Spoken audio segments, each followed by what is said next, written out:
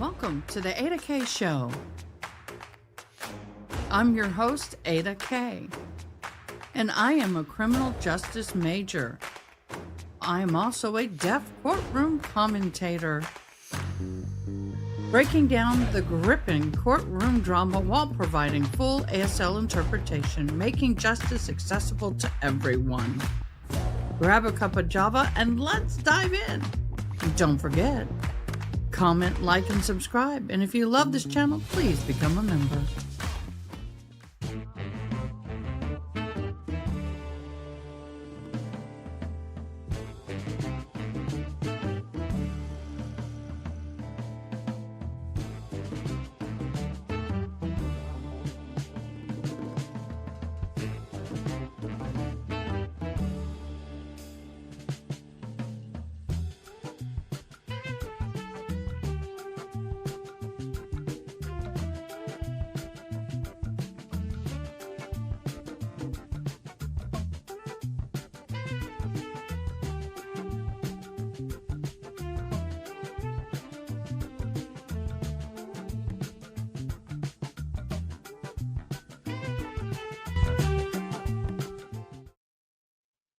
Good morning, everybody. I hope this finds you well on this fabulous Tuesday morning.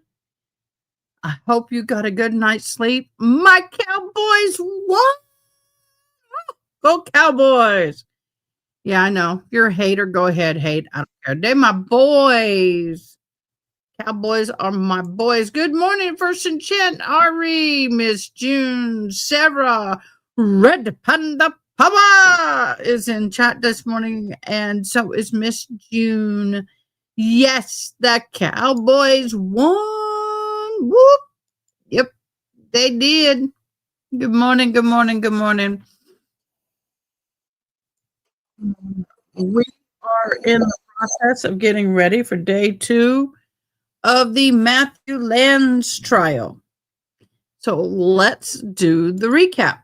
How about that? It was a little crazy day yesterday because trials that we were watching, well, Ian Mitchum's trial had no sound. And so we ended up over here at Matthew Lanz trial, and it is heavy, y'all. Yesterday's trial opened with a chilling testimony and graphic beyond graphic evidence, and the prosecution's narrative that painted him as a cold-blooded intruder who executed his neighbors while their toddler was left alone in the aftermath. The charges are he faces 2 counts of malice redrum, felony redrum, aggravated assault, cruelty to children for the 2021 a killing of Cherokee County firefighter Justin Hicks and his wife, Amber Hicks. Prosecutors allege that Lanz broke into the Arkworth, Georgia home, shot them both, abandoned their 2-year-old son, Jacob, who later was found covered in the blood of his parents, but physically unharmed.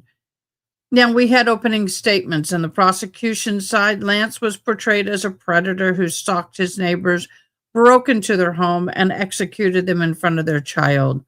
Prosecutors emphasized the horror of the toddler being left alone for over 12 hours, attempting to cuddle and play with his parents' lifeless bodies. Ugh, chilling. Lanz's defense attorneys hinted at mental health struggles, instability, suggested his actions were not premeditated, but a result of a deeper psychological issue. My morning yawn. Let's count yawns. Number 1.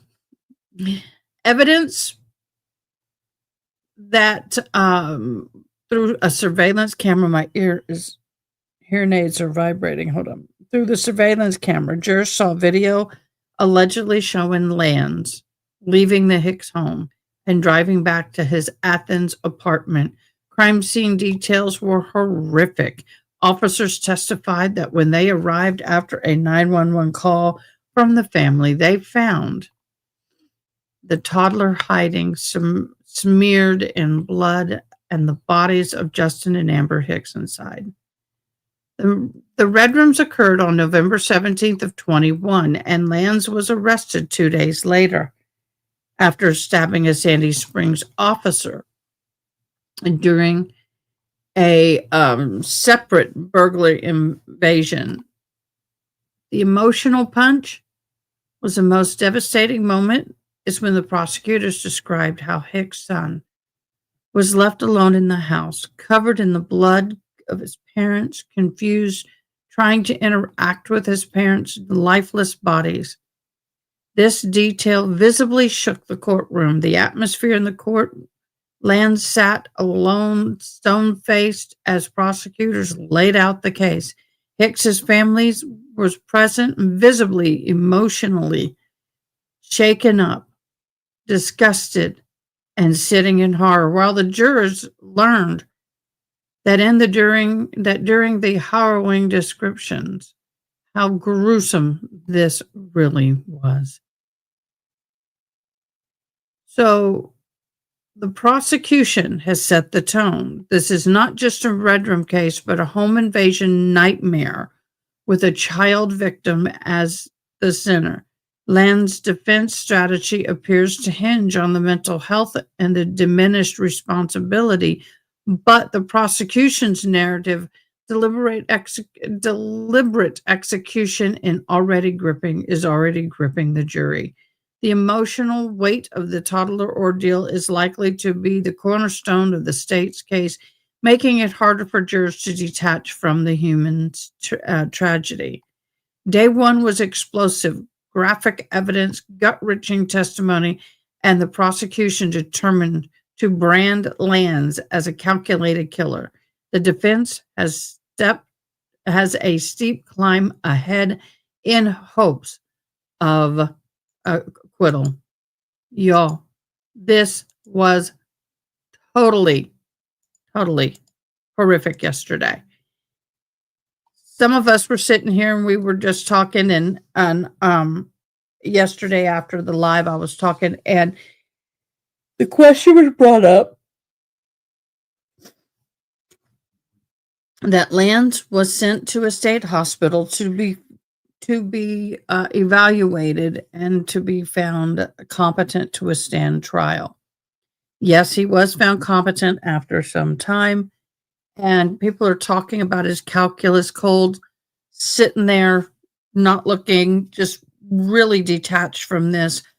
One or two things: either he is mentally that bad, or the medications they're giving him so he can be competent to withstand trial is why he is the way he is. We won't know, but in reality, I would venture to say that it's a combination of both. So I really don't want to do this. I really am struggling through this, but we're going to do it. We're going to watch this trial. Good morning, everybody. Good morning, Stephen. Thank you so much for joining. Yeah, we noticed. And through Bones. I won't tell you what happened in Bones. I cried. Yeah, I cried. And then I tried to get a hold of Miss June. And I mean, I called her. I did sound effects. No answer. So I went to sleep.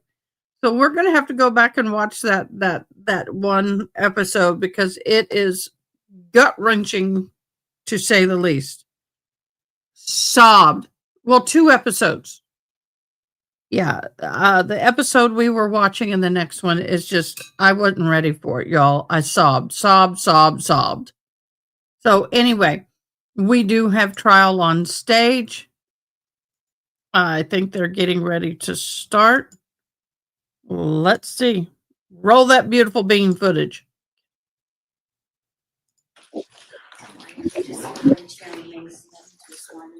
All right, first witness up on the stand. Raise your right hand, please. You do solemnly swear or affirm the testimony you're about to give the court on the issue now pending shall be the truth, the whole truth, and nothing but the truth, so help you God? I do. You have a seat for me, and once seated, if you would please state and spell your true and correct legal. I don't understand why they've not fixed the judge's microphone. Please. Oh, y'all. I forgot to do something, y'all. Before we go forward, I'm really hating this microphone situation. It's echoey as hell. Where did it go? I'll put it up in a second. I know, June, I didn't do it, but I it's not wanting to load, so I'll put it up in a second. So I don't understand why the audio is so bad in this courtroom. Y'all, is nothing I can do. It sounds like an echoing tube. Yes, ma'am. Stephen, STEPHEN, SINATRA. Great, thank you. You may proceed. Thank you, Your Honor. How are you employed? I'm employed with Cobb County Police. What is your role? Right now, I'm a sergeant with the patrol division. Prior to today or now, what were you doing back in 2021? I was working with the Crimes Against Persons Unit in the Major Crimes Bureau. I do want to remind those who are on Zoom that you need to remain muted unless you are specifically directed to speak by the court or asked by one of the attorneys. Again, please mute your devices. We're getting feedback into the courtroom, and if we continue to get feedback, again, Zoom is a courtesy. We will have to turn the Zoom off, and the court does not want to do that because I know there are people who want to observe, but we cannot have any interference from those who are on Zoom during these proceedings. I apologize, AD, you may continue. Thank you very much, Your Honor. Were you a detective with the Major Crimes Division? I was. And were you involved in this investigation involving the murders of Timothy and Amber Hicks? Yes. Did you respond to the scene on November 18th of 2021? Yes. And was your supervising sergeant at that time, Sergeant Mark Gaskey? Yes. Right. During the course of your time on scene, did you assist with the collection of 3 shell casings? I did. Okay, why is it that you were specifically assisting with the collection of those 3 casings? At the time that I was a detective, I was also the task force officer with ATF. Red Panda Power, I am so with you. It was 3 o'clock before I fell asleep. And we were going to send those casings away to retrieve DNA. And so I collected them in a manner that was consistent with collection procedures to be able to obtain DNA. Was that somewhat different than the normal collection procedures when you're sending something off to GBI? Yes. Right. Why specifically were y'all using ATF's crime lab in this case? They were a resource afforded to us because of the TFO position that I held at the time. And the lab was more thorough than our normal GBI testing. Were they also able to expedite this in a substantial way? Yes. And is that because at the time this was, we did not have a known perpetrator back on November 18th of 2021? Correct. Right. Prior to testifying this morning, did you have the opportunity to open State's Exhibits 602, 603, and 604 that were tendered yesterday? I did. Okay. And did you open those in the presence of defense counsel, Mr. Jimmy Berry? Yes. Within those packages of State's Exhibits 602, 603, and 604, were there smaller manila envelopes? Yes. All right. And did you recognize both the smaller envelopes as well as the larger envelopes? Yes. Are those in fact the casings that you specifically collected and packaged for the ATF on November 18th of 2021? Yes. And I know you said that there was a specific manner to collect them when you knew you wanted to test them for DNA. What is that manner or method?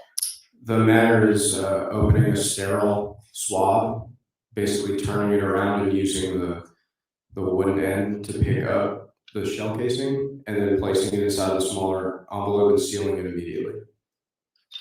Very good. And is that what you did in this case? Yes. All right, I'm going to show you first State 602 on the screen here. Is this both the larger package and smaller package that you assisted packaging for ATF? Yes. All right. And if I zoom in here down at the bottom, what type of casing was this? 9mm caliber, and the manufacturer's SIG, SIG.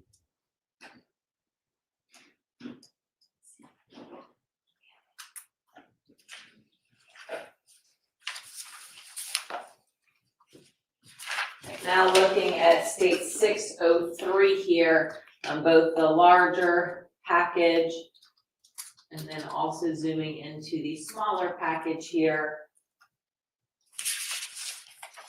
What type of casing was in 603? 9mm caliber and same manufacturer as SIG. And here where we have the name Howell, who was Howell? That's Jennifer Howell, the crime scene technician at the time. Was she working under the direction of Sergeant Mark Askew? Yes. Finally, looking at 604 here, and then zooming into the smaller manila envelope. What type of casing was the third casing collected from 5059 Verbena? Caliber 9mm manufacturer SIG. And then finally, during the course of gathering these items for potential DNA evidence, did you send your own buckle swabs in? I did. Okay, and what was the purpose of that? That is for elimination purposes, because during collection, sometimes there's inadvertent transfer of DNA, so that way the lab is able to distinguish DNA. Now, when you use a sterile swab, are you also using gloves? Correct. Okay, so do you take measures to prevent your DNA from actually transferring onto items of evidence? Yes. Out of an abundance of caution, do you then also send your own buckles in the event that somehow your DNA did inadvertently end up on these casings? Yes.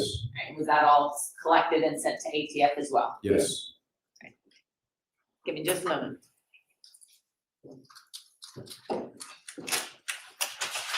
That's all I have, thank you. Thank you. Ms. Rivera, you may proceed. Thank you. Good morning, Sergeant. Morning, sir. A couple of questions. Was there anything gleaned from the DNA, any DNA off the cartridge? I just collected the casing, sir. I'm not sure. I wasn't the main casing.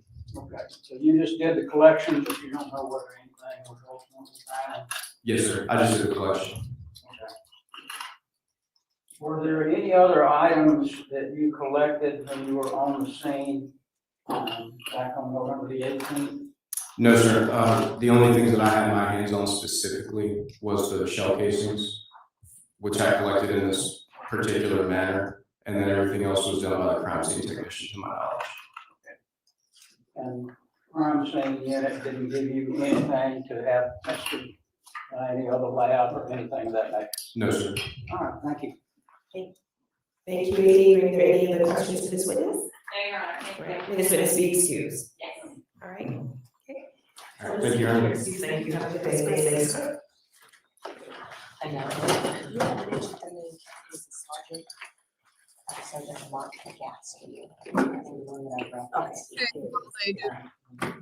I now have it. Yay! Thank you, 3,500 subscribers. Thank you for your love and support from the Ada K Media. Thank you guys so much. Y'all are freaking awesome. Thank you. Great, State, let me call your next witness. State calls Detective Ronson Smith. Oh, they're still changing the microphone. Oh man, we went down to 499. I told you, June, it wouldn't last. Law. We lost 2, but that's okay. We did it. They're changing the microphone between every single. Someone from your office about. I guess y'all can't hear me over the video. They are changing the microphone between every single witness. I haven't seen that since COVID.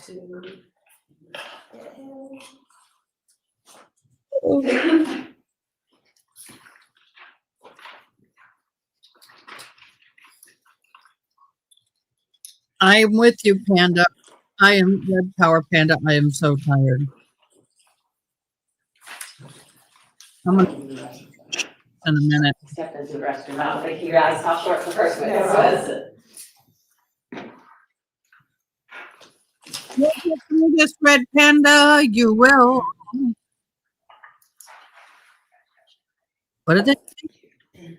I was in the restroom. It's like,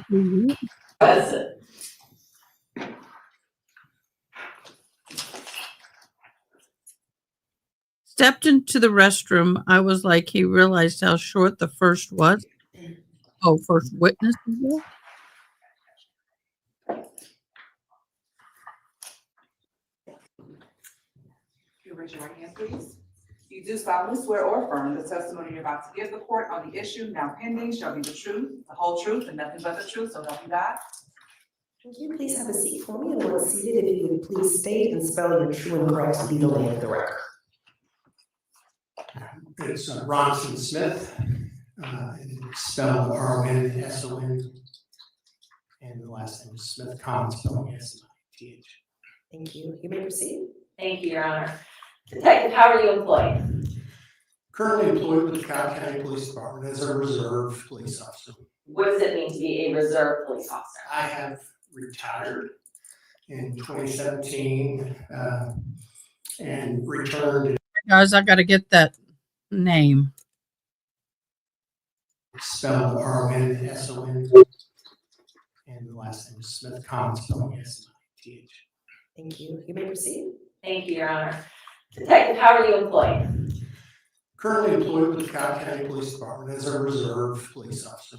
What does it mean to be a reserve police officer? I have retired in 2017 and returned in 2019 to a position that I had occupied prior to my retirement. So do you still do detective work? I do. All right, and what unit are you assigned to? Overall, the umbrella of the major crimes unit, more specifically to the technology-based crimes unit. Wonderful.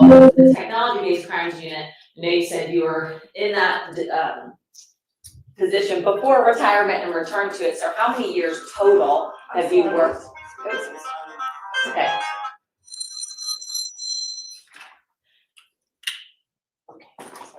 That's okay, I can re-ask the question. All right, so you said that you were previously in a division prior to retirement and then returned to that same division. How many years total have you been with the technology-based crimes unit? Since 2009, so. 15, 16 years, something like that? And what are your primary job responsibilities with the technology-based crimes unit?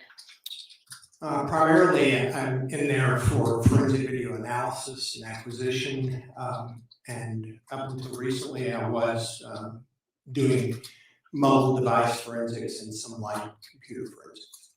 All right, very good. I want to focus with this case on the forensic video acquisition and analysis. What does that mean? It's a scientific approach and methodology to making evaluation of recording systems and the footage that's recovered from surveillance systems, comparisons in some cases, and examining those systems, make sure they're operating correctly. Did you start your focus in this area of forensic video acquisition and analysis prior to joining the technology-based crimes unit in 2009? Yes, from 1998 until 2009, I was a member of the major case unit robbery homicide. And this forensic video analysis and acquisition came as a result of my casework in there. In 2002, I introduced to the Cobb County Police Department an idea that we could do better with surveillance video that we were receiving. And at that time, I promoted the idea of purchasing a nonlinear video editing suite of tools and hardware. Nonlinear video editing suite of tools. We did make that purchase, and I was trained with that vendor that we made the purchase from, and then began an introduction into the training and utilization of those tools. That was in the video cassette days, when surveillance video was not digital, and then have progressed into current day technology with digital surveillance. You've referenced some training that you've had. Approximately how many hours of training have you received in the field of forensic video acquisition and analysis over the years? I would say over 200 hours. Much of it early on I didn't necessarily keep up with, but there were some of that is vendor training, and some of it is technical training through organizations such as the law enforcement and emergency services Video Association. Acronym for that is LEVA. They're one of the primary areas for receiving training. Attended a couple of their conferences, 2002 and 2003. These are week-long conferences usually with workshops in the evenings or on the weekend before the actual conferences start. So that's a number of hands-on type training situations. Plus reading the vendors' work and the scientific working group on imaging is also a good resource for learning these skills.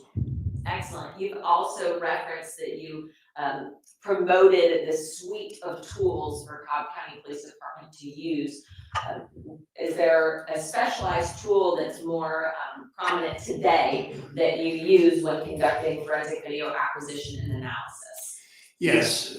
So currently there's a Axon, the company Axon has purchased what was a tool that we had bought at Cobb County called Input Ace. And now Axon has purchased that company. It's now called Investigate Pro. And it's a suite of software that we still use for digital surveillance video analysis. And is that suite of tools from Investigate Pro approved by industry standards such as LEVA? It does meet industry standards. Now, the steps in acquiring video and analyzing video and the results that you achieve thereof, are those able to be repeated by somebody who has your same training and skill? Yes, it's one of the goals when I approach a case is that any work product as a result of my analysis, that work product could be repeated by someone with my same skill set, the same software or hardware. How many hours of your time currently is spent with forensic video acquisition and analysis? Pretty much 100% of my time. I don't work full time. It is a part-time job, but basically 29 hours a week.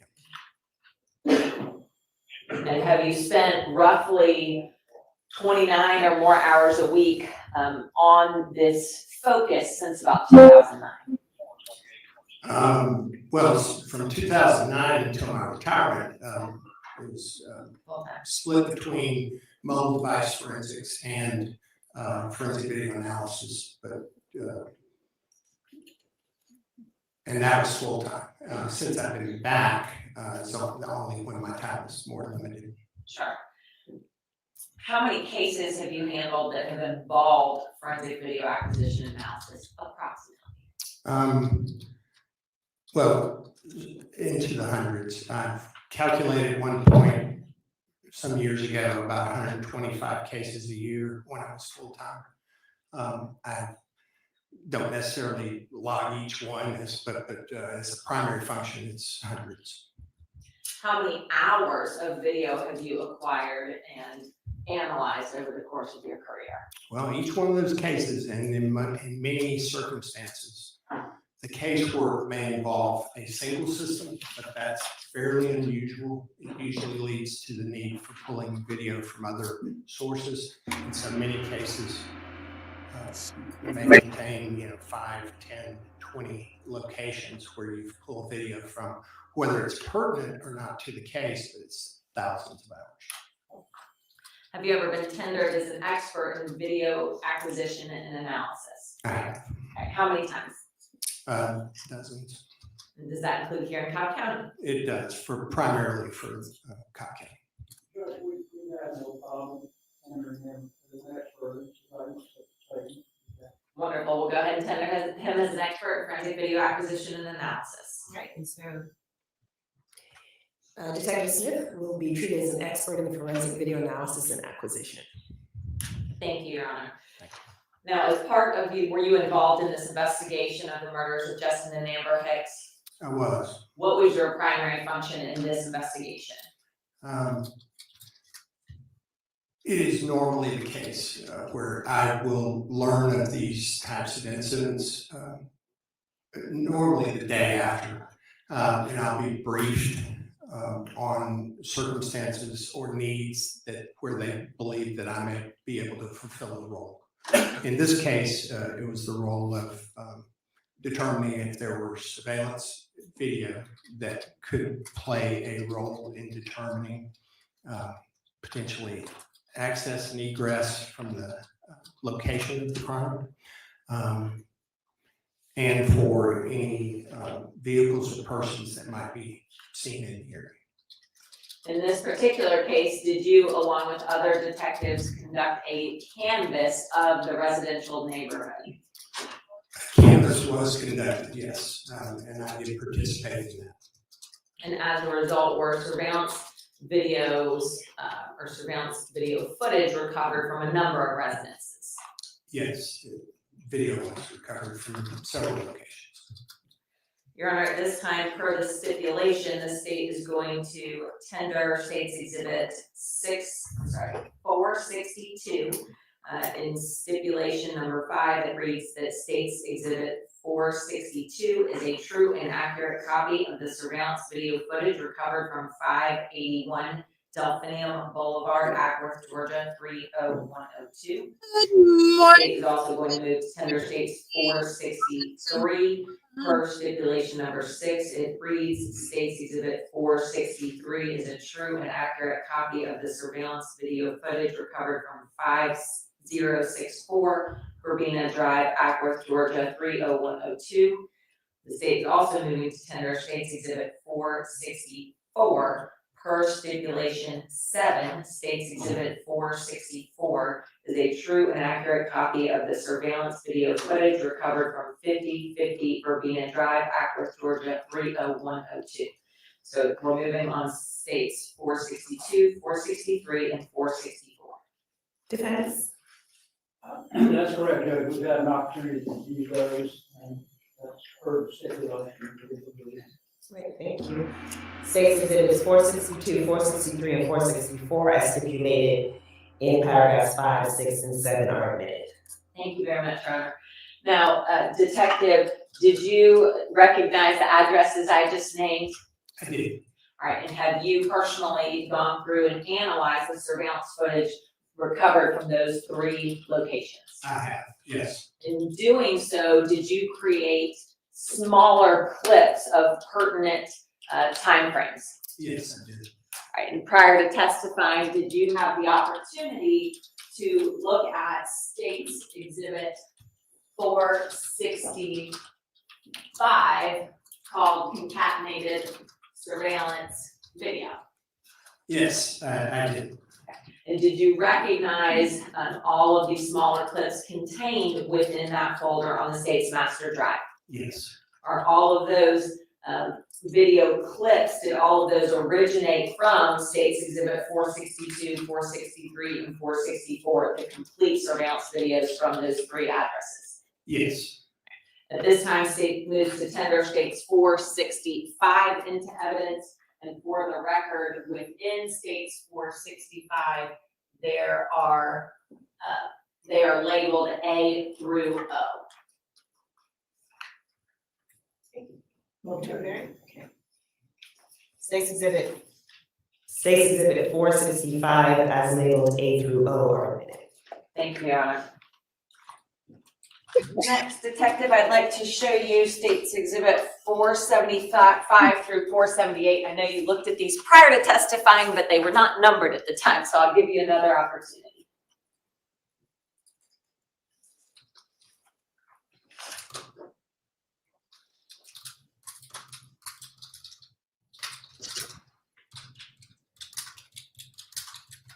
Allergies. Allergies. Yes, I recognize them as the Oh. same images I looked at earlier. Okay, and these images, are these maps? Yes. And do these maps include the addresses where surveillance video was acquired? Yes, thank you. And then are those fair and accurate maps showing this general neighborhood and area in addition to the addresses in which you acquired video? Yes. State moves to tender States 475 through 478. Any objections? No, Your Honor, we view those. Thank you. States 475 to 478 are admitted. May I publish these, Your Honor? Yes. All right, so we are going to start with State's Exhibit 475 here. You have your little TV in front of you as well, Detective. So in States 475, what are the two addresses that are identified on this map? 5059 Verbena Drive and 600 Delphinium Boulevard. And the 5059 Verbena address, whose residence was that? The ex-residents at the time. And then the 600 Delphinium, what was the significance of that address? It's the Lanz residence. And despite the Lanz residence having a Delphinium Boulevard address, what street did their driveway come off of? On Verbena Drive. And then the Hicks's residence, where is their driveway located? On Verbena. And so is that where I'm indicating the two driveways on Verbena? Yes, that's correct. Now, since we are going to see some footage kind of further up the street, I want to look at States 476 here. Are you, I know it's not pinned, but do you also still see 5059 Verbena and 600 Delphinium? Yes.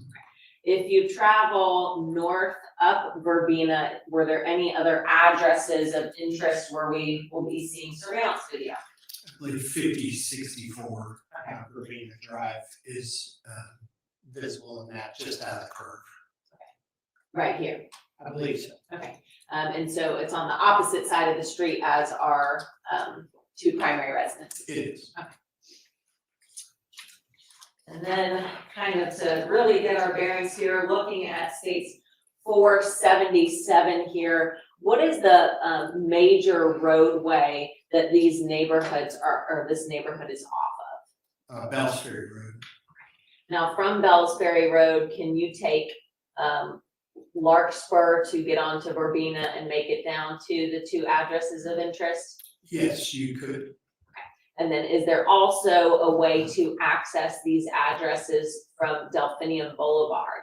Yes, Delphinium runs directly off of Bells Ferry. It's going Are crazy. those the two primary entry and exit points for Bells Ferry from this Yes. neighborhood? And then finally, jumping ahead a little, we will be looking at video from 581 Delphinium. Where is 581 Delphinium? 581 in this image is at the corner of Dahlia Way and Delphinium Boulevard. Okay. And in this image on the upper or the northern side of the roadway. Okay, and so is this where I'm pointing right here? Yes, that is 5. Okay, and so kind of similarly, despite that it has a Delphinium address, where does its actual driveway hit? On Dahlia Way. And going back just briefly to States 477 here. Let's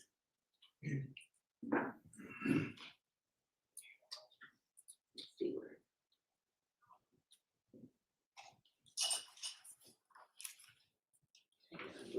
Oh, here we go, okay. Although it's not marked, is this tiny little cul-de-sac? Yes, that's Dahlia. Dahlia Way on the north side of the roadway. Okay, and so in order, if you cross Dahlia Way, can you make it back out onto Bells Ferry? Yes.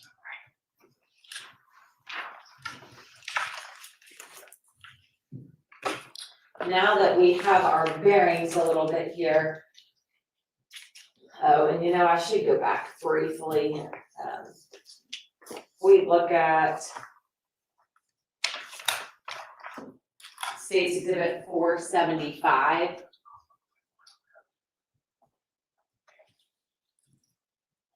What residence is directly across from the Hicks's residence? 5050 Verbena Drive is the has a driveway that is directly across the street from the 5059 Verbena driveway. And is that one of the videos, or one of the, homes that you have also obtained footage that we will be looking at?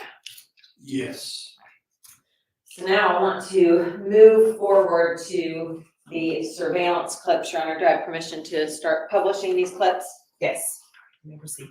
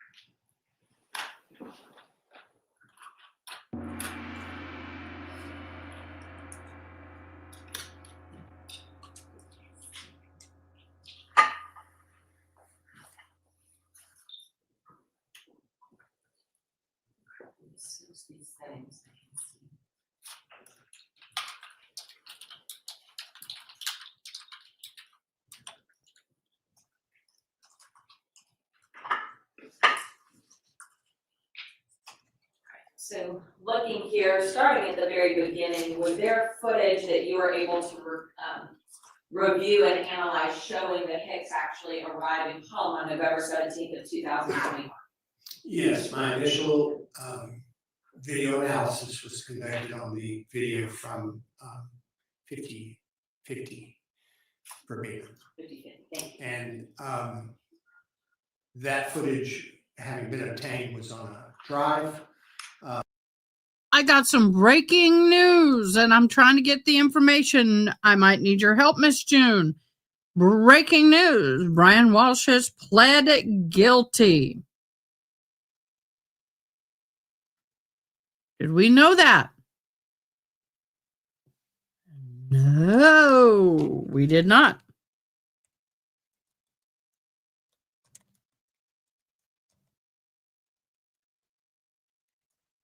So we're going to be working that up. We'll keep watching this, but we'll be back with you with that information.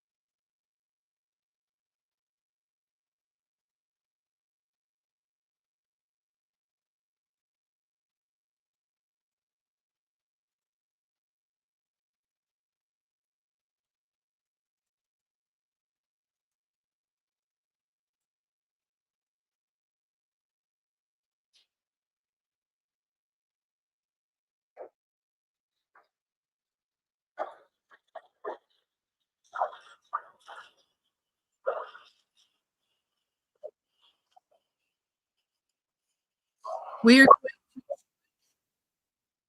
minute. Give me a minute. Carefully.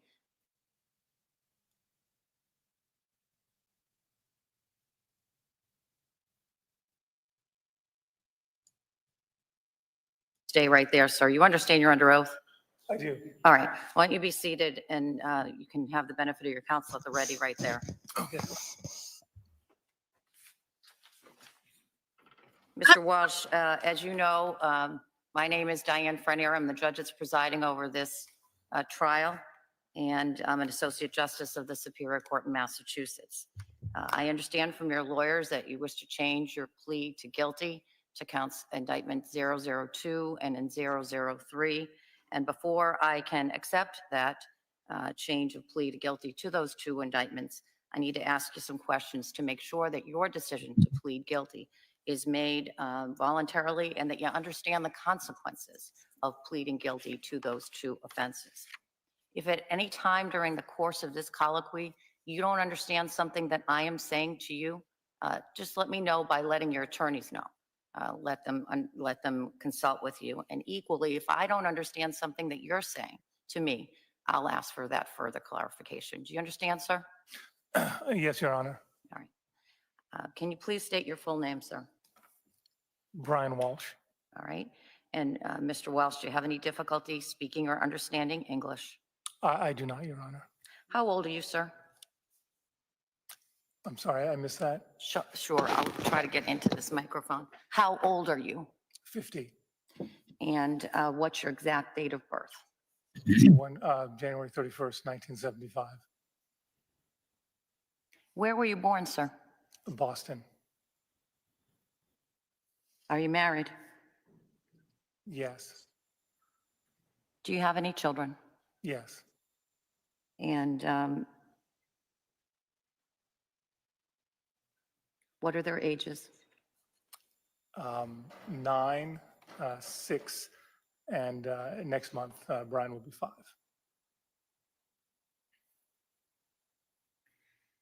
How far did you go in school? College, some college. That was like a year and a half or 2 years. Oh, yes. And where did you go to school? Carnegie Mellon, What did you study? business and computer science. As an adult, have you had full-time employment? I've had my own businesses, And in what kind of businesses? mostly consulting. Okay. I need to ask you some personal questions. I'm going to ask you those questions now. Have you ever in the past been treated for any mental illnesses or conditions? Yes. Tell me about that. Depression. And are you aware of whether anything else other than depression? That was the main thing. All right. And are you presently aware of whether you have any mental illnesses or conditions, to include depression? No. Are you taking any medications? No. In the last 24 hours, have you taken any drugs, legal or illegal? No.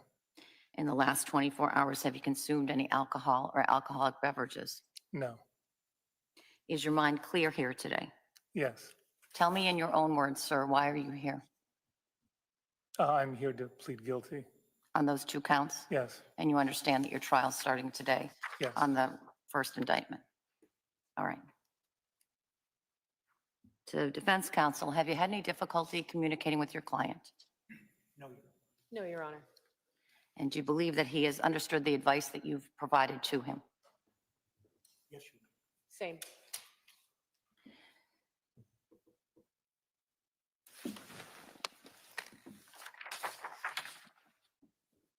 His lawyer does not look very happy in the back.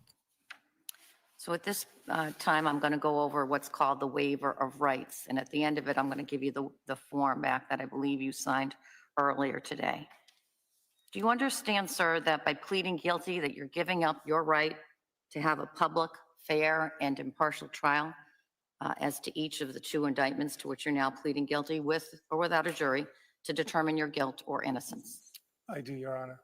And do you understand that if you went to trial, you wouldn't have to prove anything? For example, you never have to take the stand to testify. You would never have to call any witnesses. No jury could ever hold it against you if you did not present any evidence at all. Instead, it is the Commonwealth that has the burden to prove you are guilty of each of the offenses and each element of those offenses beyond a reasonable doubt. Do you understand that? I understand, yes. You have the right to be tried by a jury of 12 people selected from your community, and you would have the right to participate in jury selection. You could not be found guilty unless the Commonwealth convinces all 12 jurors that you are guilty beyond a reasonable doubt, and they unanimously agree you are guilty. Do you understand? Yes, Your Honor. You also have the right to be tried by a judge instead of a jury. And again, the judge couldn't find you guilty unless the Commonwealth presented evidence sufficient to convince the judge beyond a reasonable doubt that you are guilty of the charge. Do you understand? Yes. Do you understand that if you went to trial, you would have the right to confront your accusers and any other witnesses that may testify against you by facing them and having your attorneys ask questions of them? Yes, Your Honor. And do you understand that if you went to trial, you would have the right to call your own witnesses, present your own evidence, and if you wished, even testify on your own behalf? Do you understand that? Yes, Your Honor.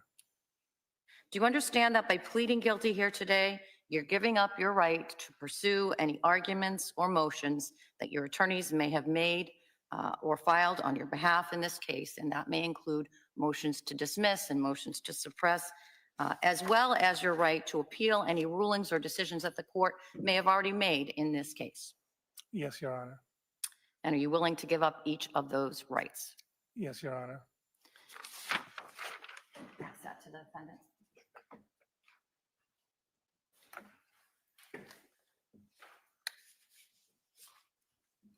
Sir, I've passed, had the court officer pass to you defendant's waiver of rights. Have you seen that form before? Yes, Your Honor. And did you read that document or have someone read it to you? Yes, Your Honor, I read it. Have you reviewed it with your attorneys? Do you understand it? Do you understand what's contained on the waiver of rights form? I do, Your Honor. You understand that that form sets forth in writing what you and I have just been discussing a moment ago in terms of your willingness to waive your constitutional and statutory rights and plead guilty to the two indictments. Yes, Your Honor. Is that your signature at the end of the document? Yes, Your Honor. And did you sign that voluntarily? Yes, Your Honor, I've signed it voluntarily.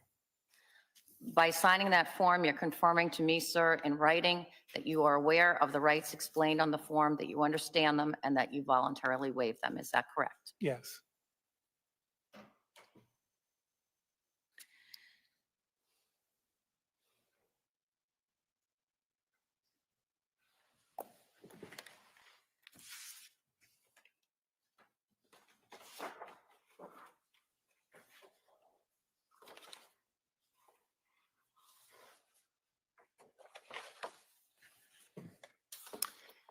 Do you understand, sir, that you are pleading guilty to the following two indictments?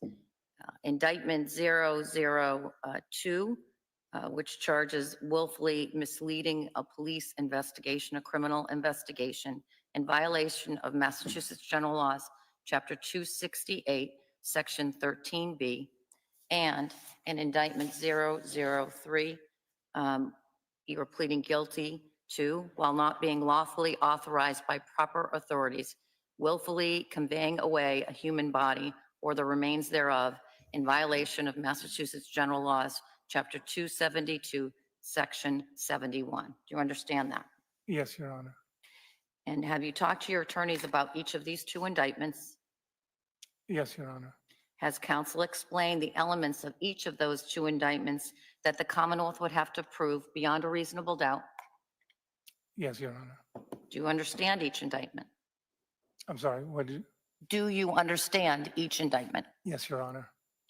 And to defense counsel, have you explained the elements of each of the two offenses to your client?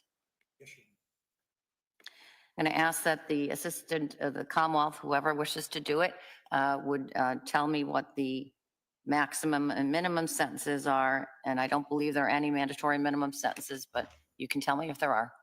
There are no mandatory minimum sentences, Your Honor. The maximum sentence on count 2 is 10 years unless the investigation is into a capital offense, and then it is a 20-year sentencing enhancement, up to 20 years. On count 3, it is up to 3 years in state prison.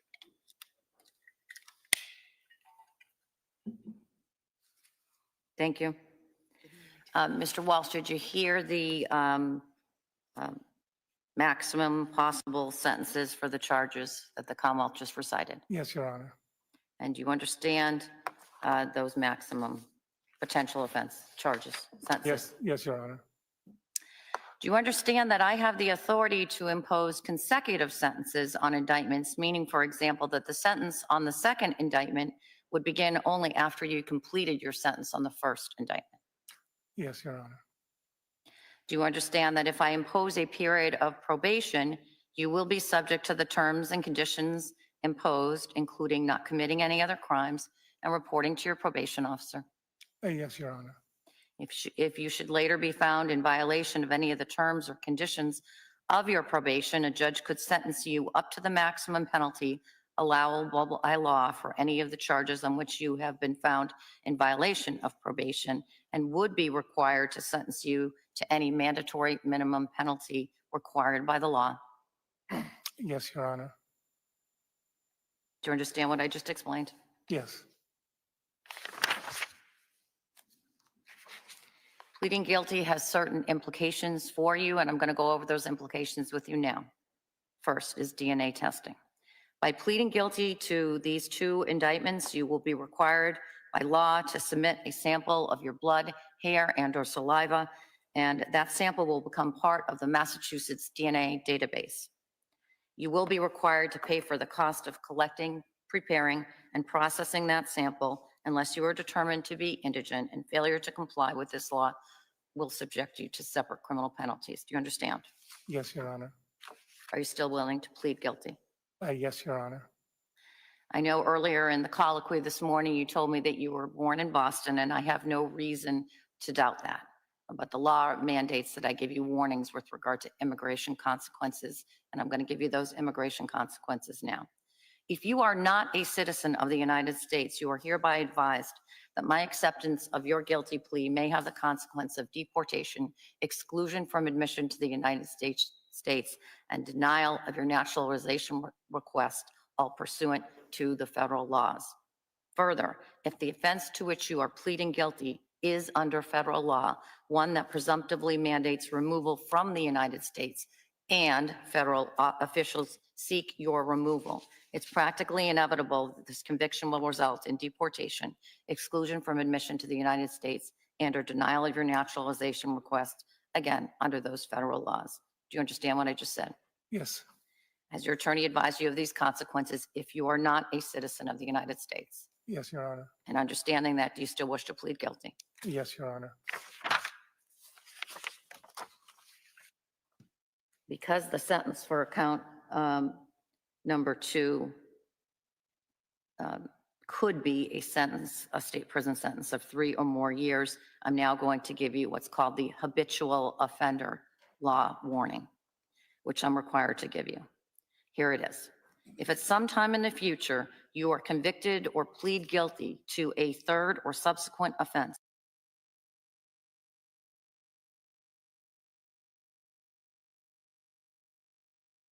for the maximum term provided by law for such 3rd or subsequent offense.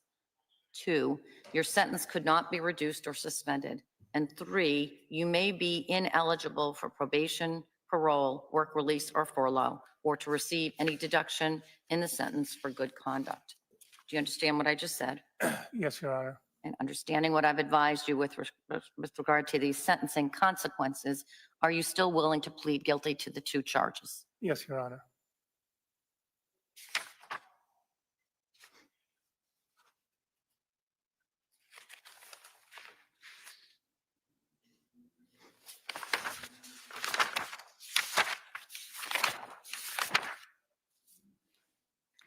All right. I'm now going to ask the Assistant District Attorney to summarize the evidence that would have been presented against you by the Commonwealth if you went to trial in this case. I'm going to ask, sir, that you listen carefully, because when the ADA is finished, I'm going to ask you some questions about the facts that the ADA has stated. Thank you, Your Honor.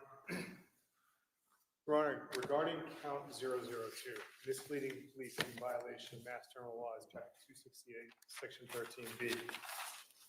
On or about or in between January 1st to January 8th, 2023, Mr. Walsh did willfully mislead police officers with the intent to impede, obstruct, delay, prevent, and otherwise interfere with the criminal investigation to the disappearance and murder of Anna Walsh. The defendant first misled the Cohasset police in the morning of January 4th, 2023, when after he had reported his wife, Anna Walsh, missing. He stated to a Cohasset police officer that Anna Walsh had left the Walsh residence at 516 Chief Justice Cushing Highway in Cohasset on the morning of January 1st, 2023, by taking an Uber or Lyft to Logan Airport when returning to Washington, D.C. for a work emergency. The defendant then continued to mislead police officers. When he made additional false statements about Anna Walsh being alive and voluntarily leaving the Walsh residence, as well as when he detailed his whereabouts on January 1st, 2023, to Cohasset Police and Massachusetts State Police officers. The defendant continued to make false statements when the police officers from these agencies met with him, including on the evening of January 4th, on January 5th, January 7th, and January 8th. In January of 2023, the Cohasset Police Department had approximately 20 full-time police officers, including 2 detectives. The Cohasset Police devoted all available resources in an attempt to find Anna Walsh. They requested assistance from other departments and agencies. And on January 6th, the chief of the Cohasset Police Department conducted a press conference seeking help in locating Anna Walsh. As a result of the defendant's false and misleading statements, law enforcement agencies and police officers took many actions which had a heavy financial and emotional cost. These included the Cohasset Fire Department searching a swimming pool at the Walsh residence, teams of police officers from multiple agencies and departments, including a K-9 teams participating in large-scale canvass of the area around the Walsh residence during inclement weather. DC Metro Police attempted to locate Anna Walsh in Washington, D.C., and Massachusetts police officers, including Cohasset Police, Massachusetts State Police detectives, and other units from Massachusetts State Police traveled to Washington to search for Anna Walsh in a result of the defendant's false statements. The defendant's conduct was willful. His statements impeded, obstructed, delayed, and otherwise interfered with the criminal investigation, and the delays resulted in the contents of dumpsters in which the defendant had disposed of Anna Walsh's remains being incinerated. Why don't you pause there? We'll deal with count 1 and, count 2, and then we'll go to count 3. Yes, Your Honor. All right? So, Mr. Walsh, did you hear what the Assistant District Attorney just said with regard to the statement of the offense conduct for indictment 002, misleading police? Your Honor, if I may, Mr. Walsh is prepared to admit to the recitation of facts with respect to the indictment that the government just read, insofar as it alleges he did impede and obstruct the criminal investigation into the disappearance of Anna Walsh. We obviously object, and he's not admitting to and murder. The second portion of the facts that the government just read that we would take issue with is the last sentence, and the delays resulted in the contents of the. So he's not pleading to Redrum, but he's pleading to everything else. What? That's not taking full responsibility. Dumpsters into which the defendant had deposited Anna Walsh remains being incinerated. Insofar as the rest of the facts, he's prepared to admit. All right.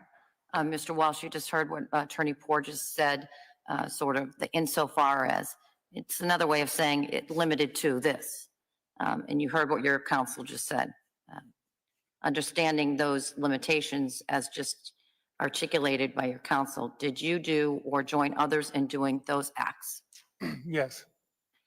Do you understand that by pleading guilty that you're admitting to the facts described as revised by your counsel are true?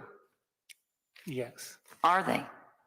Yes. Mr. Walsh, did you in fact willfully mislead various law enforcement to include members of the Cohasset Police Department and the Massachusetts State Police with the intent to impede or interfere with a criminal investigation of Anna Walsh's disappearance? Yes, Your Honor. All right. Moving to indictment number 3. Thank you, Your Honor. Willfully conveying a human body in violation of Mass General Laws, Chapter 272, Section 71.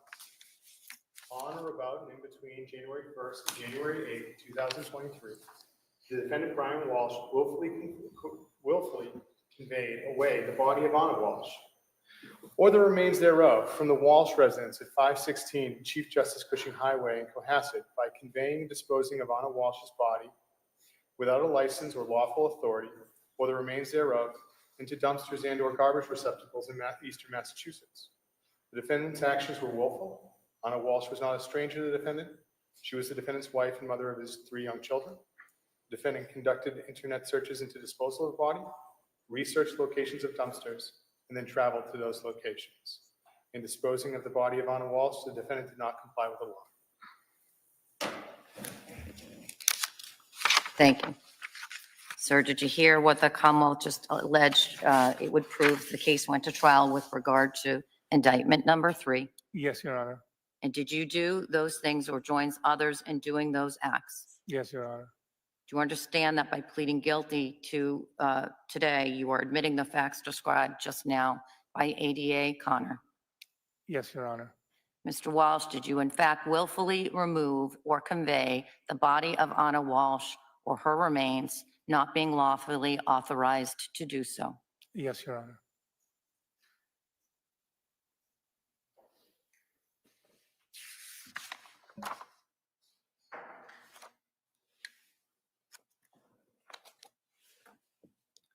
Do you now plead guilty to these indictments willingly and voluntarily? Yes, Your Honor. Has anyone threatened you or forced you in any way to plead guilty to these 2 indictments? No, Your Honor. Has anyone promised you anything in return for your plea of guilty to these 2 indictments other than the terms of the plea agreement that we discussed? Excuse me, there's no plea agreement. That's what happens when you keep reading from the book, and you shouldn't. Has anyone promised you anything in return for your plea of guilty to these 2 indictments? No, Your Honor. Have you had enough time to discuss your rights, your case, your defenses, and the possible consequences of your guilty plea with your attorney? Yes, Your Honor.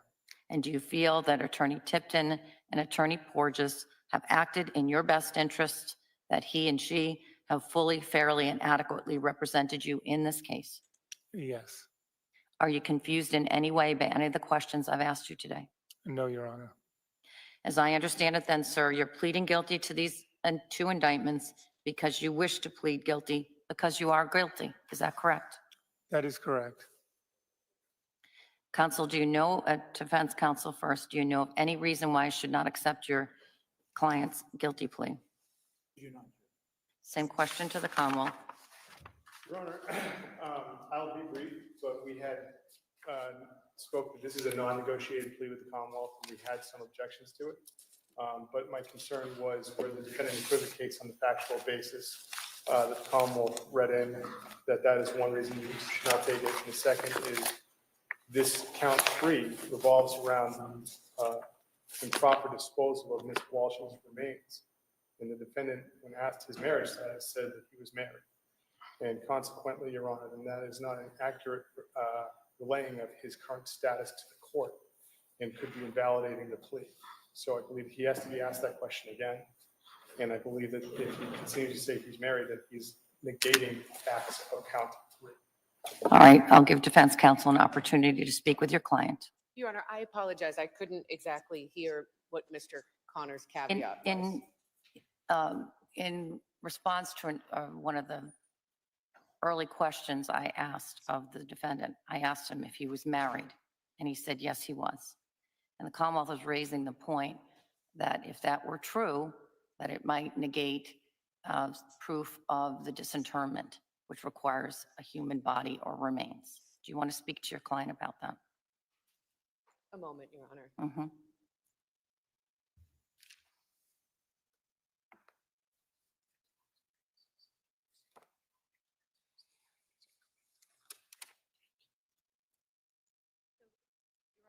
Respectfully, I don't see this as a relevant or material issue. If the court wants clarification, I'm happy to approach sidebar. Why don't we do that? Okay. So he's not, what a snake. What a snake.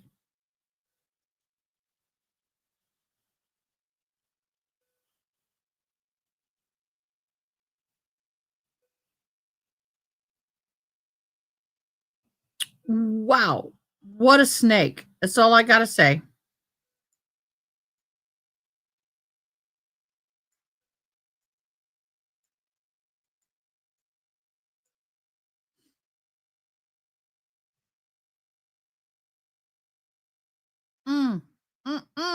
We're going to have to take a quick break. I'm going to have to go silent.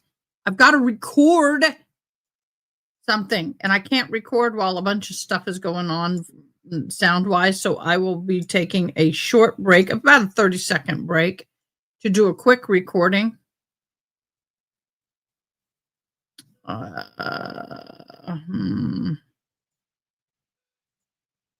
Why don't we go ahead and do that while the court is on a, why don't we go ahead and do that? Give me a split second. We're going to go radio silence for about 60 seconds. Everybody go to the bathroom, do what you got to do. We'll come back. Sorry, guys. I'm trying to take care of business and I can't have sound in the background. Okay. Give me a second.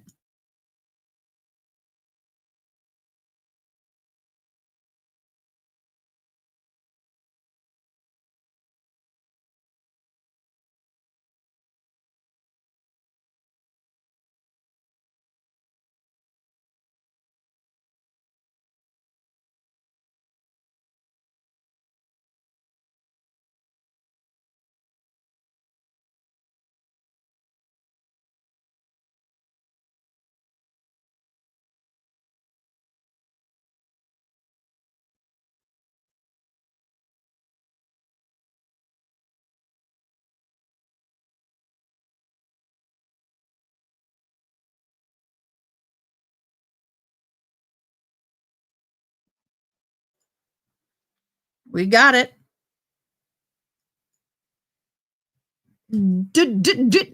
First take, y'all.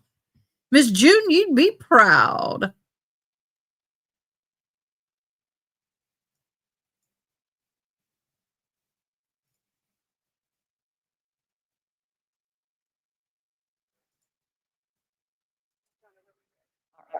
So, Mr. Welsh, earlier today, I asked you whether you were married, and you answered yes, you were married. Do you remember that?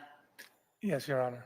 And is it correct that you were married to Anna Walsh for a period of time, Yes, Your Honor. and that under the law, death extinguishes marriage? It may not religiously or otherwise, spiritually, but under the law, when someone dies or when someone is dead, you can no longer be married to them. Do you understand that?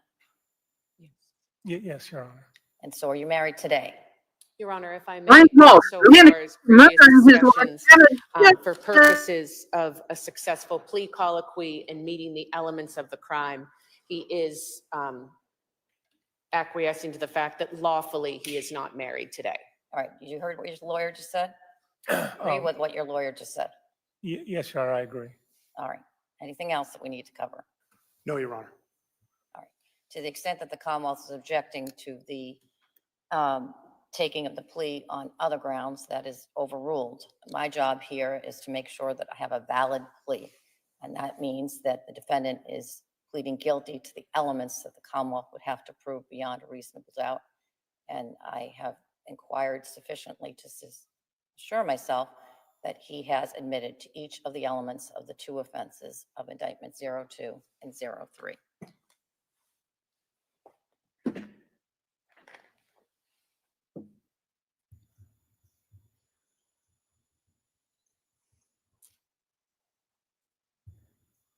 So I know we discussed at an earlier point the issue of victim notification, and I'll ask on the record now for the Commonwealth.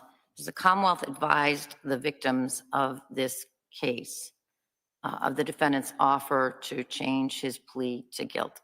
Yes, we have notified the victims, Your Honor.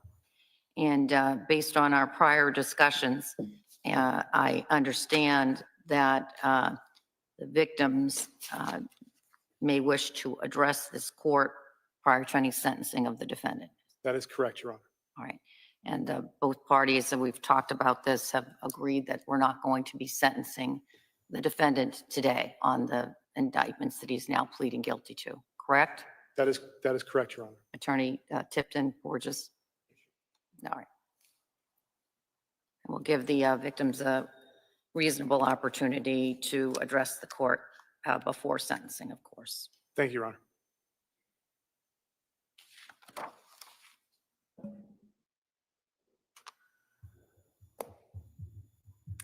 You understand, Mr. Walsh, that at the time that we do get to sentencing, that by law, I'm not bound to any recommendation that's made by the prosecution or your lawyers. You understand that? Yes, Your Honor. and that I may impose any sentence permitted by law up to the maximum allowable sentence. Yes, Your Honor.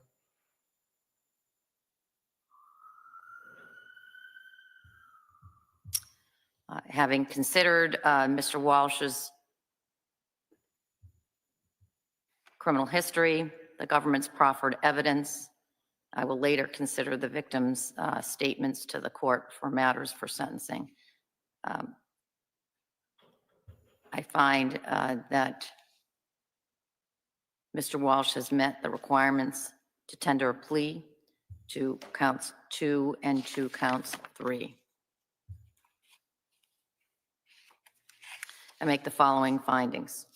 I find that the defendant is not presently under the influence of drugs or alcohol, and that he hasn't reported that he's not presently suffering from any mental illness or condition, and that he's not presently taking any medications. I find that the defendant understands the nature of the charges and the consequences of his pleading guilty. I find that the defendant's change of plea to guilty with respect to each of the 2 indictments, 02 and 03, is made knowingly, willingly, intelligently, and voluntarily, and with the full knowledge of its consequences. I find that the defendant's change of plea on these 2 indictments to guilty is made upon and with the advice of competent counsel. And I find there's a factual basis in the evidence as been summarized by the prosecution and limited by defense counsel on behalf of the defendant for each of the 2 indictments to which the defendant now pleads guilty. Accordingly, I accept Mr. Walsh's plea of guilty as to indictments 002 and 003.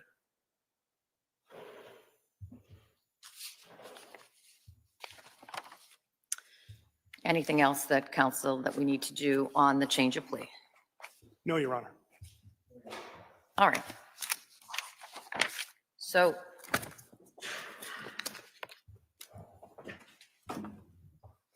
let me turn to impanelment.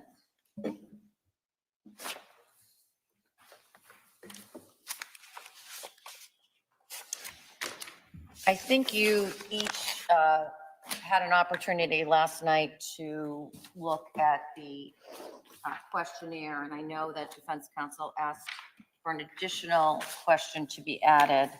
I did add that.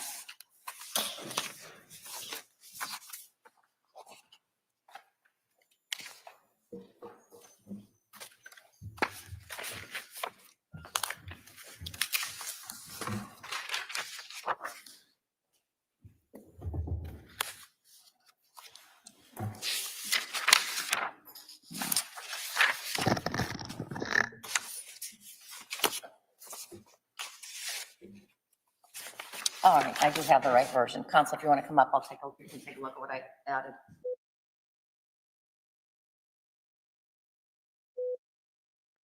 What a morning. Oh my gosh, y'all. Yes, I did a short for June. I know that she did love short videos. She's not amused. Too early in the morning. No head bob on that. What do y'all think about this? And the fact that he did not actually plead guilty to Redrum.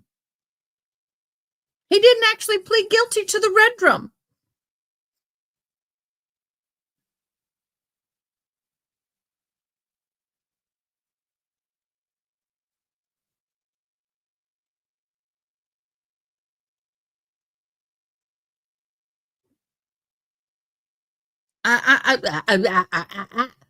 How can you plead guilty but not be guilty to the actual Redrum itself?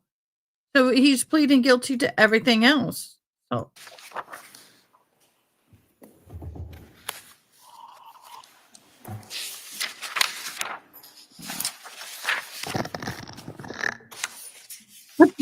Yes. They can restart. All right, I do have the right version. Counsel, if you want to come up, you can take a look at what I added. Actually, I want to rehear that. Taking of the plea on other grounds that is overruled. My job here is to make sure that I have a valid plea. And that means that the defendant is pleading guilty to the elements that the Commonwealth would have to prove beyond a reasonable doubt. And I have inquired sufficiently to assure myself that he has admitted to each of the elements of the two offenses of indictment 02 and 03.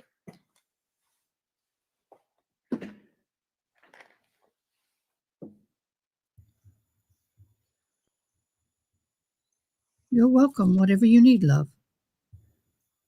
So I know we discussed at an earlier point the issue of victim notification. And I'll ask on the record now for the Commonwealth. Has the Commonwealth advised the victims of this case of the defendant's offer to change his plea to guilty? Yes, we have notified the victims, Your Honor. And based on our prior discussions, I understand that the victims may wish to address this court prior to any sentencing of the defendant. That is correct, Your Honor. All right. And both parties that we've talked about this have agreed that we're not going to be sentencing the defendant today on the indictments that he's now pleading guilty to, correct? That is correct, Your Honor. Attorney Tipton, Borges? All right. And we'll give the victims a reasonable opportunity to address the court before sentencing, of course. Thank you, Your Honor.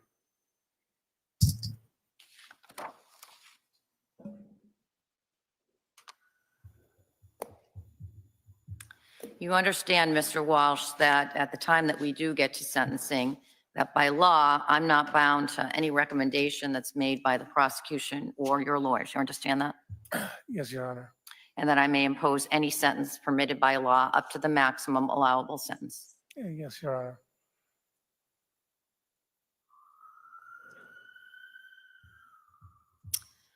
Having considered Mr. Walsh's criminal history, the government's proffered evidence, I will later consider the victim's statements to the court for matters for sentencing. I find that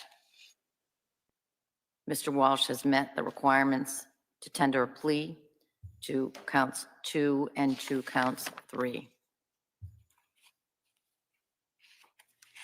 I make the following findings.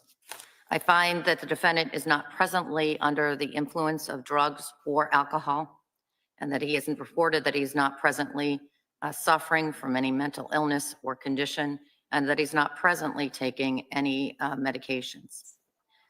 I find that the defendant understands the nature of the charges and the consequences of his pleading guilty. I find that the defendant's change of plea to guilty with respect to each of the two indictments, 02 and 03, is made knowingly, willingly, intelligently, and voluntarily, and with the full knowledge of its consequences. I find that the defendant's change of plea on these two indictments to guilty is made upon and with the advice of competent counsel. And I find there's a factual basis in the evidence as has been summarized by the prosecution and limited by defense counsel on behalf of the defendant for each of the two indictments to which the defendant now pleads guilty. Accordingly, I accept Mr. Walsh's plea of guilty as to indictments 002 and 003.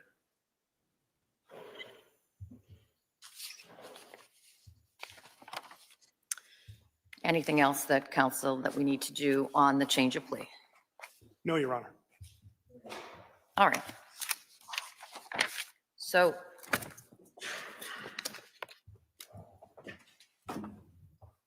let me turn to impanelment.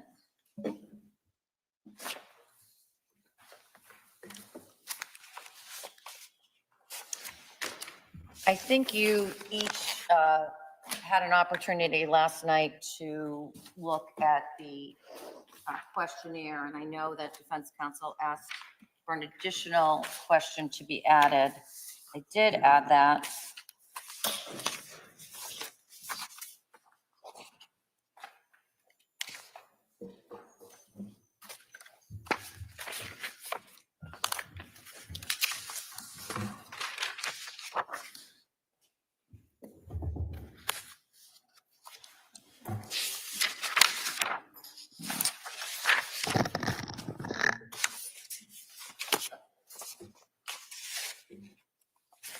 All right, I do have the right version. Counsel, if you want to come up, you can take a look at what I added.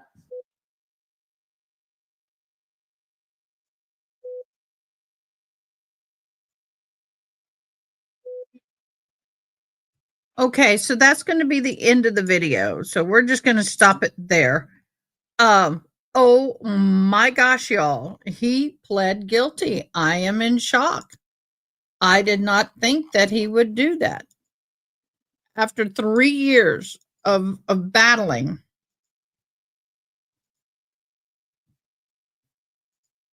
Wow. Wow. That is insane. 3 years of battling, and he finally decides, just as we're going to trial, to do that. That is okay. So I'm going to break all this down for us.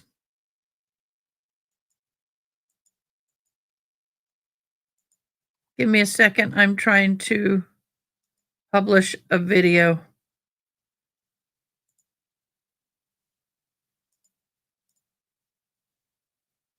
Okay, it's published.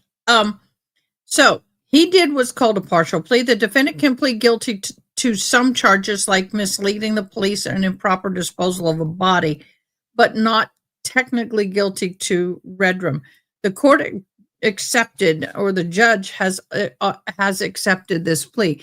Judges often will accept partial pleas because they resolve certain charges, leaving the contested ones for trial. This is common, and evidence is overwhelming on lesser counts. This is a strategic move.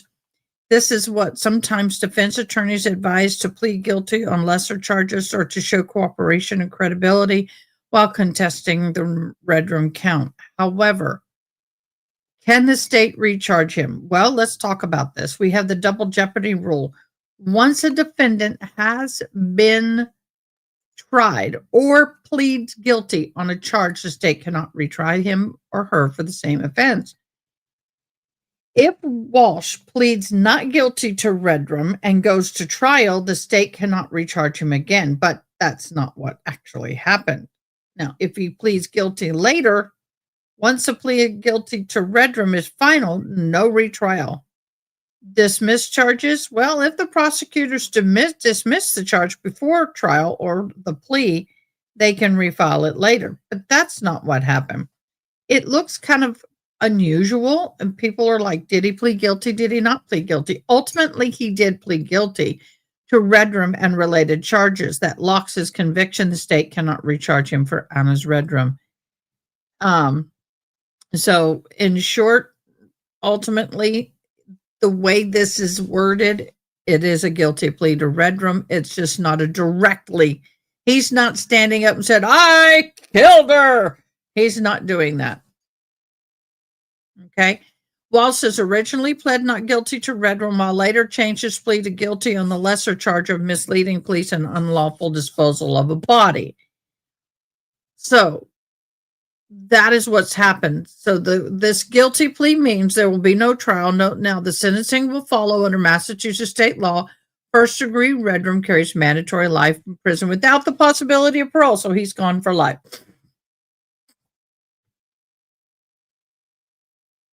So to be clear, Walsh did ultimately plead guilty to redrum and additional charges. So there you go. That is what we have. Sorry, guys. I'm a little cold this morning. It's overcast. It's cloudy. And I'm tired. Yes, he pled guilty on counts 2 and 3, but what about 1? So confusing. Is he saying someone else was responsible? So we'll never know, to be honest with you. And the way this played out, he's protected.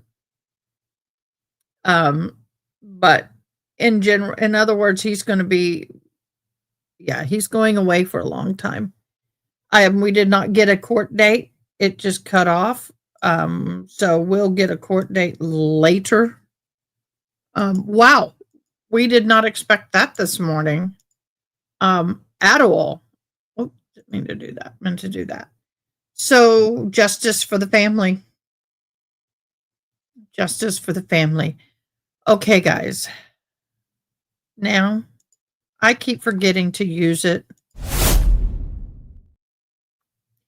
We got to start swooping between each segment. I forget to use it. All right, we're going to go back into court. Yes, by the way, we did it. We hit 3,500 subscribers. Thank you so much for your support. Now let's get 4,000 by the New Year's Eve. I would love to do that. That is a goal. Doesn't mean it's going to happen.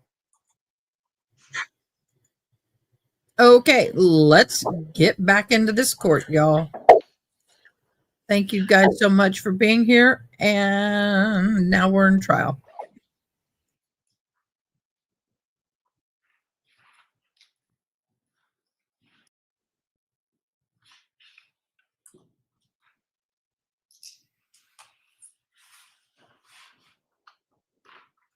I was like, what are we looking at?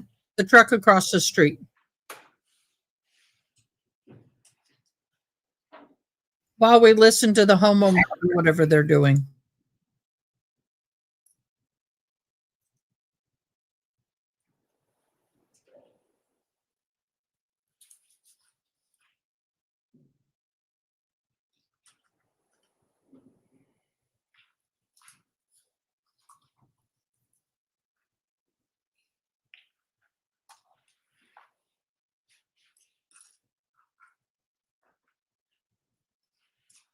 State's now publishing 465C.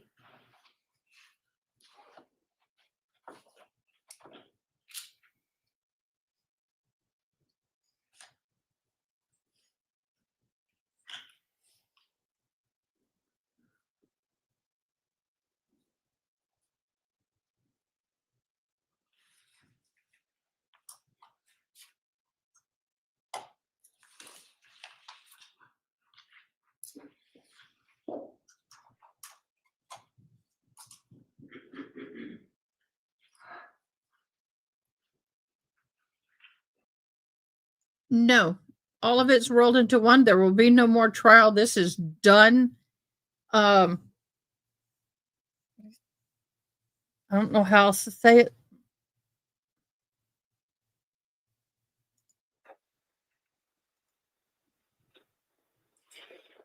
No more trials.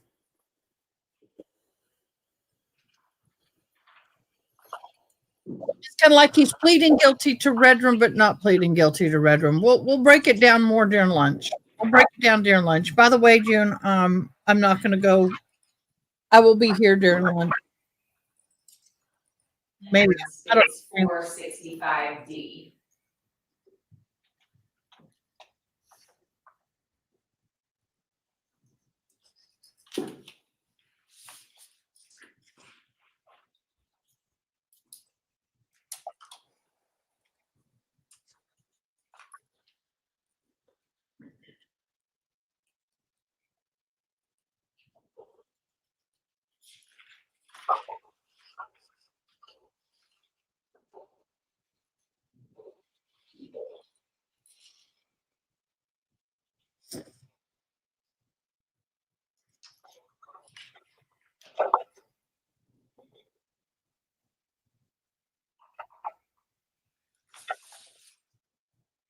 I'll stop states 465D at 45 seconds. The timestamp on the video being 19:019:47.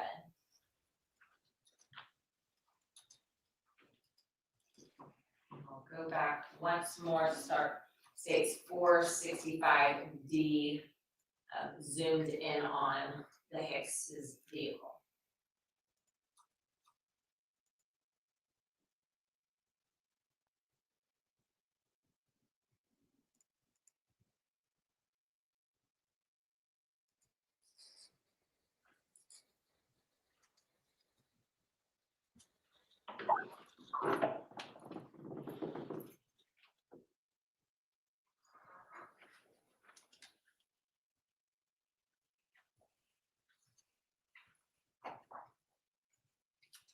And I'll stop that at 32 seconds, the timestamp on the video being 19:019:34. Detective, was this, did you have any other footage of Justin, Amber, or Jacob alive through your analysis? No, nothing that would actually you could physically see them and it appeared to be them. Nothing that showed their person. Correct.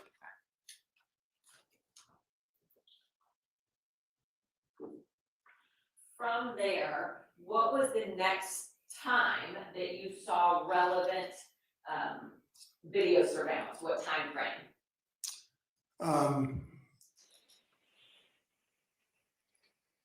The most relevant for the investigation was 21 or 9:21 p.m.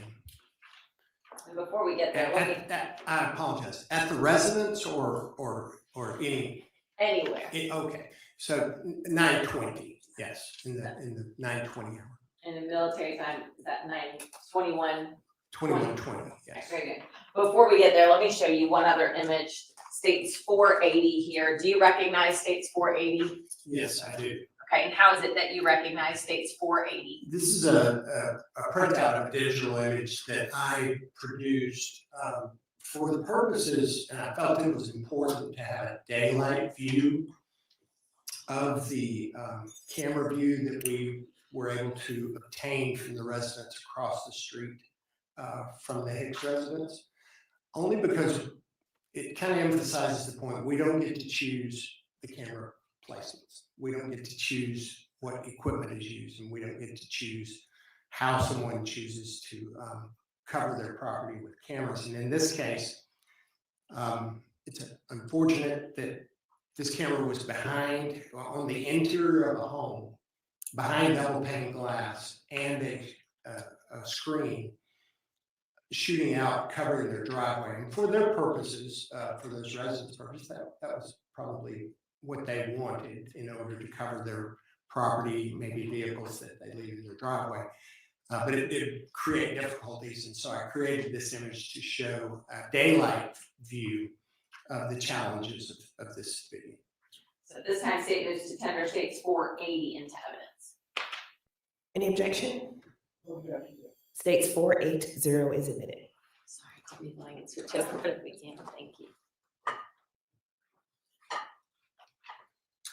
So just so that we see before getting too much further here, States 480, is that the video footage or the camera angle that we just observed in States 465A through D? It is, and this obviously is a daytime view with probably the best lighting, early morning light, depicting the actual, another indication was to show some of these, what was in the background, some of the landscape, some of the shrubbery, some of the trees, because in the nighttime images, they are very, very difficult to depict or to pick out of the images.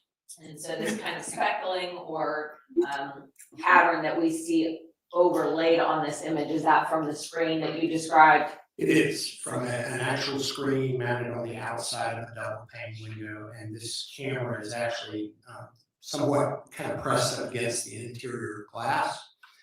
What this doesn't depict is that at night, when there's ambient light from inside the house, actually on the extreme outsides of this image at night, there are additional challenges because of ambient light from inside the home, reflecting back against the glass captured by the recording.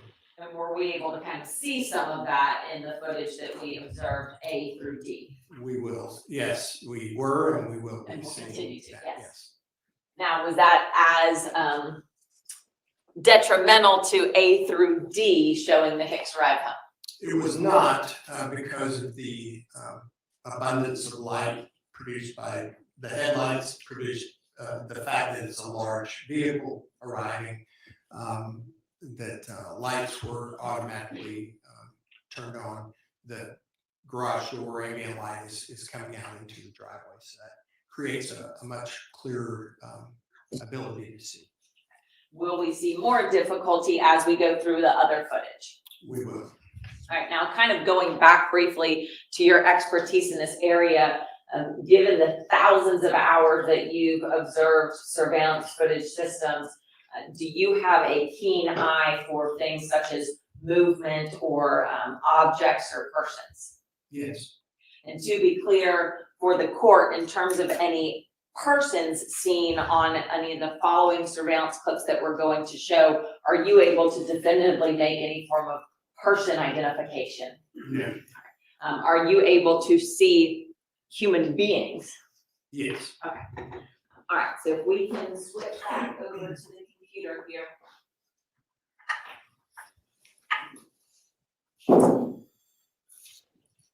We will continue with State's Exhibit 465 E. Now before, let's see, I'm going to pause it first at 00 on the video. The timestamp of the video is 21:20 and 20 seconds. Now that timestamp that we see in the upper left corner of the video footage, was that an accurate timestamp? Yes, it was. And this view that we see here, I'm not going to switch back to the map right this moment, but where was this home located? 5064 Verbena Drive. Was that the residence that if you traveled north on Verbena, you would see it on the Opposite right side of the roadway from the Hicks and Lanz residence, yes. All right, very good. And so on this image where I paused it, we can see a roadway just past this this residence's driveway. Which roadway is that? That is Verbena Drive. And if you see a vehicle moving on the screen from right to left, what direction would it be headed towards? Towards the intersection of Verbena, on Verbena, towards Delphine, which is a four-way stop. All right, very good. And I think this video is about 1 minute and 47 seconds here. What is the purpose of this clip in State's Exhibit 465E? I just wanted to check yes. I was checking the name of the clip to make sure. But yes, this is a combined clip from both this camera initially here at 5064 Verbena and then at 5050 Verbena. Showing the continuation not only of the first vehicle we will see, which was the Lanz vehicle, and the two following SUVs, which I believe continued on, and the reason for showing 50/50 in combination with this was that the two SUVs continue on Verbena Drive. Okay, so ultimately, how many vehicles are going to drive past the camera at 5064 Verbena? 3. Right, and then how many vehicles do you see past the camera at 5050 Verbena? 2. What is the only intersection between 5064 Verbena and 5059 Verbena that Hicks' residence? Delphine. And so would the first vehicle that you see on past 5064 Verbena have to turn into either a residence or onto Delphinium to miss the 5050 camera? Yes. All right, so if we can now go ahead and publish State's Exhibit 465E.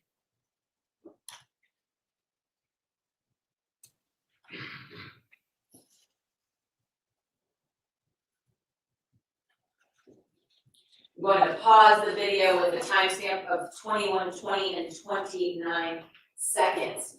We will talk about headlights and everything in just a moment, but first to play this through, is this the first vehicle that you indicated, the first out of the 3? Yes, this is a dark sedan, yes. Okay, we'll talk about that in a minute, but just to play it through.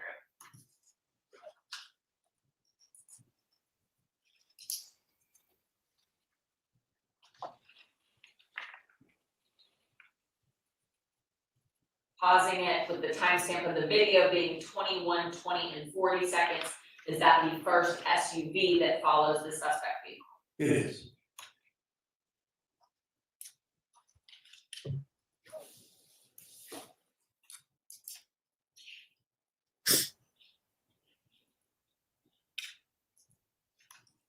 Pause it again here with the timestamp of the video being 21:20 and 52 seconds. Is this the second SUV following the suspect vehicle? It is.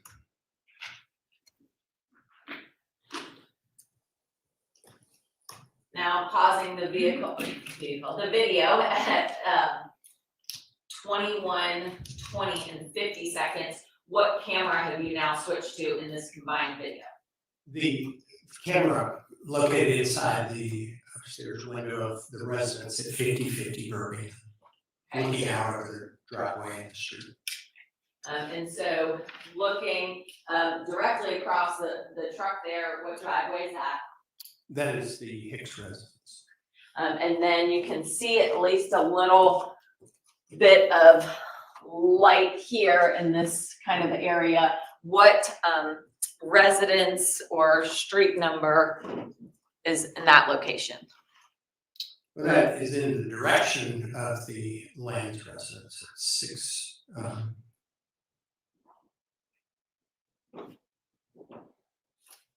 Look at with the address that's off of Delphinium, however, the driveway is located on Verbena. So don't necessarily know the property line, but is that the next property you get to? The 600 Delphinium from 5059? It is. So we'll continue to play this. We'll then circle back to it in a few minutes.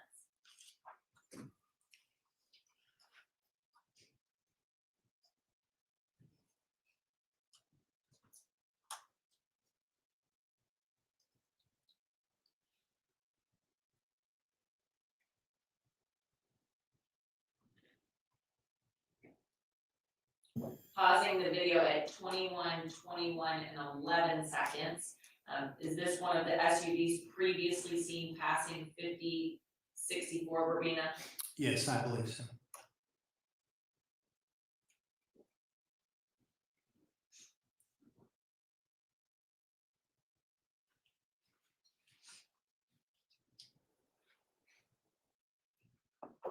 Okay, I got to do some clarification. Apparently, he did plead guilty to lessers, but not to murder directly. So, can the state recharge him? I don't know. I don't think so, because he pled to the lessers within the original charge. That is what I'm talking about as far as he kind of did, but didn't. If I understand it correctly, he is saying that he didn't unalive her, but he moved her body and he misled police. However, he pled to the lessers, so I don't know how this is going to play out. I'm not a lawyer, but I still don't think they can go after him for a second shot, but we'll see. Okay, we'll talk more at lunch. Now pausing the video at 21, 21, and 26 seconds. Is that the second SUV that passed the 5064 Verbena address? Yes.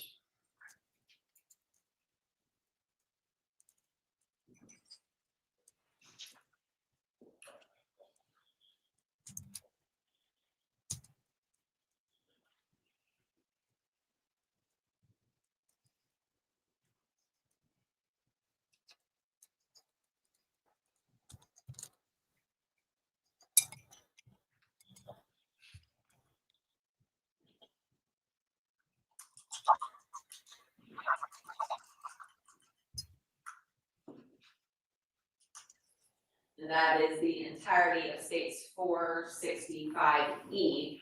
Now, I know I've referenced the first vehicle. We've referenced it both as the Lanz vehicle as well as the suspect vehicle. Did you have an opportunity to look into the headlights and taillights of Mr. Lanz's vehicle? Yes. Was that vehicle brought to Cobb County Police crime shed?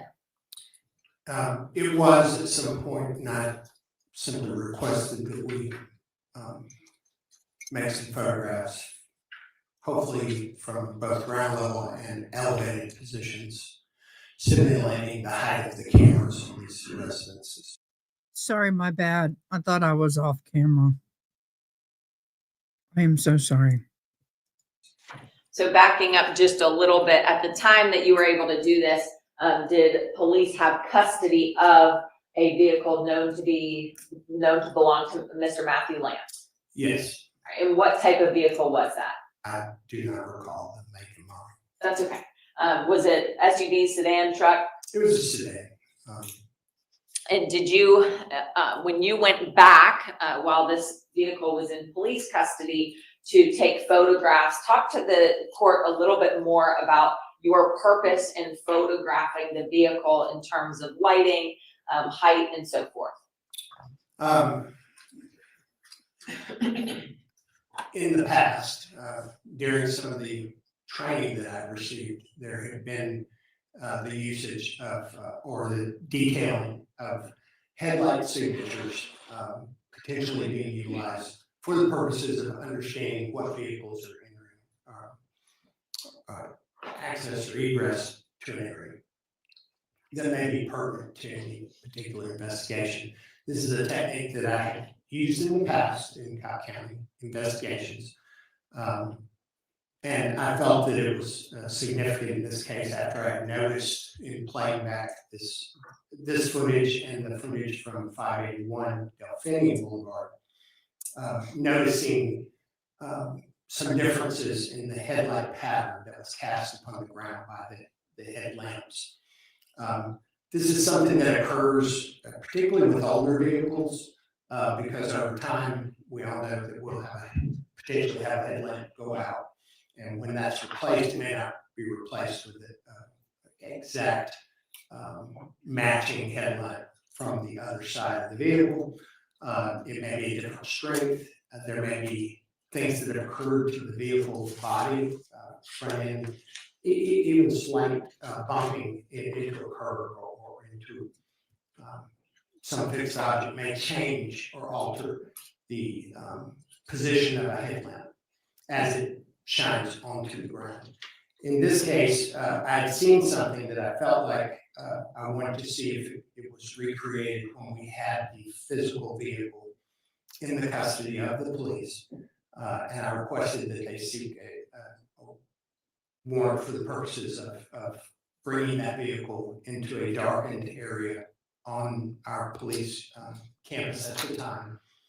And then I asked that a photographer have a ladder present where we might be able to simulate the height of these cameras that were mounted on the eaves of these homes, both on the home on Verbena, when I had found the vehicle, I believe to be the vehicle coming into the subdivision towards the scene of this crime, and then both on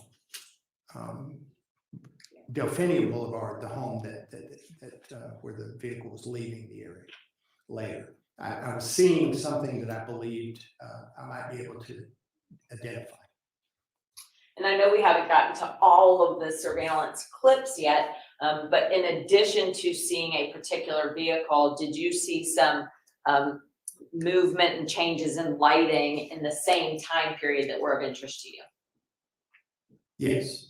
And is that part of why this particular vehicle stood out to you in all the surveillance clips? Yes. And is that what then led to taking these photographs of Mr. Lanz's vehicle with dark lighting on the police campus? Yes. All right, once again, I know you already looked at these photographs prior to taking the stand, but they were not numbered, so I'm going to pass it back to you. This is states 642 through 656. You'll make sure you recognize those.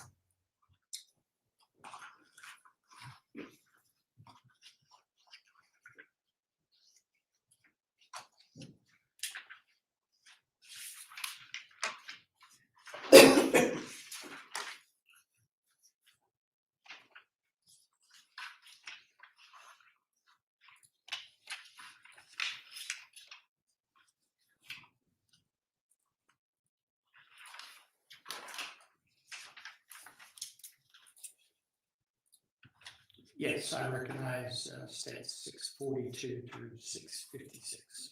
Are these fair and accurate photographs of Mr. Lanz's vehicle that you had taken for purposes of observing the headlights and taillights? Yes. State moves to tender states 642 through 656 into evidence.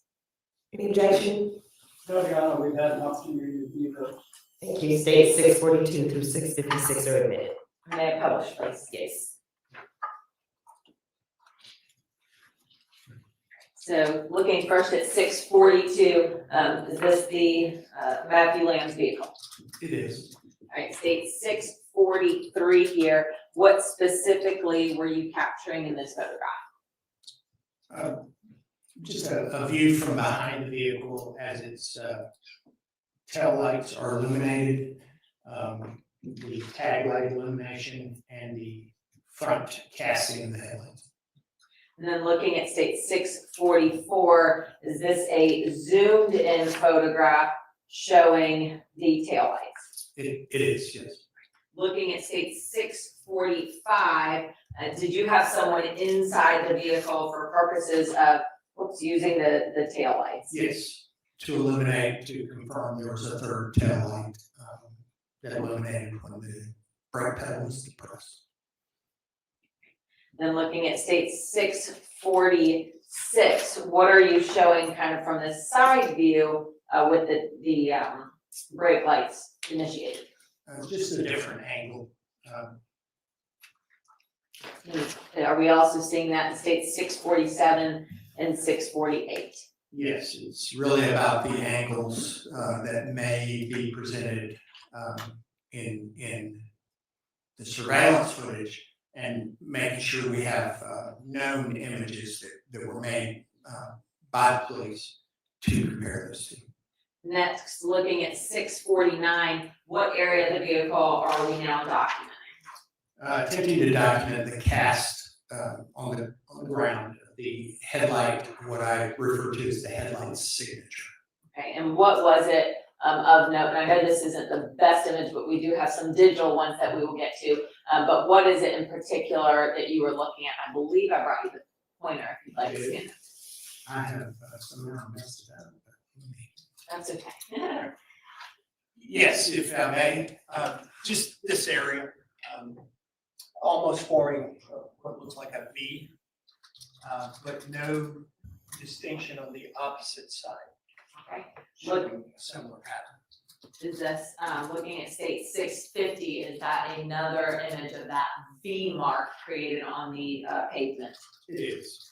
Right. State 651, did you take additional angles or photographs of the vehicle? Yes, I believe this one is obviously a little more direct onto the side, but also at a slight elevation. Can you still see that V mark? Yes. Right, states 652. Again, is this a different angle? It is slightly more towards the rear of the vehicle, slightly behind, looking down. Okay, and can you point out that V shape again? Yes, absolutely. It's projected here on the ground. All right, and if you'll just stay standing for a moment, so 653, another angle, yet are you still able to see that V shape on the pavement? Yes, it's becoming more defined at this point. States Exhibit 654, is this a higher angle? It is. This is from an elevated position on all that. And are you still able to see the V shape? Yes, it's very distinct. Okay, state 655, and finally 656. Do you continue to see that V shape despite changing the angle of, or the height and angle that the photo was taken? Yes, this was an attempt to see if that was reproduced at various angles. Now, in order to fully conduct this comparison, did you also take still shots of the suspect vehicle from the surveillance footage? Yes. Okay. And prior to testifying, did you look at a folder on the master drive labeled screenshots of suspect vehicle headlights from surveillance video? Yes. And were the images, I believe it was the 10 images contained therein, fair and accurate screenshots that you personally took of the suspect vehicle from the various camera angles? Yes. At this time, state moves to tender states exhibit.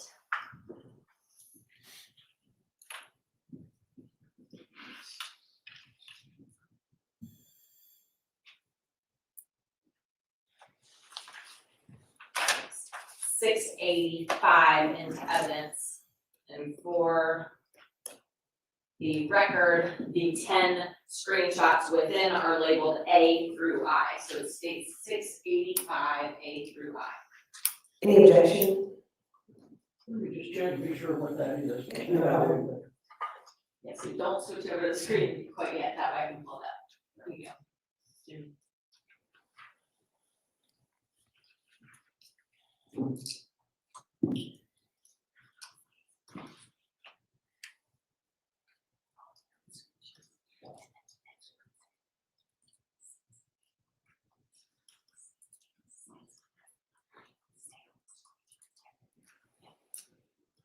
No objection, Judge. Those are some that I saw already. I just wanted to be sure that they were the same.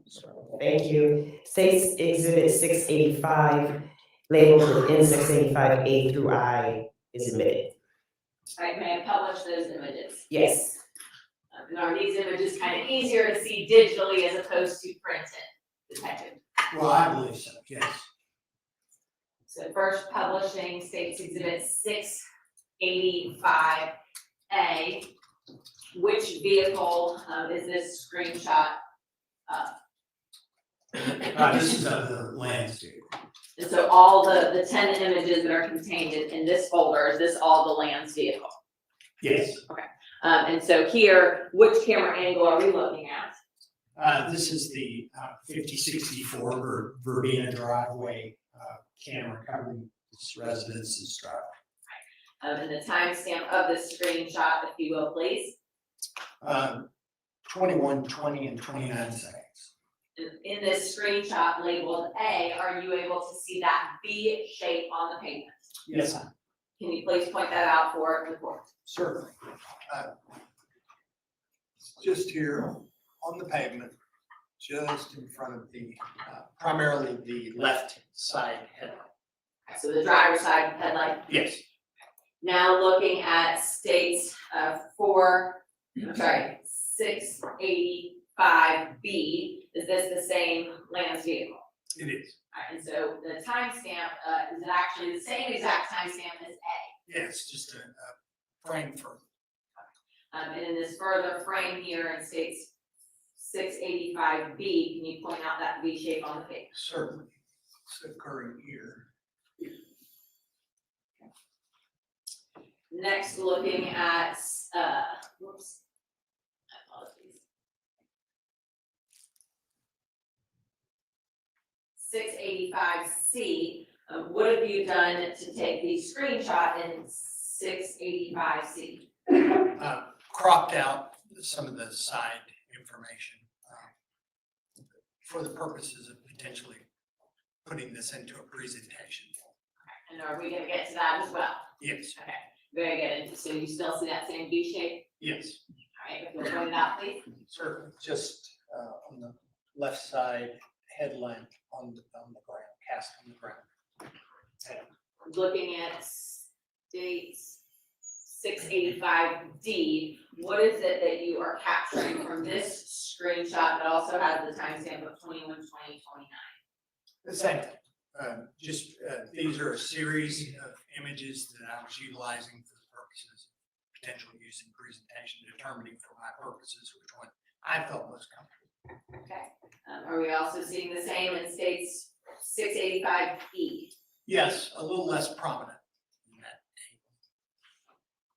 Now looking at 685F, what, and I know we haven't gotten this far in terms of the actual videos, but what surveillance system are we now looking at? 581 Delphinium Boulevard, the residence that their driveway sits off of Dahlia Way. This is actually Delphinium Boulevard, and this is the front yard of that residence. My interest in this particular house was, number one, I noticed the camera and I knew it was a high-end system, just based on the camera. The placement of the camera and the position that this house was built in was one of the shortest distances for a front lawn to the roadway. And so this became a primary home of interest for my understanding. This was actually the first video that I acquired because I believed that the point of access, egress to the crime scene was most likely on Delphinium Boulevard at the time. And so I chose and selected a large block of time from this residence to review and Okay. examine. And in that large block of time, is this timestamp here, where it has 10:11:29 seconds PM, is this the only time that you see the suspect vehicle captured on this surveillance? Yes, it is.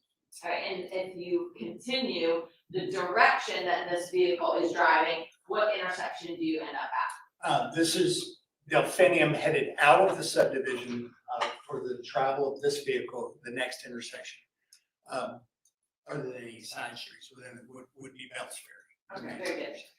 And here, were you able to see that V shape casted onto the pavement? Yes, this would have been some of the, I think I already testified, this was some of the earliest video that I acquired after the 50/50 Verbena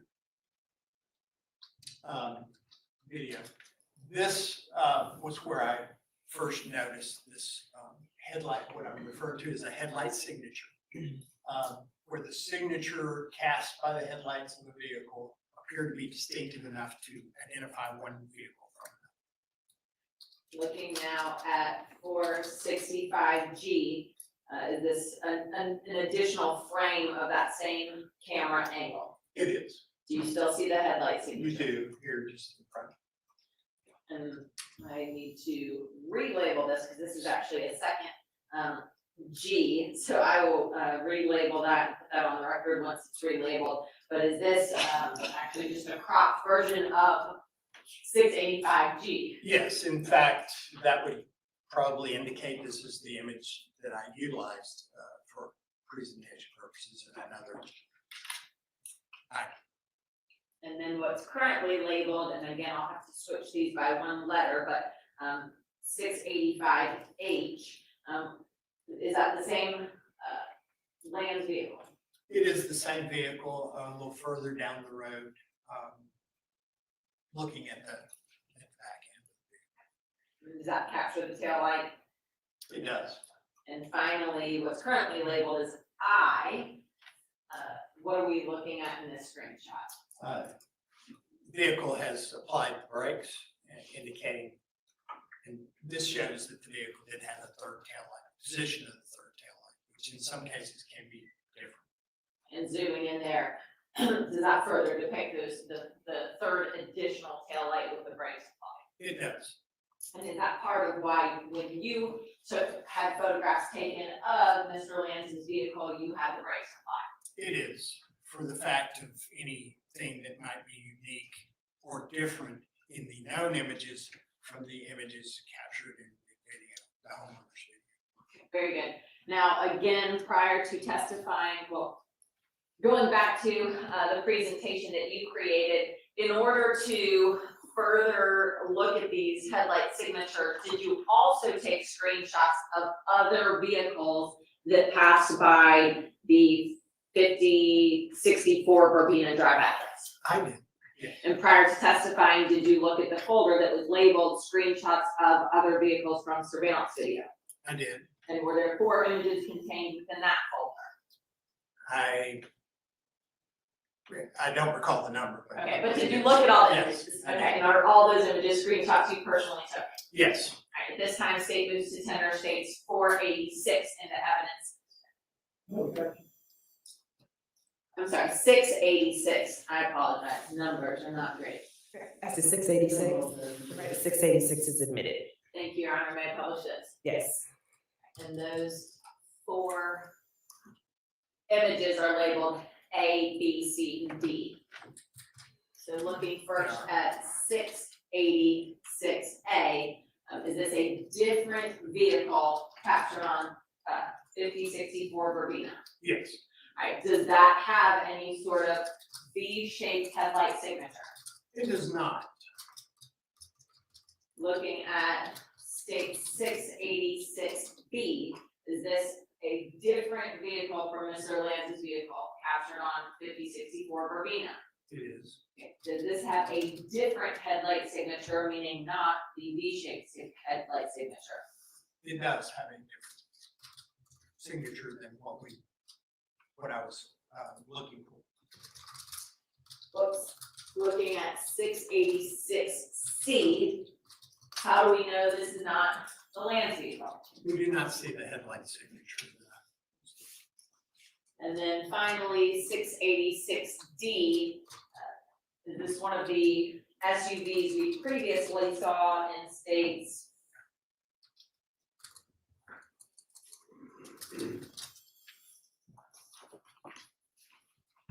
(465D). It is. And did that have the headlight signature that you were looking for? It did not. All right, now going back, did you create a comparison between the known images of Mr. Lanz's vehicle and the screenshots of his vehicle captured on the various surveillance systems? I did.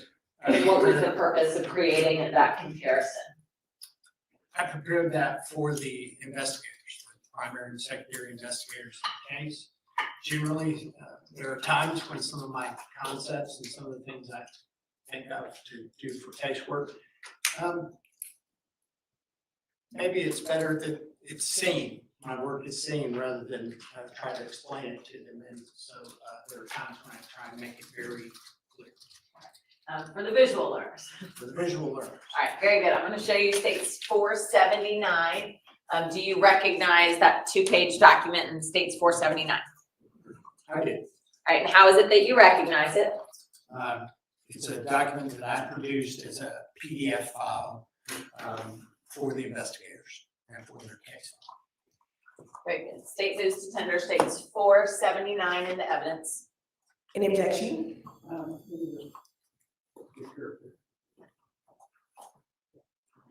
That's the second page too.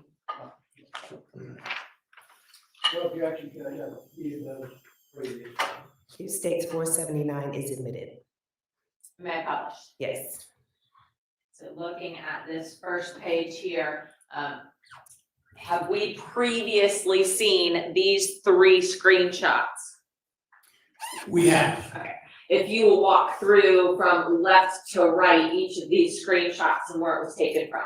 Certainly, from left to right, the left image is a known image made under search warrant at the Cobb County Police headquarters at the time, 140 North Mary Parkway, in a dark portion back in a area where there are buildings on either side. It creates a kind of a dark pocket to capture what I believe was the headlight signature that I could identify in surveillance video. The next image was the arrival of a vehicle with, I believe, a matching headlight signature at on November 17th, 2021, approximately 21:20 hours. And this is captured, the middle image is captured from the 5064 Verbena Drive residential surveillance system. The final third image is from later on November the 17th, 2021 at 10:11 or 22:11 and 29 seconds from the residence at 581 Delphinium Boulevard. And so looking at page 2 of states 479 here, what is it that you were able to determine in comparing these 3 screenshots?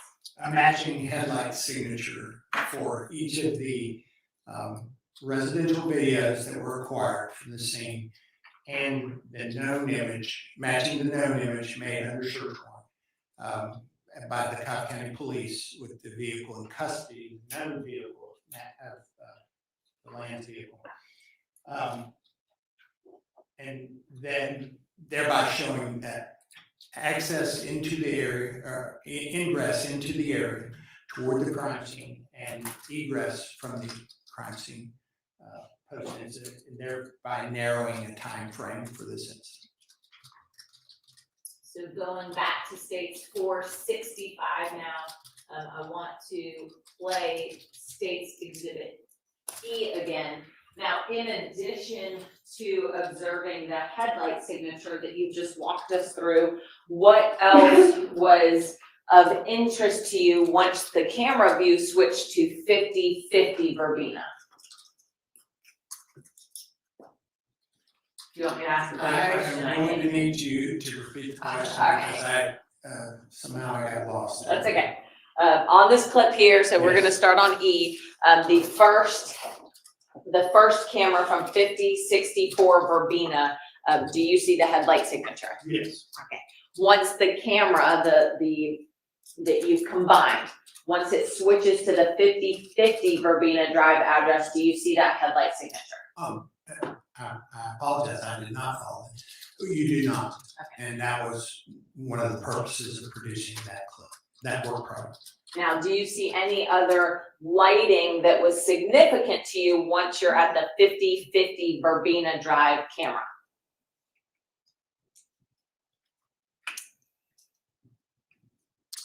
Well, it's difficult to say, but they're in sequence, those vehicles traveling down the roadway.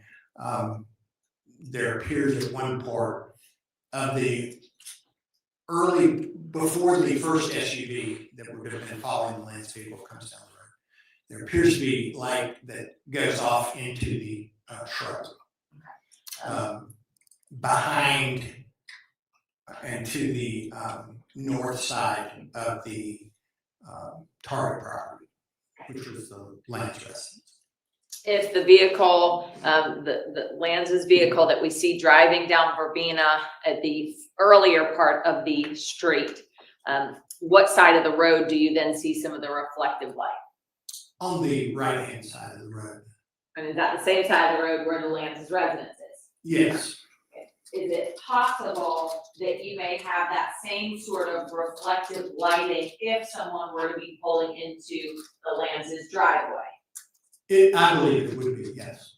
Now, is the Lanz's driveway captured at all on the 5050 Verbena camera? It is not. All right, so we will now replay State's Exhibit 465E. You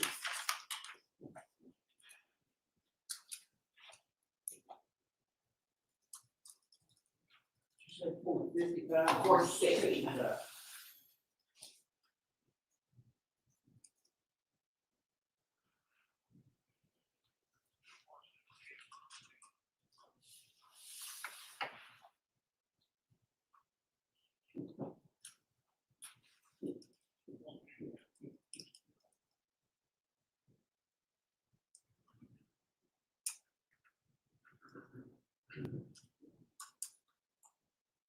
I'm going to pause it here with the timestamp at the bottom of the screen being 21:20 and 49 seconds. We are now at the 5050 Verbena Drive camera location. If you will stand up, and when you see a little bit of that reflective lighting, indicate that for the board. And I know it's hard with lighting here. We'll go ahead and resume.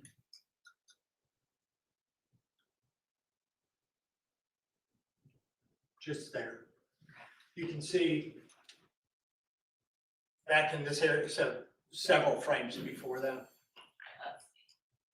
When you, yeah, so there it is occurring. Oh, whoops, I think I pressed play again. Hold on, let me go back. All right. So we're gonna resume it at 21:20 and 51 seconds from 5050 Verbena. Just there. And the timestamp there is 21:20 and 54 seconds. It is. Do you continue to see that at 21:20 and 55 seconds? You do.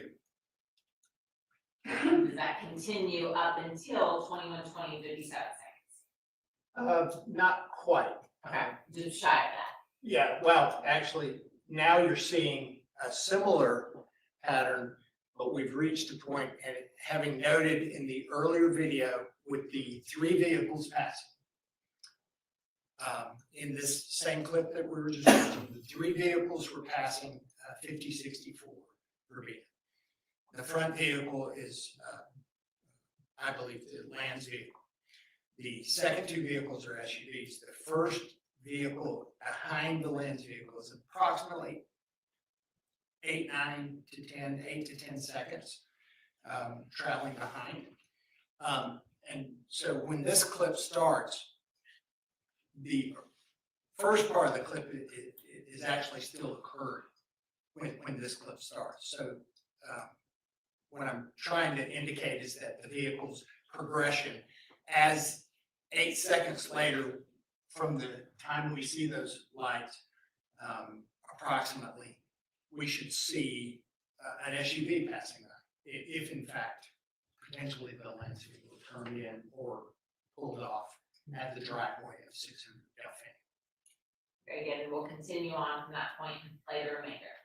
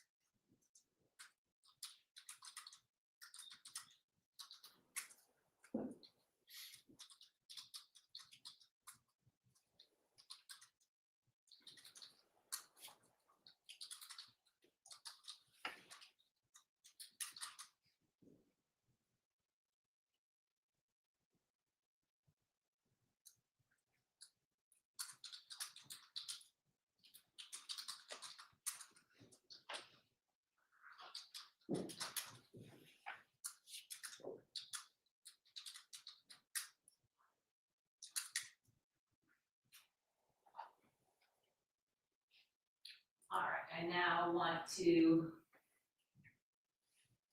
look at state 465G. All right, the timestamp, at least for the very beginning here, what is the timestamp where this video clip starts? So this is 465G. 21:30 and 1 second.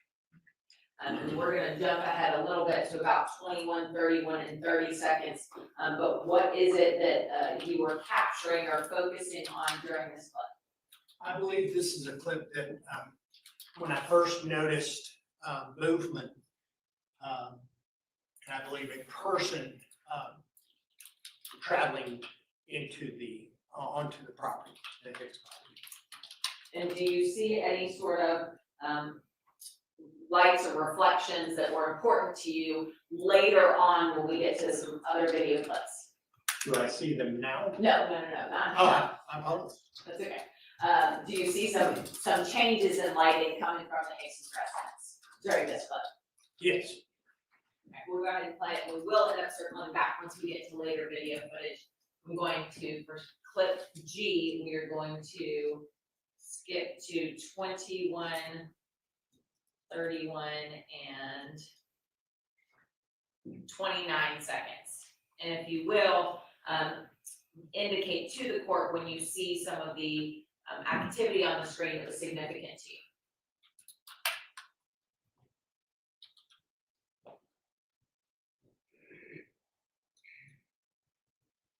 There. I'm going to stop it at 21, 31, and 36 seconds. All right, and what is it that changed on this screen? Well, the backyard, there's lighting that has come on in the backyard. And we've had images as well as some testimony about floodlights at the sensor floodlights at the Hicks residence. Is that what's being illuminated here in 21, 31, and 36 seconds? I certainly believe it is. Now, do you see any associated movement in the same area? Yes. If you will, as you see that movement, please indicate that for the court as it's difficult to see. Here in this area.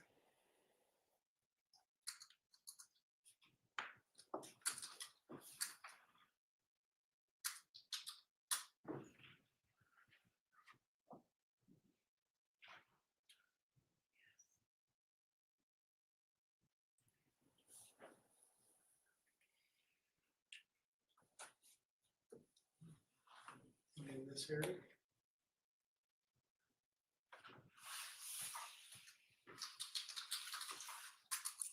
Stopping it at 21, 32, and 9 seconds.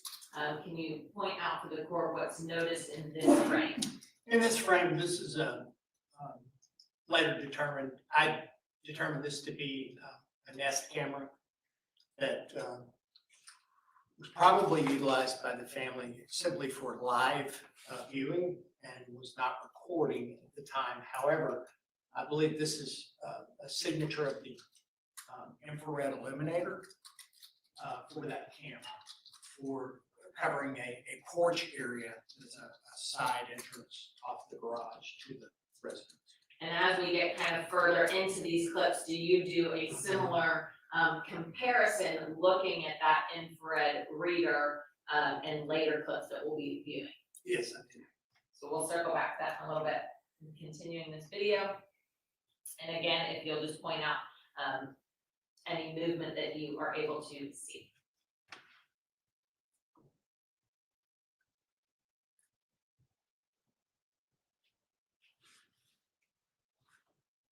Now here, I'm going to pause it at 21:32 and 28 seconds. Do you see any additional lights come on? Yes. All right, and what light or what area of the Hicks residence do you see the additional light?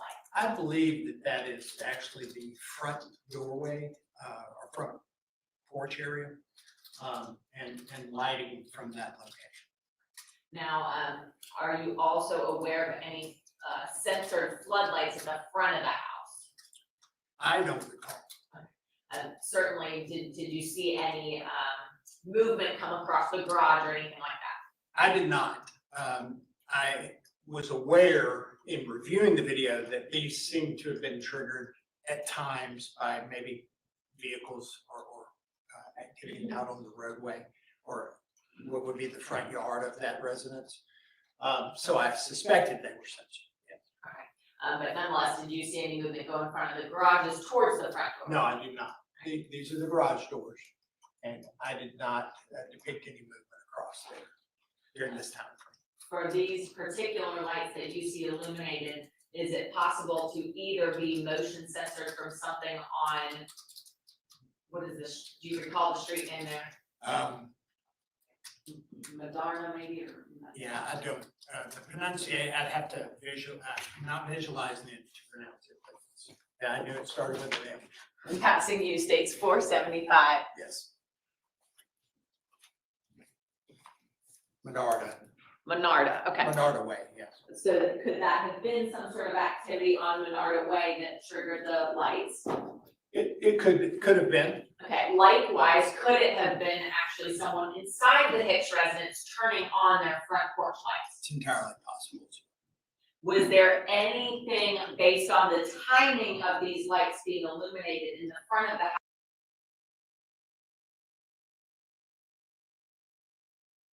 house that would have told you one way or the other if it's a human turning on like a light switch versus it being activated by sensors?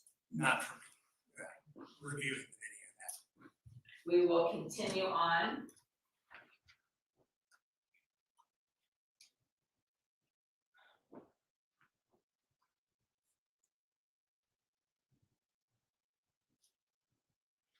here. So And I'm just pausing it at 21:32:45. a prior question was at any point when I see Absolutely. movement for me to identify it or stop you. You actually begin to depict some movement back here, and this is actually a person coming out of the, if you'll think back to the daylight images, the shrubbery that was here on the Hicks property, basically coming around the shrubbery from the side of the house, and now entering onto the grass area between the landscape shrubbery and the road. Okay, and then we'll continue on. And then now onto the roadway and away from the residence. Because of what I mentioned earlier, this area here, which is, we're getting some ambient light. You can tell that there's ambient light from the room that's creating this reflection back into the camera lens. The recording is picking this up.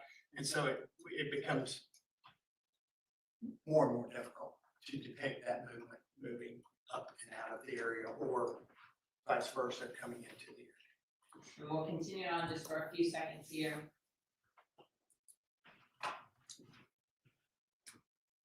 Still movement.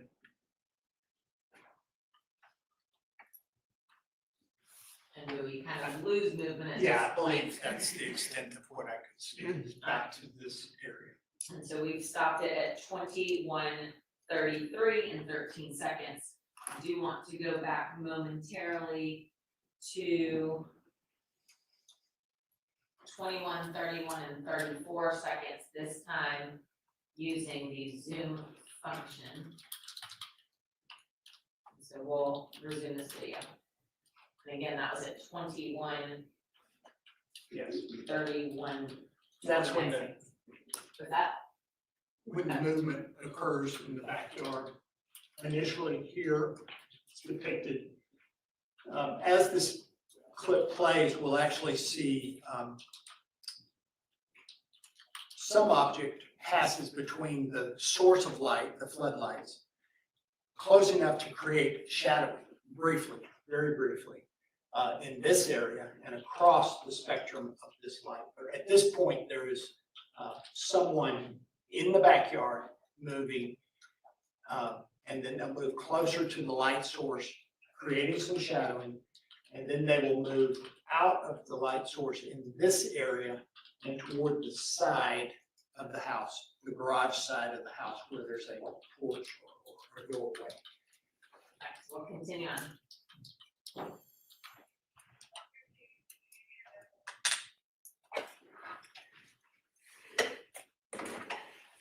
There, the shadowing had just occurred, moving closer to the light source, causing a shadow. And now moving towards the side of the home. The sensor for the backyard will kick off. The sensor for the side door infrared illuminator will kick on.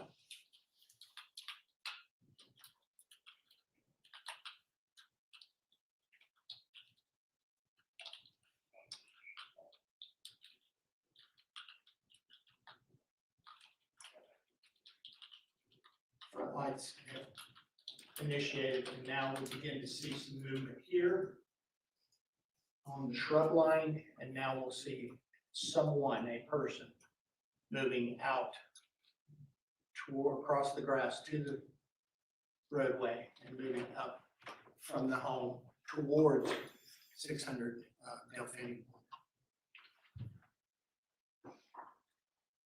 We will now pause at the timestamp of the video shows to be 21:32 and 58 seconds. Next, looking at states 460. I think Oh, it'd be, you take a break? Yeah, I was gonna take it, we're about an hour and 40, want to give Yes, ma'am. perspective, everyone. Why don't we come back at 10:50? Okay, thank you. Stand in recess.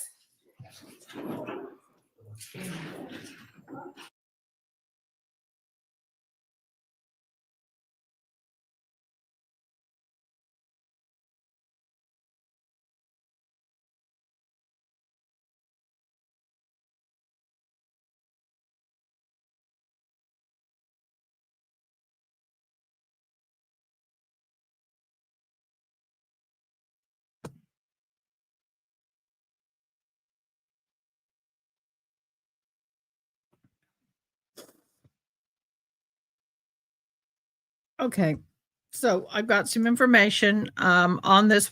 Everybody's spinning like crazy on this Walsh thing. So let me catch everybody up, okay?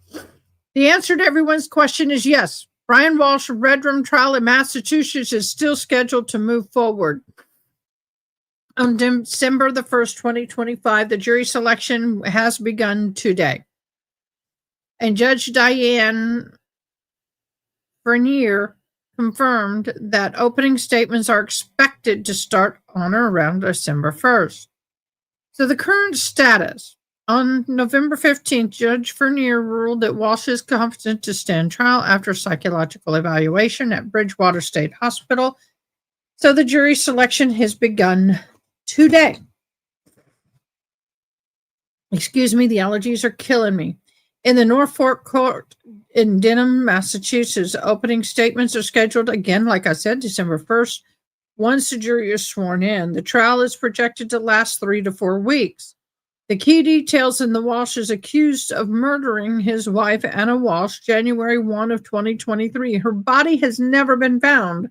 The prosecutors allege he killed her, dismembered her body, and misled the investigators. Evidence includes disturbing searches on his internet, such as how to dispose of a human body, surveillance footage, and DNA traces found on items in the dumpster. He pled guilty to two lesser charges today, which were misleading the police and unlawful disposal of the body, but not guilty to murder, which is why the trial is still proceeding.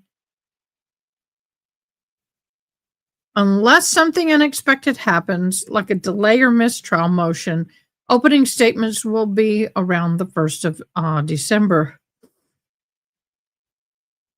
So in essence, he did not plead guilty to Redrum in any way, shape, or form, so they are moving on with that charge.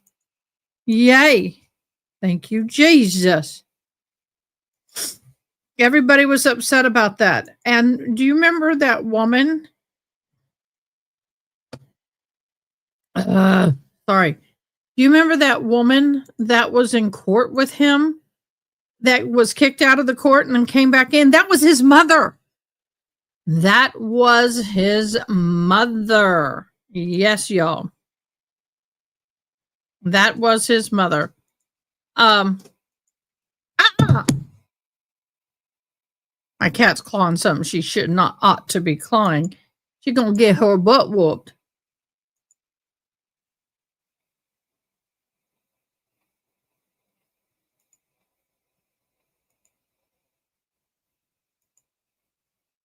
So we're gonna watch this during the break.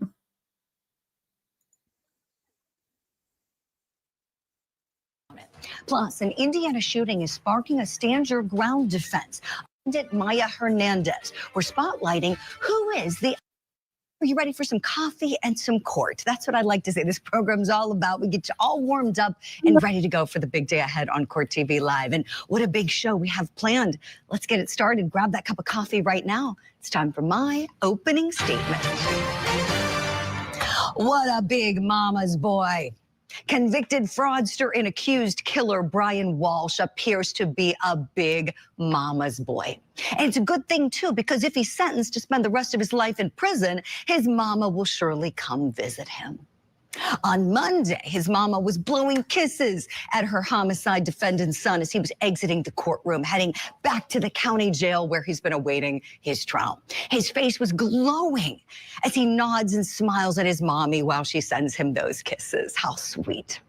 You know, mom was also sent out of the hearing for a time as she may be a trial witness because she apparently hired a private investigator to look into Brian's wife, Anna, presumably in an effort to help her beloved son.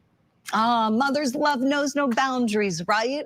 Well, here the allegation is that this son murdered his wife, Anna, and then dismembered her body and disposed of it. Those are the allegations.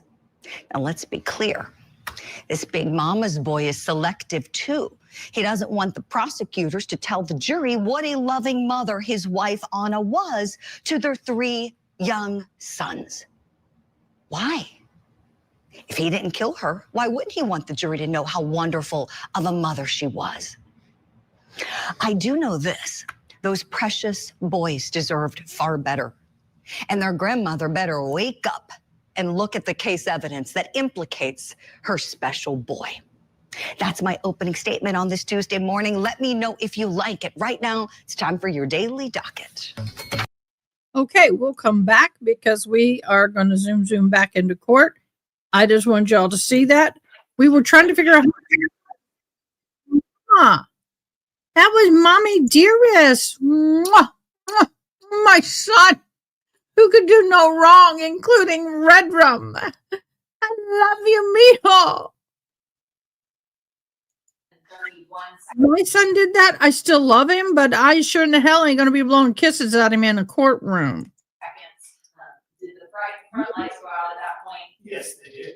And again, is there any way to know whether that was initiated by a human versus light sensors? Not to, no. Right, very Not good. from- Moving on to states 465. I.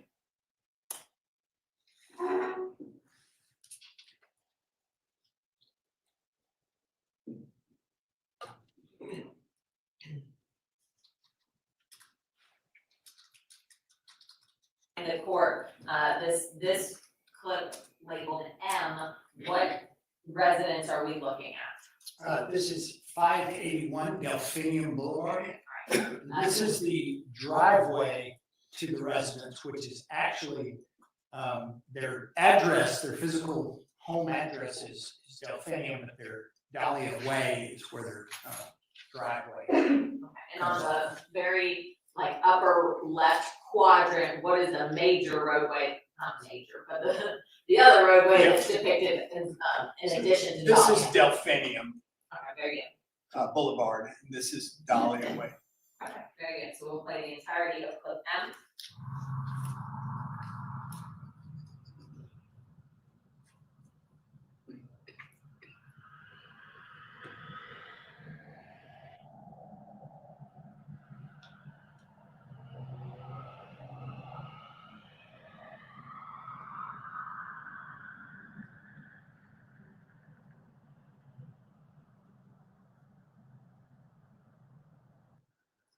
During those two different angles from the 581 Delphinium, are you able to see Lanz's vehicle? Yes. Okay, and are you able to see the headlight stamp, certainly from the view looking straight onto Delphinium? The headlight signature is visible, and that's why I believe it is a Lanz vehicle. And just to start the clip again briefly, what is the hour and minute? We don't need the seconds, but at least the hour and minute that we see Mr. Lanz's vehicle passing on Delphinium. 2211. Okay, which is 10:11 p.m. It is 1011 on this system, yes. PM. Now I want to go to states 565. Oh, what are we about to watch in states 565? Oh. Interestingly, just a short time after we had seen the movement in the backyard of this residence, there's a vehicle that arrives on the street. This is that SUV arriving, and we later were able to determine that this was a package delivery. The delivery driver exits the driver's side, goes around the passenger side, and makes a delivery to the porch area where we see the illumination of the infrared illuminator for the Nest lighting, which gave me the reference for a known occurrence of a delivery. And that was where that package was left, so we know that that would trigger that infrared illuminator.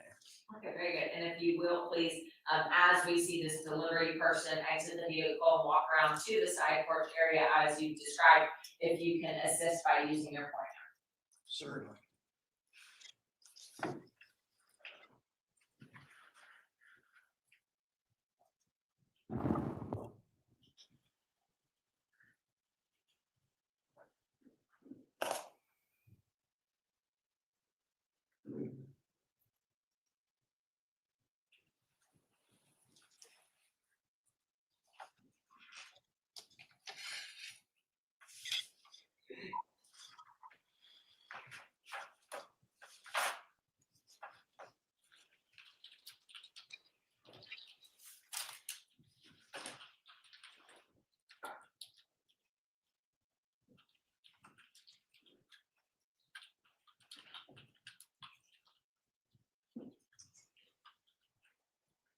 Foreigners likely not even needed because the driver you'll see is illuminating at their feet with their flashlight, probably on their phone, walking around past the garage doors up to a walkway leading to a porch area where there is a dual entrance or side entrance to the home. Okay, I'm going to pause it at 22, 17, 16. What else do you see in this clip here? we get an indication here of a known triggering of the infrared lighting. The Nest camera that was not live, was not recording, but was in fact live. And we will look at some screenshots of this in a moment, but let's play this through till the end.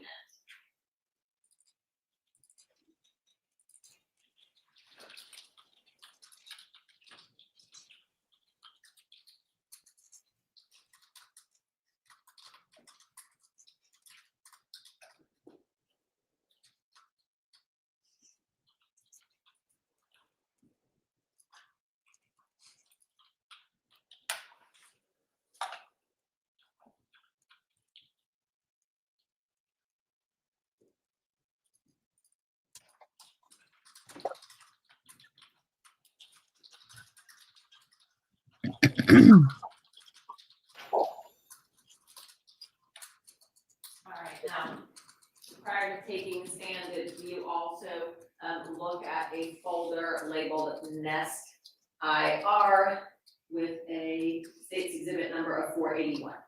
Yes, I did. All right, and does that contain 3 separate images that you created based off this surveillance footage at 50/50 Delphine, or I'm sorry, 50/50 Bermuda? Yes, it does. Okay, are those fair and accurate screenshots, 2 screenshots as well as an overlay of those 2 images for purposes of looking at the infrared camera? Yes. State moves to tender state's exhibit 481 in evidence. Any objection? States 481 is admitted.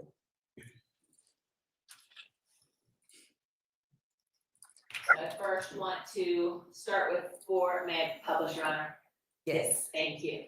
481C, since we just looked at that here, is this a screenshot from the video we just watched, which was states 465? It is. And is the infrared camera illuminated? Well, the illuminator, the infrared illuminator has been triggered. At this point, you can actually see the position of the driver, the delivery person, by the use of their flashlight or their phone screen. Okay, so if you can, just so that it's clear, can you show which one the infrared illuminator is compared Yes. to the cell phone? The infrared illuminator is here, the higher positioned light source. All right, and then the lower one here where my mouse is that the cell phone? Yes, it is. Okay. Now looking at states 481A, what is the timestamp of this screenshot? 21:32 and 24 seconds, or 9:32:24 p.m. Is this a screenshot from one of the clips we previously watched in states 465? It is from November 17th, 2020. And if you can point out that infrared indicator. Certainly. This is an indication that the Nest camera's infrared illuminator has been triggered at this point. So now looking at states 481B, what have you done with this image to further show visually what you determined?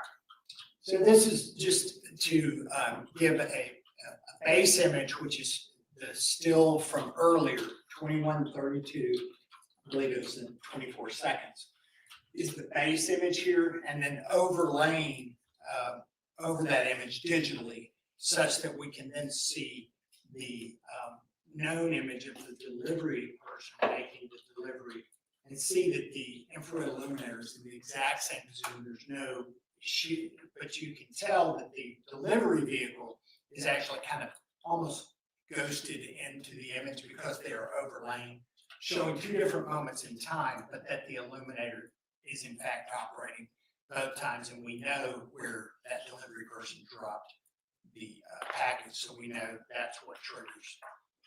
That's how close you need to be to trigger that infrared illuminator. And so based on that, were you able to determine whether a person was in the area of that Nest camera that's on the side door shore at 21:32 hours? I believe that this image in the overlay does accomplish that by showing that in fact it was someone in that area, even though it's very difficult to see in the images that we saw.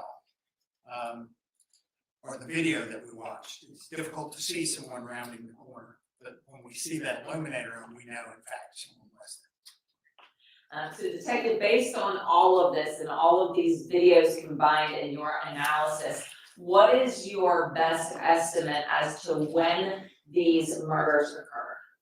I would say they occurred between the hour of the time of 21 and 55 minutes, 9:55 p.m.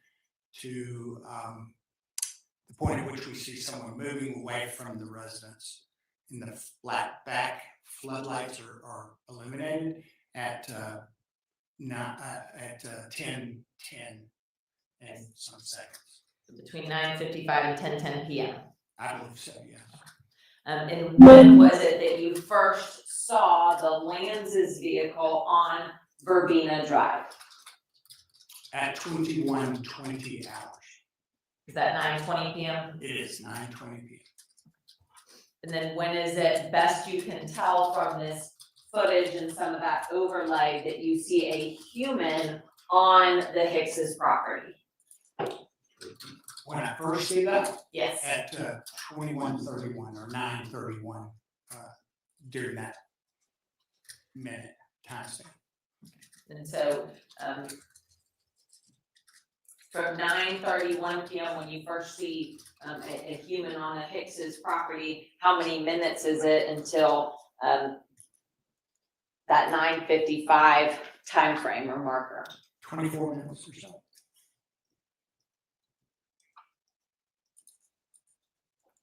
And then what is the time difference between when you see the floodlights triggered between 9:55 p.m. and then when you see them triggered for the last time at 10:10 p.m.?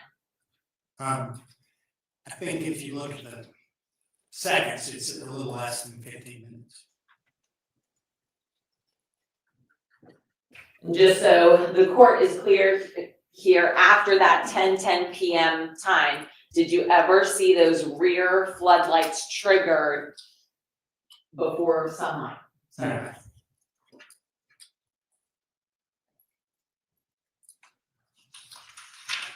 Just a moment here.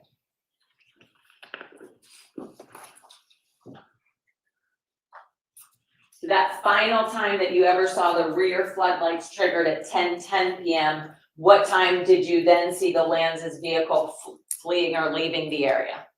That vehicle was captured on that video, 581 Delphinium Boulevard at 10:11 and some seconds. Is it possible to get from the Hicks's and Lanz's residence by vehicle from 10:10 p.m. to 10:11 p.m.? Absolutely. I think that's all I have. Thank you. Attorney Barry, you may proceed with your cross.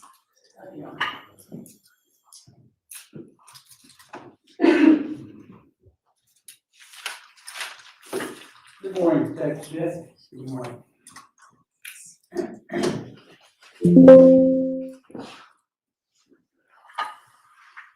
Did you have an occasion to go to the crime scene on the 18th?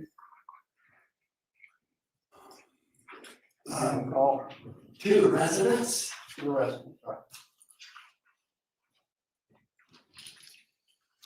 I don't believe I physically went on the property on the 18th. I don't recall. When was the first time that you did go to the residence? Unfortunately, I don't recall. Okay. Would it have been in 2021 or would it have been later? If in fact I did to the actual scene residence, Yeah.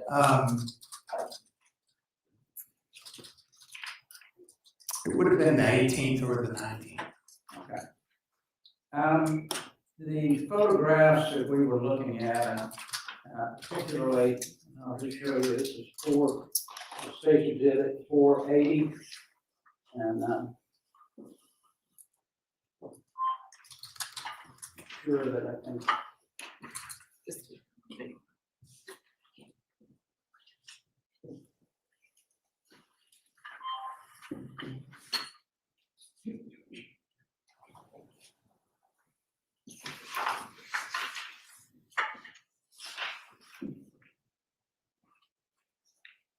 State's Exhibit 480. This is the screenshot that you did from across the street, showing that there's a screen on the window that you're explaining to us. Yes. There was an issue there with being able to see as well because of the screen. Certainly complicated the view, yes. Did you ever go to the crime scene and look at exactly where these lights were associated with where we see on the video? Yes, on the exterior to some degree. I wasn't even made aware of the case until the 18th. And it would have been either the 18th or 19th. Okay. And the lights that we see come on in the back, are they associated with where the package was that you saw, or were they in a different place? They were in a different place. Okay, even though we saw those same lights come on when the package was delivered. Right. The back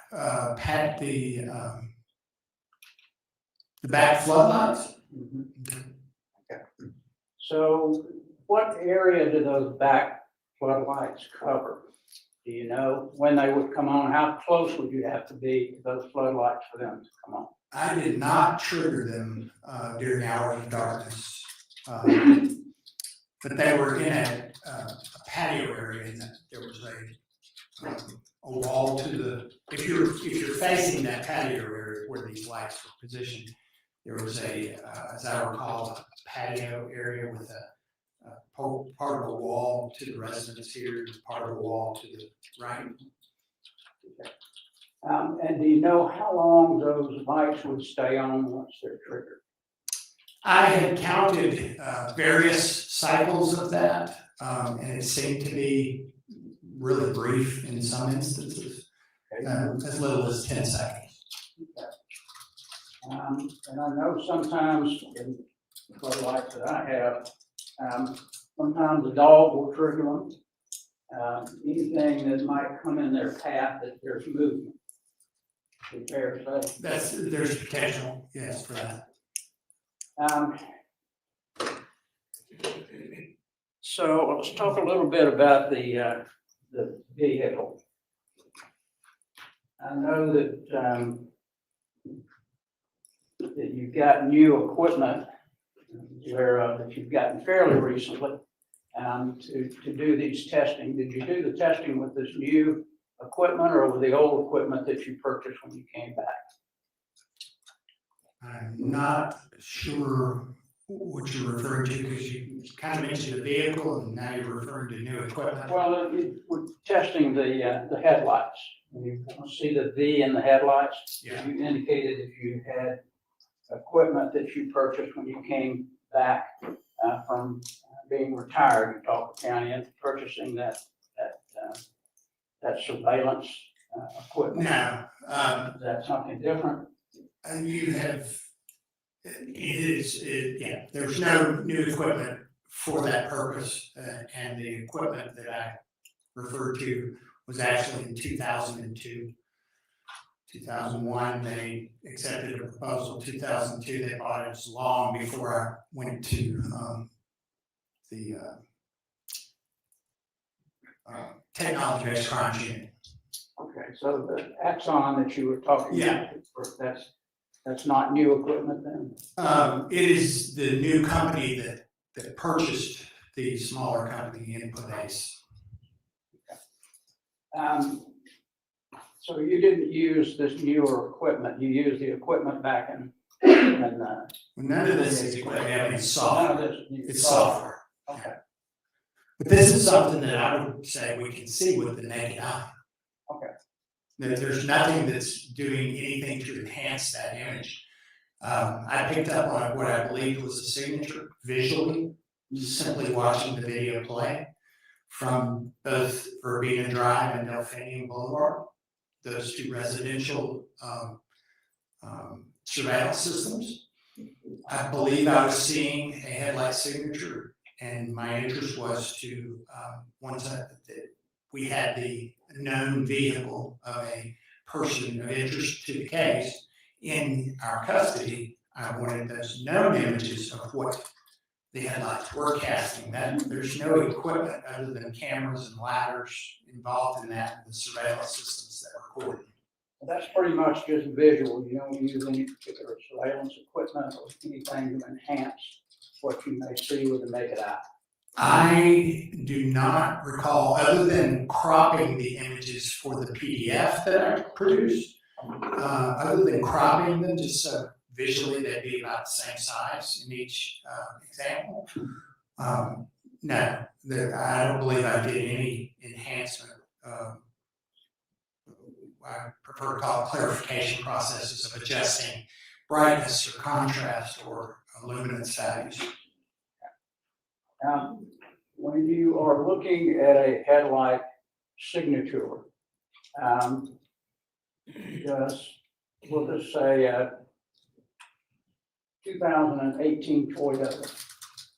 Does each 2018 Toyota have the same signature headlight? I would say there's a potential for each one to have slightly different headlight signatures. And then all the different variables that come into play. Did a headlight burn out? Was it replaced with a lesser lumens output bulb? Was it replaced with a non-manufacturer produced bulb?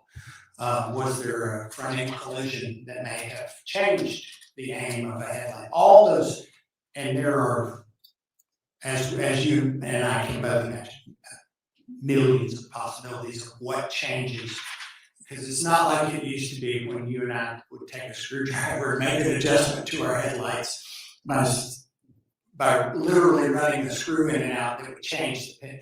These are basically fixed, and what changes them are the bulbs, the lamps used, and any damage or other factors that will change the directionality and the output of the headlight.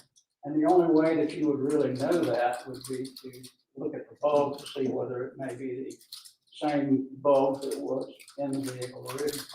If it was, then most of them would be the same V shape, wouldn't it? Personally, I could care less about what bulb it is in there. I could care less about the lens. It's about the signature. It's about the signature cast upon the ground, on a roadway, on asphalt, either as the vehicle's traveling, as it's parked, and then recreating to the best of your ability the angles to capture a similar scene and see visually, does it compare? Is it comparable? And in this case, it was. Yeah, I misunderstood. I thought you said it sometimes depended on the type of bulb that you had, whether you had a front end collision, and all of these things kind of would go in being able to determine whether that V was the same, that maybe is the same signature on all 2018 Toyotas, correct? In this case, I'm not concerned about all 2018 Toyotas. I'm literally concerned with one vehicle. And does that signature of that, no matter whose headlamps are in, no matter what lens is on, I'm not even concerned, did it ever get in a front-end collision? Was there ever damage to it? I just know several nights earlier, it was casting a particular signature upon the ground. Is it still casting? Is that vehicle a known vehicle casting that signature such that I can then confidently say that it was the vehicle that traveled through that area at a time significant to the investigation? So it wouldn't make any difference to you how many 2018 Toyotas there would be that had the V signature. You're just looking at that particular vehicle. I'm literally looking at that particular vehicle in this kind of scenario when we have a known entity, a known vehicle to compare to.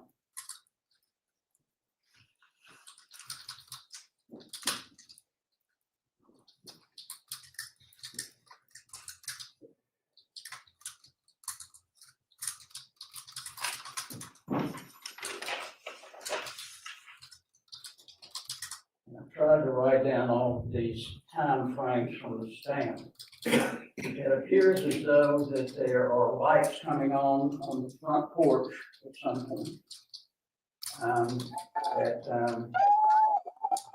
think at 21.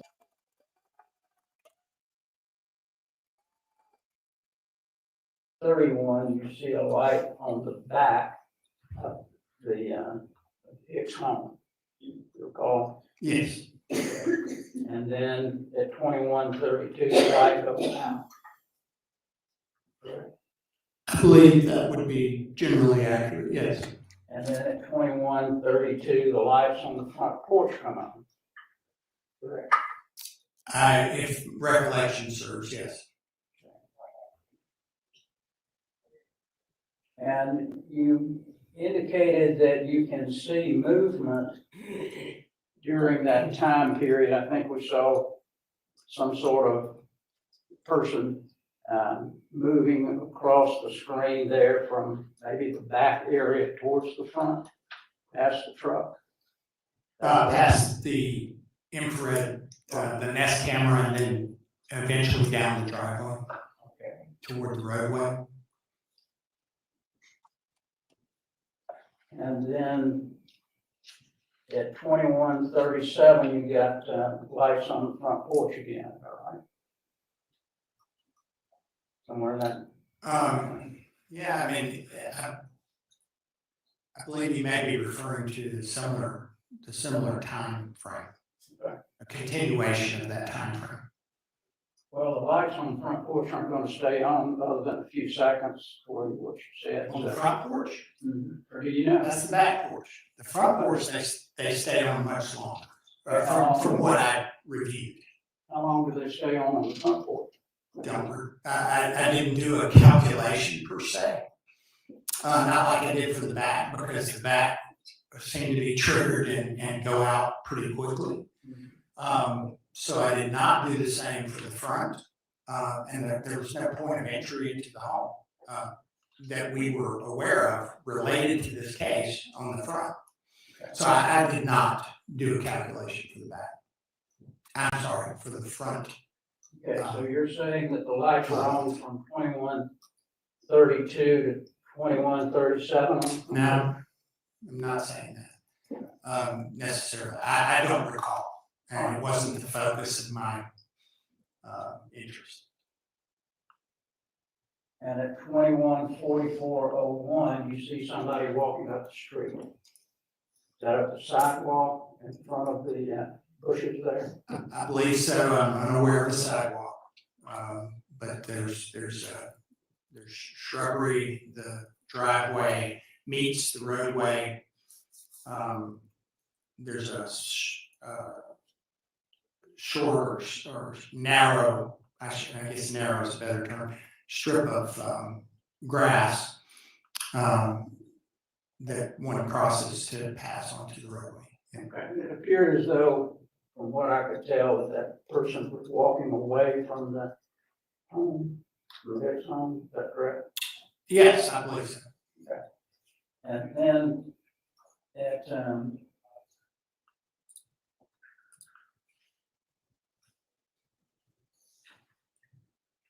2155, you got the floodlights that go on in the backyard again. Yes. And at 2210, you got the floodlights at the front door, front porch. I don't recall. I do know the back are illuminated at 2210. Okay, so you don't remember whether the floodlights were on at 2210?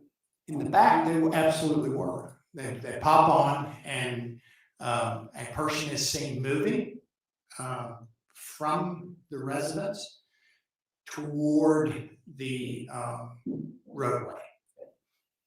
Well, at 2210-08, you got the back floodlights come on, but you don't recall the front coming on before. I don't recall that, whether they did or not. My interest was in the back of the home.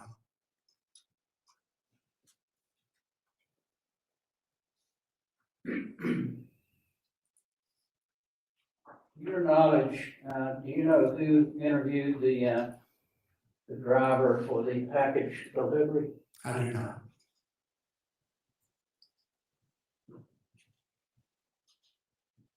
So your best estimate then of the time of the murders was somewhere between 9:55 and 10:10. Is that right? Yes.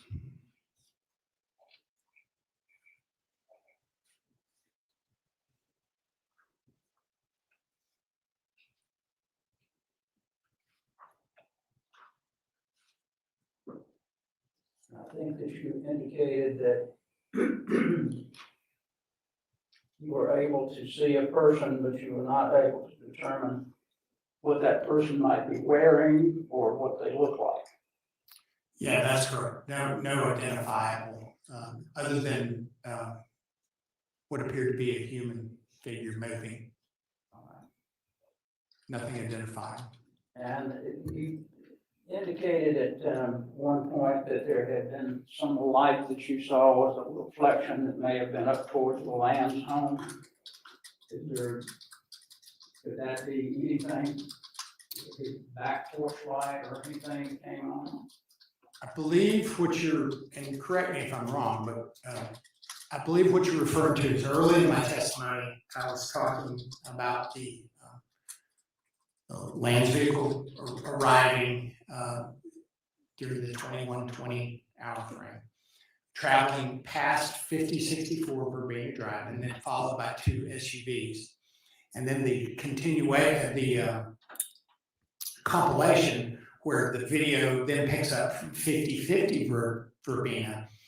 And I indicated that it's, you see light cast into a deeper area, right? And then about 8 seconds later, you begin to see the lighting for the vehicle, the first SUV that would have been behind the Lanz vehicle. And could that have been the Lanz vehicle pulling into 600 Delphine Boulevard? Yes. Could it have been someone at the intersection that turned and did a U-turn in the four-way stop because they sit right on the corner? Yes. I'm not excluding all other possibilities. So you're not saying, you don't know whether the Lanz vehicle or what you believe to be the Lanz vehicle pulled into their drive? I believe it to be the Lanz vehicle. I believe the timing is accurate for it to have been the Lanz vehicle's lights shining into the trees and landscape prior to that first SUV that would have been behind the Lanz vehicle only seconds earlier, captured on the earlier camera footage. So I believe it to be the Lanz vehicle. All right, thank you. Well, Nothing further, Judge. Thank you. Ada Green, any follow-up or redirect? Nothing further, thank you. All right, minutes be excused. Yes. Thank you, sir. The attorney's approach for me.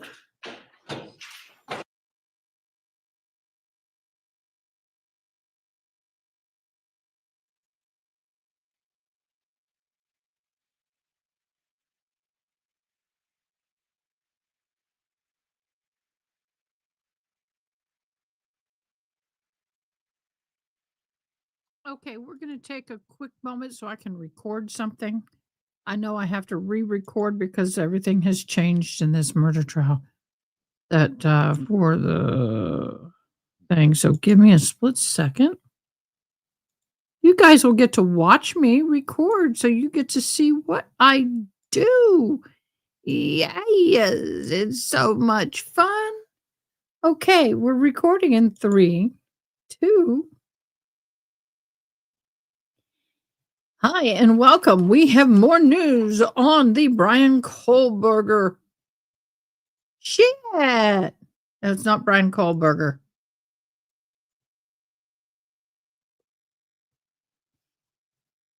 Breaking news in the Brian Walsh trial. We had courtroom drama today. Brian Walsh has just pled guilty on 2 counts. First count, unlawful conveyance of a human body, and the second count is misleading police during the investigation. But make no mistake.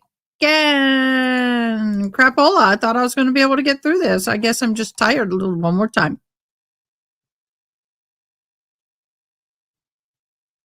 Breaking news in the Brian Walsh case today. Brian Walsh just pled guilty to 2 counts. First count of unlawful conveyance of a human body, and the second count is misleading police during an investigation. Make no mistake, the most serious charge still looms.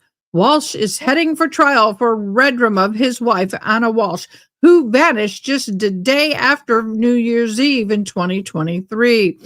Prosecutors. I just screwed up. Dagnabbit. Clear the sinuses one more time. Y'all get, hey, this is good. Y'all get to see how this stuff works. It's not easy. Hopefully last time. Breaking news in the Brian Walsh case.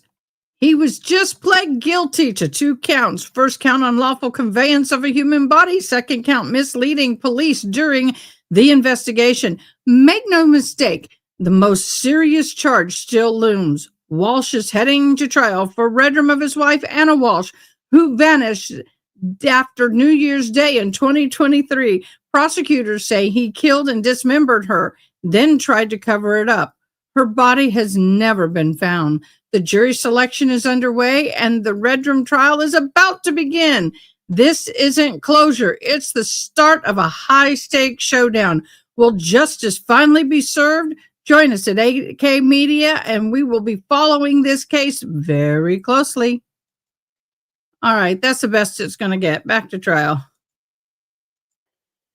Y'all, that is hard. Y'all have no idea how hard that is. Yeah, do okay, June? All right, state, you may call your next witness. This kind of state called Detective Ben Jackson. Just move, boo.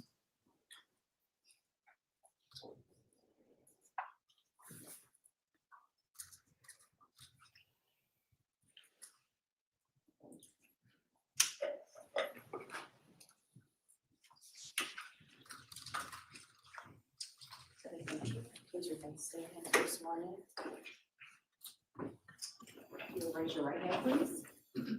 You do solemnly swear or affirm the testimony you're about to give the court on the issue now pending shall be the truth, the whole truth, and nothing but the truth, so help you God. Thank you. Please have a seat, and once seated, if you please state and spell your true and correct legal name for the record. Sergeant Ben Jackson, BenJackson. Thank you. You may proceed. Good morning. Good morning. If you'll please tell the court how you're employed. I am currently assigned to Crimes Against Persons Unit as the sergeant for the unit. And how long have you been with the Crimes Against Persons Unit? I was a detective in the Crimes Against Persons Unit for approximately 2 years before being promoted to sergeant, and then I've been reassigned to that unit as a sergeant since January of 2022. And just a clarification, which law enforcement agency? Cobb County Police Department. And prior to Crimes Against Persons, did you have previous law enforcement experience? Yes, I was originally post-certified in 2006. I worked for the Georgia Tech Police Department for 1 year, then left law enforcement, was in full-time ministry for about 5.5 years before coming to the Cobb County Police Department in December of 2012. So since 2012, you've been post-certified? Yes. Now, were you employed by the Cobb County Police Department in November of 2021? Yes, sir. At that time, I was a detective in the Crimes Against Persons Unit. So I want to jump to November 18, 2021. In what capacity did you work this case? I was assigned as the second to assist Detective Standard in the homicide investigation. Now, jumping in, at some point, did you interview Teresa and Scott Lanz? Yes, sir. We interviewed them at the office on, I believe it was November the 19th. Now, who is Teresa and Scott Lanz? They're the father and mother of the suspect, Matthew Lanz. Now, in the sequence of events, when did you interview them? It was later in the evening on the 19th, so it was after we identified him as the suspect before we executed the search warrant in Athens, Georgia. Now, how did the Lanz, Teresa and Scott Lanz get to the headquarters? If you remember. I don't recall. But at some point they were at headquarters? Yes, sir. All right. And who interviewed them? Detective Standard and I interviewed them at the office. Now, at this time, the state's gonna move to enforce Mark State's Exhibit 466 as it's a part of stipulation number 8, and I can read that into the record. Yes, please. In full, stipulation number 8, statements of Scott and Teresa Lanz captured on Officer R. Jones' body camera contained in State's Exhibit 460, and from their formal interview with Detectives Zachary Stanner and Ben Jackson contained in State's Exhibit 466 are admissible. Defendant Matthew Lanz is waiving his right to confrontation regarding the statements made by Scott and Teresa Lanz, his parents. So at this time, I think it's a good time to take credit. Okay, let me just get on the record. Attorney Barry, any objection? No, Judge. Okay. As stipulated in stipulation number 8, State's following this very closely. So everyone will be back at 1:30 p.m. Courtroom will be open about 1:15. Just want to remind everybody that chewing gum is prohibited in the courtroom. Following this case very closely. There should be no chewing gum in the courtroom during the course of the proceedings. Everyone enjoy lunch, and I'll see you all back at 1:30. Join us at AK Media. We will be following this case very closely.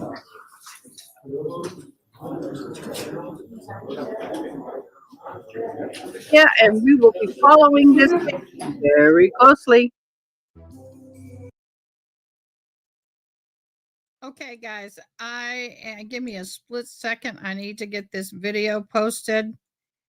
And then we're going to do some deep diving. I've got multiple things that we're going to be talking about, multiple things that we're going to be covering. So I cannot wait. Let me get this done. This people, y'all, I mean, very closely. Okay. Very closely.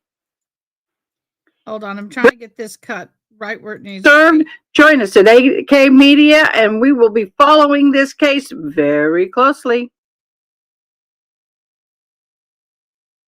All right. There it is. So what we're doing is I am creating a short for YouTube. So my fabulous Maud, she just loves it when I do my shorts and stories. I'm learning, y'all. We will be following this case very closely.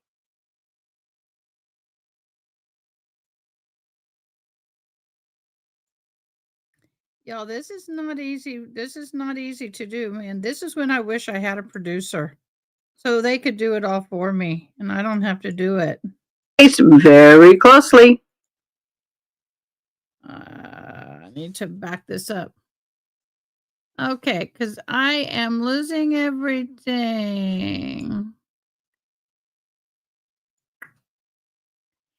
So we're gonna be talking about this, and of course, everybody and their brother is going to be talking about this.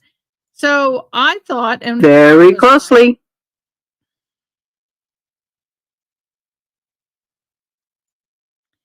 I and everybody thought that he originally he was going to be Walsh was going to be pleading to everything. Well, he did not. He did not plead to everything. This is a huge strategy. And it's either it's going to pay off or it's not. But let me tell you, I don't think I have personally ever seen this. Give me a split second while I type this up very closely. So what's disappearing is Walsh. Do you know what? I'm going to show you what I'm going through just so y'all can get an idea of what it takes to do this, because it ain't easy. No, it ain't easy. Okay, so let me embiggen this. So watch what happens when I play it. Everything doesn't end the same. Just finally be served. Join us at AK Media, and we will be following this case very closely. See how that disappears? So I've got to try and get all these little bars down here to match up perfectly. And I've tried to select all, and I'm not the best at this. Like I said, I am learning as I go. And we will be following this case very closely. There we go. That's what we need. So now I'm going to, what was that? That's not what I want. Finally be served. Join us at AK Media, and we will be following this case very closely. All right. Hopefully it doesn't do that, but we'll see. Okay, so we are in a lunch break, and I got a lot to share with you guys, a ton to share with you guys. Yes, please leave your DNA, and also you guys, please love on our mods. I mean, y'all love on them. They do a lot of hard work for all of us. June, can you pop up the banner with the coffee chat? Buy your mods a cup of coffee. They would greatly appreciate that. I appreciate that. Hello there. Flores, hello. How are you? Hold on.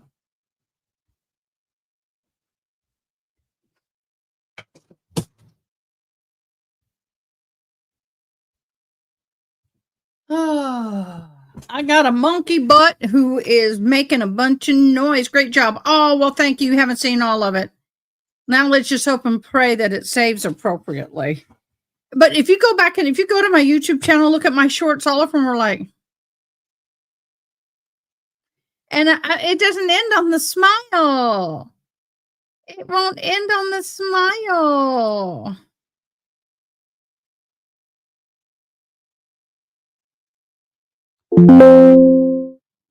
Oh, that's not what I want. Do what I want.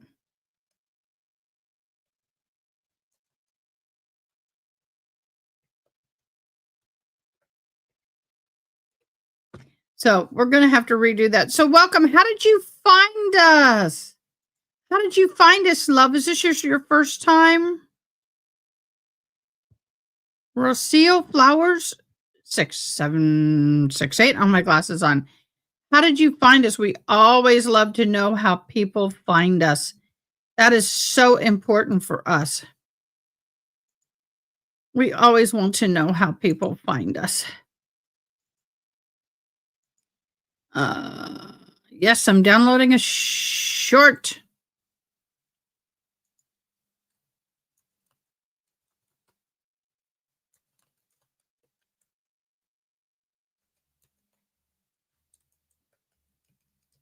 So we're going to go through this. We're also going to go through a couple other things we got going on until they come back from lunch. Next. Public. And I'm going to wait for them to publish. Okay. So I've got some things here for us. I'm going to go over it in just a second. It should have been there. Why is it not there? Right there, June. There it is. Y'all go love on these mods. They work hard. They work really, really hard for y'all. They really, really do. So, love on the mods. That's all I got to say. Okay, here we go.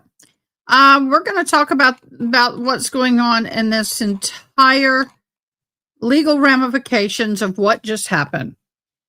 The Red Room charge does remain active, but not pleading guilty, Walsh forces the state to prove the case beyond a reasonable doubt at trial big time. If the conviction of Red Room mandatory life in prison without the possibility of parole is in Massachusetts, that is what he will get if found guilty. If only convicted of the lesser, he faces significant prison time, but not life without parole. No plea deal on the red room. His guilty plea is on the lesser charges. Don't reduce the red room charge in any way, shape, or form. They simply resolved those courts. Oh, come on. Okay. Sorry. Let me check something.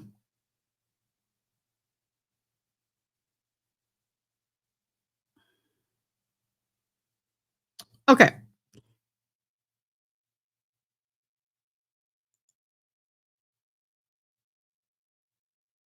All right. Sorry. My video's alerting me. So what happens is that this just resolves those counts, preventing them from being contested at trial. The court must impel the jury to proceed with evidence presented for the red room count.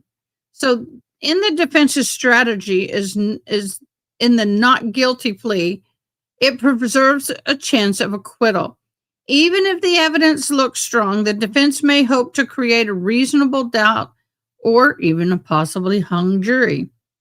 For example, no body was recovered. It's all circumstantial evidence. This limits the scope of the trial. By pleading guilty to the lesser charges, the defense avoids wasting jury's time on issues that are clearly probable, like misleading the police. This narrows the trial to red room charge alone. Presidential jury and sympathy admitting guilt on the lesser charges can make the defendant appear more cooperative or even honest, possibly softening the juror's perception. The appeal leverage is big. If the convicted of red room, he can appeal. A guilty plea waives that right.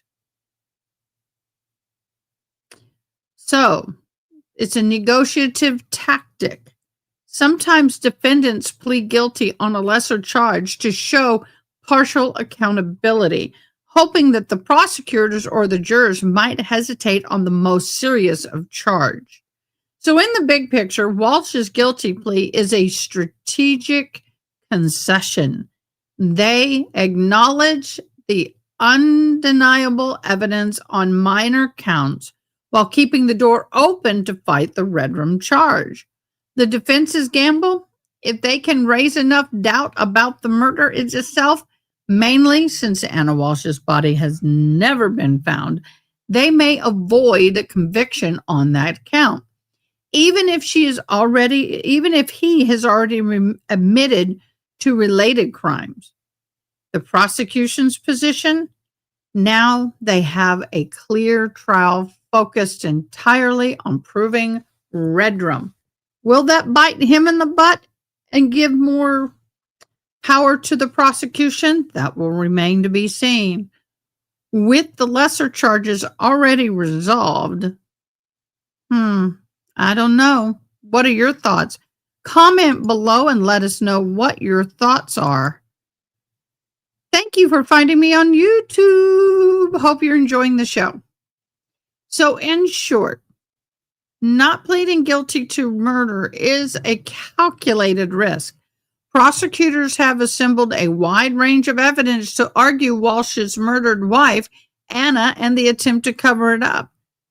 The internet searches, investigators uncovered binders of disturbing searches Walsh allegedly made before and after Anna's disappearance, including inquiries about dismembering and disposing of a body. Physical evidence? Well, they have a little bit. They have a rug from Walsh's home that was found in the dumpster near his mother's house, along with the saw and bone fragments, So, Mama Dearie may be an accessory, in my humble opinion, looking at where the rug was, looking at her behavior. I wonder if the DA is looking at her next. DNA traces linked to Anna were discovered on items recovered from the trash disposal site.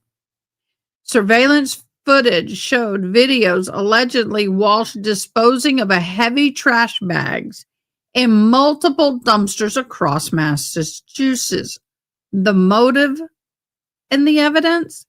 Prosecution claims Walsh discovered Anna was having an affair and feared federal prison time for unrelated fraud charges, giving him motive. Witnesses' testimony, friends and associates are expected to testify. Anna's plans, her relationship with Walsh, and inconsistencies in his statements.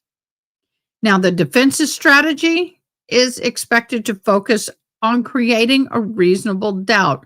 Nobody recovered. They will emphasize that Anna's remains have never been found, arguing that the state cannot conclusively prove murder. Circumstantial evidence. They may argue the search and items found are suspicious, but not definitive proof of a homicide. Alternate explanations may be that the defense is filing suggests that they may hint at a third-party culprit. Mommy dearest, maybe?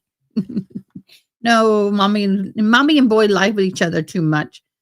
But the theories or argue that Anna's left voluntarily. Now, that is it. It is known that she left voluntarily, supposedly, but what's not known is what happened after she left. Now, in the pretrial motions, they sought to move the trial out of Norfolk County due to media coverage, aiming to reduce the jury bias. The legal ramifications of pleading guilty to a lesser charge. Walsh removed uncontested evidence from trial, narrowing the focus to murder. This strategy may make him appear partially accountable, but it also preserves his chance of acquittal on the murder charge. If convicted on murder, he faces mandatory life in prison without the possibility of parole. If acquitted, he still serves time for the lesser charges, up to 10 years for misleading the police and up to 3 years for unlawful disposal. Y'all!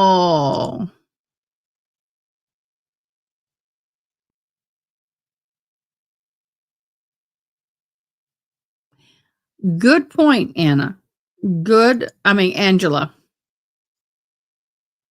Let me get this stuff taken care of. Good point, Angela. So, in my humble opinion, okay, he pled guilty on count 2 and 3. He is guilty of count 1.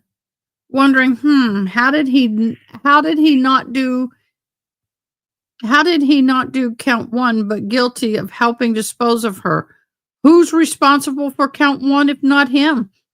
If I was him, I would be singing in the rain, just singing the killer's name. Oh, yes, I would be doing that. I would be singing the name of the person. I really would be. I would be all over it. All over that one, y'all.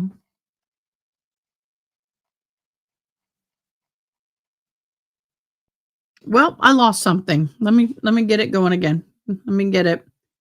I had something done for y'all. We have some stuff going on in the Karen Reed trial. In Karen Reed land, I know some of us are just dying to get off of the Karen Reed boat. I'm not against you on that one, y'all. I'm really not. I get it, but at the same time, this is getting deeper and deeper and deeper and deeper and deeper. Karen Reed is, where is it? I got too many things up and running because I've been bouncing back and forth. There we go. There we go. We've got new filings in the Karen Reed case.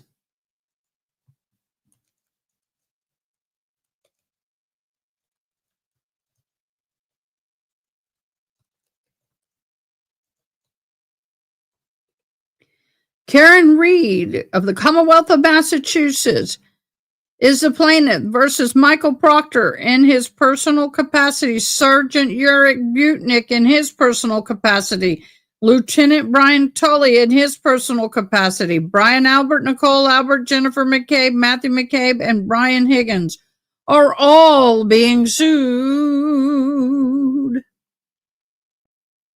by Karen Reed. Now, I am not going to sit here and read all 46 pages of this, but I will break it down for you. How about that? Can I do that? Would you like for me to break it down for you? Because I can. And I am. Right about now. Okay. Now,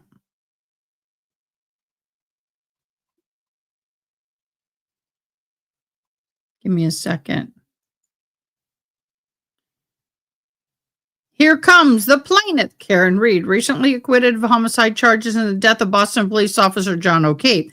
The defendants are individual law enforcement officers, Proctor, Butnick, Tully, private parties, Brian, Nicole, Albert, Jennifer, Matthew McCabe, and Brian Higgins, with the intent to add the Massachusetts State Police in the town of Canton after statutory imprisonment. Wow. So, related in the case is the estate of John O'Keefe, Reed et al. Wrongful death action. The plaintiff intends to consolidate for the discovery or trial effects and commentary. This is a civil right and a tort action filed after the acquittal. It is strategically timed. Reed is leveraging her acquittal and the disciplinary findings against Trooper Proctor to shift liability onto the law enforcement and private parties. Now, remember, she's being sued by O'Keefe family. This is a game of chess. She is shifting the blame.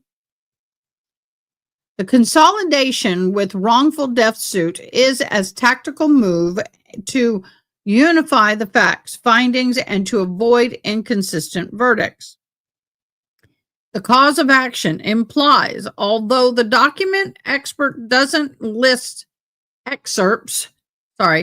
does not list counts yet. The allegations are supportive of federal civil rights claim of 42 U.S.C. 1983, malicious prosecution, fabrication of evidence, denial of due process, Massachusetts Civil Rights Act, MGL, lower C 12, 11, interference with the rights through threats, intimidation, or coercion. The state tort claims malicious prosecution, abuse of process, intentional infliction of emotional distress, civil conspiracy, constitutional violations of the Fourth Amendment, 14th Amendment, which is due process, the Fourth Amendment, which is seizure and arrest, unlawful seizure and arrest. The 14th Amendment is due process and equal protection, I believe. The complainant is carefully drafted to hit both federal and state liability hooks. By naming the officers in their personal capacity, Reed avoids the sovereign immunity barrier. By adding MSP and Town of Canton later, she invokes a Massachusetts tort claim act procedures. So the allegations and alternative theory of death. O'Keefe died inside the Alberts home after an altercation and dog attack, not from being struck by Reed's SUV to cover up. And the conspiracy in the house, defendants allegedly staged the body outside, Google how long to die in cold, and coordinated the false stories. The police bias and misconduct. Proctor's friendship with Albert created a conflict of interest. Failure to search the house, seize phones, examine the dog, collect forensic evidence, all of that, along with secret communication leaks, promises of gifts, the fabrication and planting of evidence, derogatory, biased text showing intent to frame Reed. The institutional failure. Superiors condoned the misconduct. The MSPD, Massachusetts State Police, culture of protecting their own. The outcome? Reed was acquitted. Proctor was fired. MSP officers were disciplined, but no justice for John O'Keefe or for Reed. These allegations are explosive. They combine factual narrative, dog bite, head wound inconsistencies with vehicle strike, with the corruption claim that Proctor's text covered up. The complainant is written not just for the court, but also for the court of public opinion. It reads kind of like a dramatic expose. So what are the legal strengths of the acquittal and disciplinary findings? Well, Reed's acquittal and Proctor's firing provide strong factual foundation. Documentation bias. Proctor's texts are direct evidence of aimants and intent to frame. Medical evidence. The autopsy findings are inconsistent with a vehicular strike, bolster alternative theory. Civil rights angle. Fabrication of evidence, malicious prosecution are well recognized in the State versus 1983 claims. So what are the legal challenges and the causation? Reed must prove defendant misconduct directly caused her prosecution damages. Immunity defense, qualified immunity for officers, sovereign immunity for MSP Town of Canton, limited by the MTC. Proof of conspiracy, allegations of staged and cover-up require corroboration beyond circumstantial evidence. The paralleling of wrongful death case estate of John O'Keefe may argue Reed is still civilly liable, complicating the jury's perception. Oh, I got storm notices going off, y'all. So the strategic and narrative elements, the complainant is story-driven. It paints a vivid picture of corruption, bias, and betrayal. It positions Reed as both wrongfully accused and seeking justice for O'Keefe, reframing her from suspect to advocate. It leverages the community outrage and the media cover to pressure the institutions. So, likely litigations and path motions to dismiss. Defendant will argue immunity, lack of causation, and insufficiency of pleadings. Discovery battles. Well, the phone text, MSPD, internal communication, forensic evidence from Albert's house, public trial strategy. This case will be litigated in the press as much as it will be in the court. The settlement pressure, given the reputational damages to MSP. Settlement is possible, but House defendants may resist. In conclusion, this complaint is not a routine civil filing by any stretch of the imagination. It is scorched earth. It's a scorched earth litigation strategy. Reed is using her acquittal as a springboard to expose alleged corruption, reframe the narrative, and seek damages for their reputational, emotional, and constitutional harm.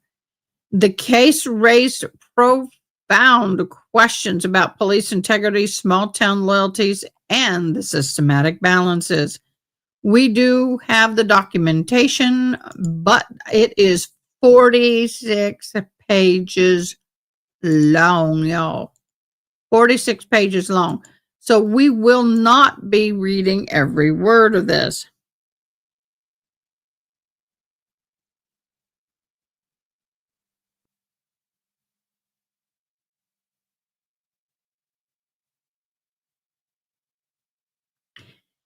Yeah, there's a lot of lawsuits against Turtle Boy too, but we're not going to get into that today. This is not about Turtle Boy Day. But this is a very intense read, and it was filed on 11/17/25 at 3:34 p.m. in Bristol Superior Court, in Bristol docket number blah blah blah blah. So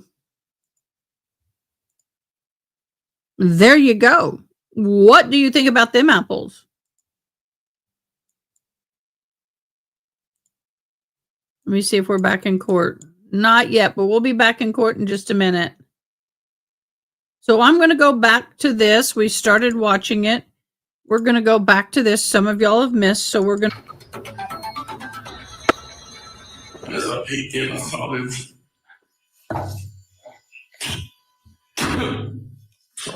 Take your time. Take your time. I saw that they weren't okay. And when I saw that, I'd already kind of got into cop mode. In Georgia, we got the testimony resuming in the murder trial for defendant Matthew Lanz. This guy's accused of shooting and killing Justin and Amber Hicks inside of their brand new home. Court's going to resume at 9 a.m. Eastern time. My friends, we're going to go in there live together when things kick off. In Massachusetts, we've got a motions hearing scheduled for Lindsay Clancy today. Remember her? This is happening at 10 a.m. Eastern time. She is the mother accused of strangling to death her 3 young sons. And in Colorado, we've got sentencing for Darren Thrailkill set for today at 3 p.m. Eastern. This guy convicted of killing his girlfriend's 6-year-old son, Martin. He's facing a mandatory life sentence without the possibility. I am really tired of all these children being unalived. Can we get off of unaliving children for a little bit? Of parole. Right now, let's take you to your top story on this Tuesday morning, the murder trial of Brian Walsh. Jury selection beginning this morning for the accused killer. Prosecutors say that he murdered and dismembered his wife, Anna. Now, her body has never been found, and we do know that he's got support from his mommy, Diane, who was in court on Monday during his final pretrial hearing. Diane Walsh, you see right there, looks a lot like her son, doesn't she? She allegedly hired a private investigator to look into Brian's wife, Anna, the mother of her grandchildren. So she could become a case witness. Prosecutors say they plan to introduce evidence as proof that Brian suspected his wife was having an affair. We've heard talk about this, but apparently he must have talked about it with mom, right? Well, his defense team argues that he had no knowledge that his mother had hired the private investigator, and the attorneys argued about some text messages too. Take a listen. Why are they seeking to put this text message history in? They're putting it in because they want to wave it around and say she was having an affair and he knew and he killed her. That's what they want to do. And I think if there was actual evidence or proof, other than speculation, that he had seen these messages, was angry about them, we'd be in a different posture. But that is not the case. And so why are they trying to put them in? And hearsay, her messages, her statements are hearsay. So what other purpose is it coming in for? More to follow on this as to individual text messages, and I want you to be focused on whether or not they are being offered for the truth of the matter asserted, and if they are, what your positions are, and see if you can make some headway on this. So the opening statements are set to kick off on December 1st. So they're going to pick the jury and then enjoy the Thanksgiving holiday, and then it's time to get down to business. So let's talk a bit about the trial and the relationship between Brian Walsh and his mom, Diane. Let's bring in our guest in the studio with me. I have attorney Lisa Bonner, and joining me remotely, attorney Rick Grundy. Great to have you both on this Tuesday. So let's start with mom and son. Lisa, what do you make of this relationship? It's a very interesting mommy-son relationship. And the mother is doing the mama bear thing. She is jumping in to protect her son. And she apparently, it looks like they did speak, right? And it looks like he was confiding in his mother, which is a little odd because if you talk to most men, they don't really talk to their mother about their marital issues. So that just also, had a very strange, lends itself to a very strange dynamic between them. And she went in and started doing what mama bears do. And let me help you. Let me get into this and see if I can uncover something. And she took it upon herself, allegedly, to hire an investigator to look into this, which is a little odd. Right, Lisa. Very odd. And so let's talk about how the prosecutors may use mommy as the witness. Rick Grundy, you happen to have served in this county where this trial is taking place as the head of the homicide unit. So talk to me here. What do you think about mom? Are you calling her if it's your case?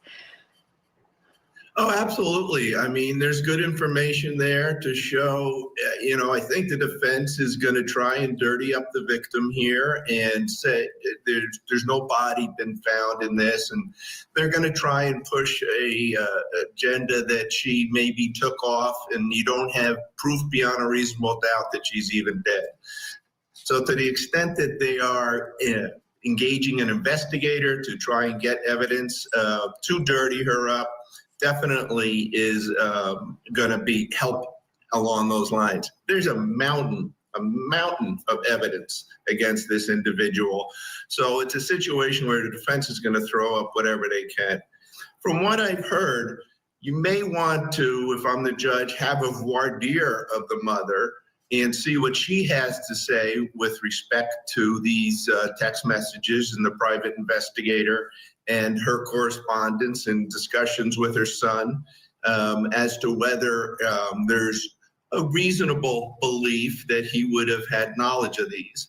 That is a bridge that they're going to have to cross, I think, to get this evidence in. But I got to tell you, don't get distracted as the prosecution, because again, they're going to be reaching for the fruit at the outer edge of the limbs here because they have a very strong case against them. Oh, I'm so glad to hear you say that, Rick. Lisa, tell me, do you agree in terms of the evidence against Mr. Brian Walsh? I do. Apparently, they found a hacksaw with bone fragments.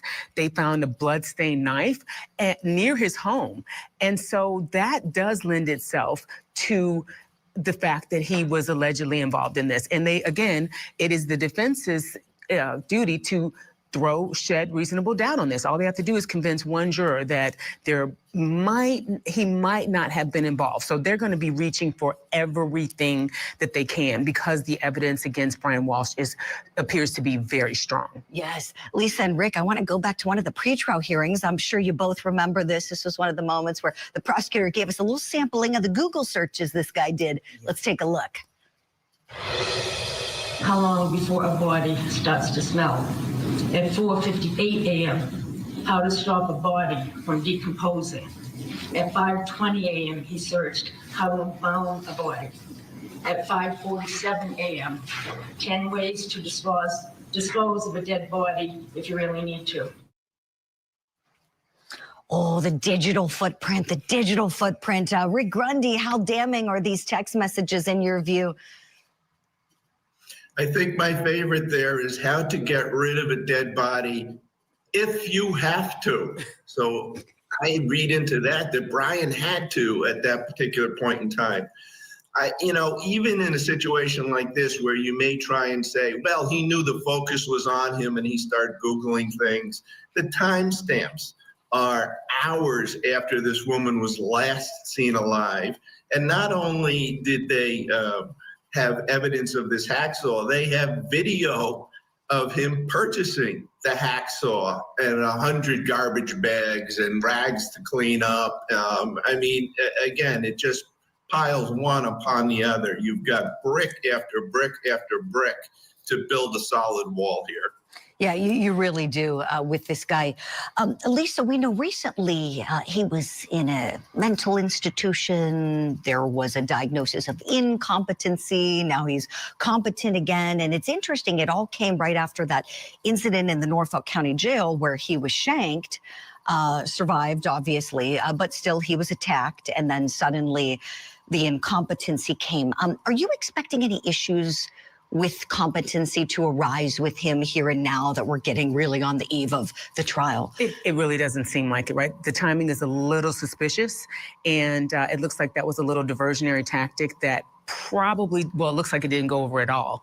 And so I don't think that there's much of a challenge there because this is something that probably would have come up earlier in the case in terms of his fitness to stand trial. So it looked a little suspicious with respect to the time, and he was given it looks like he was given a pretty extensive examination and he was found fit to stand trial. So I don't think there's going to be much that they can go on. Again, they're trying everything that they can. Let's not also forget there was a video of him allegedly, or someone disposing of large garbage bags around the time of that. So as Brian, excuse me, as the, Rick, he mentioned, yes. Rick, sorry, Yes. Rick mentioned that there is a mound of evidence that is, that has appeared for him. And so they've got a pretty tall order to try and overcome. Yeah, all this evidence about the conduct after the fact. Rick Grundy, having been a prosecutor, served in that role for many years. There are some people, his defense team being some of those people, say, oh, well, we don't have on his body, so look out. What case do we have? What do you say to that, Rick?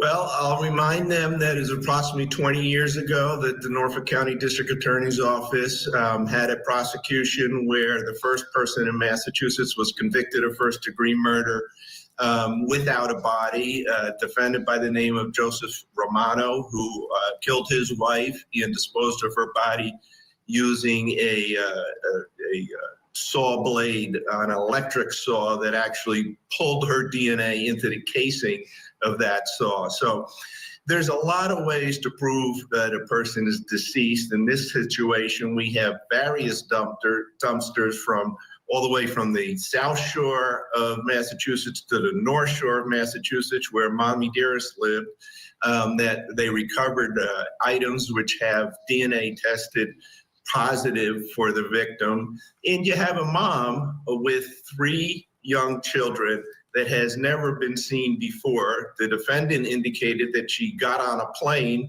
There's no record of that plane. Again, it's thrown up in the air, but it's just, there's nowhere to land. The attorney in this is Larry Tipton, is a very experienced in it. And I think, remember, there's a difference between competency and not guilty by insanity. And he's made a decision not to go the way of not guilty by insanity because he appreciates the fact that there's planning and lots of evidence of it. And that's just a way to put something forth in a trial when there's nowhere else to go. They're going to try and go somewhere else. Yeah, definitely. A really great insight. We have to leave it there for the moment, and we have to let you get off to court. You've got cases to win. Rick Grundy, thank you so much. Friends at home, stay with us. We're going to hit a break. When we come back, here's what's next for you on Opening Statement. I want to begin by expressing my deepest sympathies to the family and loved ones of Maria Florinda Rios Perez. We have determined that Kurt Anderson's actions do not fall within the legal protections provided by the Indiana Stand Your Ground law. An Indiana homeowner accused of shooting a cleaning lady who went to the wrong house. So how strong is this stand your ground defense? We'll talk about it. Plus, we're talking about the alleged lip filler child killer case and the ideal jurors for her up. Whether or not his previous criminal history. Okay, we're going to get off of that. Oh, Lord have mercy, y'all.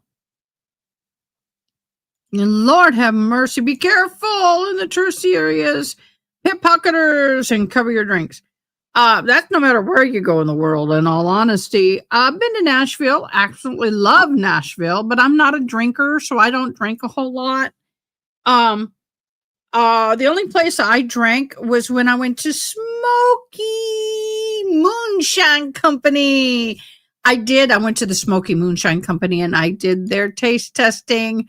Oh, y'all, it was so good. But they were using the little communion cups like you see in churches for their little taste testing. And there was one that I think it was 64 proof or something like that. Oh, just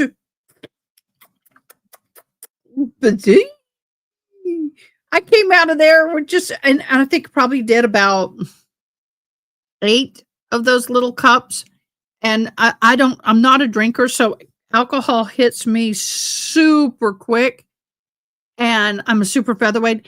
And the funny thing is, oh my God, y'all, I was doing okay until I hit that last 64 proof or whatever it was. And, oh my gosh. My daughter said, Mama, your ears are red. Your face is flushed. Are you okay? And I'm like, yeah, I'm fine. I don't get tipsy very often because I don't drink enough. And alcohol usually knocks me out. And so we were up and moving, so it didn't knock me out, but I was feeling warm and cozy. Was I drunk? Nope. But would I have driven? I won't drive if I even have a sip of alcohol. I don't drive. I don't care. I don't drive. But we walked around for a while. Lasted 10 minutes, so I wasn't really that crazy. But hey there, Karate Cat Mom. Hi everybody. Hello, it's Brute. Hi everybody. Thanks for hopping in. So long story short, it counts for any drink. People can be sketchy. Yes, but when you go into the Smoky Moonshine shop itself and you are at it's like a little bar, and then they line up the shots, the little bitty shots. Yeah, so, and it's served by employees. It's safe. But would I go to a bar? Go online to Amazon. You can get drink covers that are really cool that you can put on your drink, and it has a straw, and you can, but be careful. People can drip stuff down in the straw. Kid you not? If you have bought our mods a cup of coffee, please make sure to put I tip in the comments. I will give you entries into a drawing. Please bless my mods. We do not get a lot of super chats. We do not get a lot of financial support on this channel, which is fine. I mean, we'd love it, but I understand it's tough for everybody out there. But you know what? I would like for my mods to get blessed every once in a while because they work very hard. So please bless my mods today. Today is a mod blessing day. Yes, the tastings are safe. And I do have their stuff in my home. In my kitchen. I was going to say in my office, but that's changed. I do love my cherries that are soaked in alcohol. Moonshine cherries are a good thing. Put them on a cup, put those on some ice cream on a cold night and you want some ice cream, but you need some warmth at the same time. Ooh, that good, y'all. That good, y'all. Like I said, I will be having some of that moonshine come New Year's Eve. We are going to be having a New Year's Eve party. I had one last month. We will be doing it again.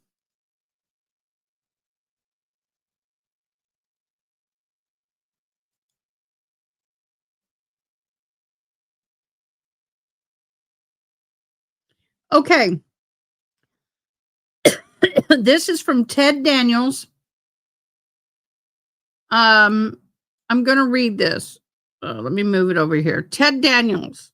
And Ted Daniels News. I have reached out to the lawyers of McCabe, Alberts, O'Keefe, and Higgins about Karen Reed's new lawsuit and the proposed claims against her. I'll let you know when and if I hear back.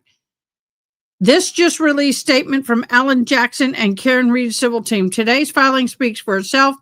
It is meticulously documented civil action grounds in evidence, law, and constitution. For more than 3 years, Karen Reed was dragged through the baseless criminal prosecution engineered by individuals who abused their authority, manipulated the investigation process, and trampled her rights.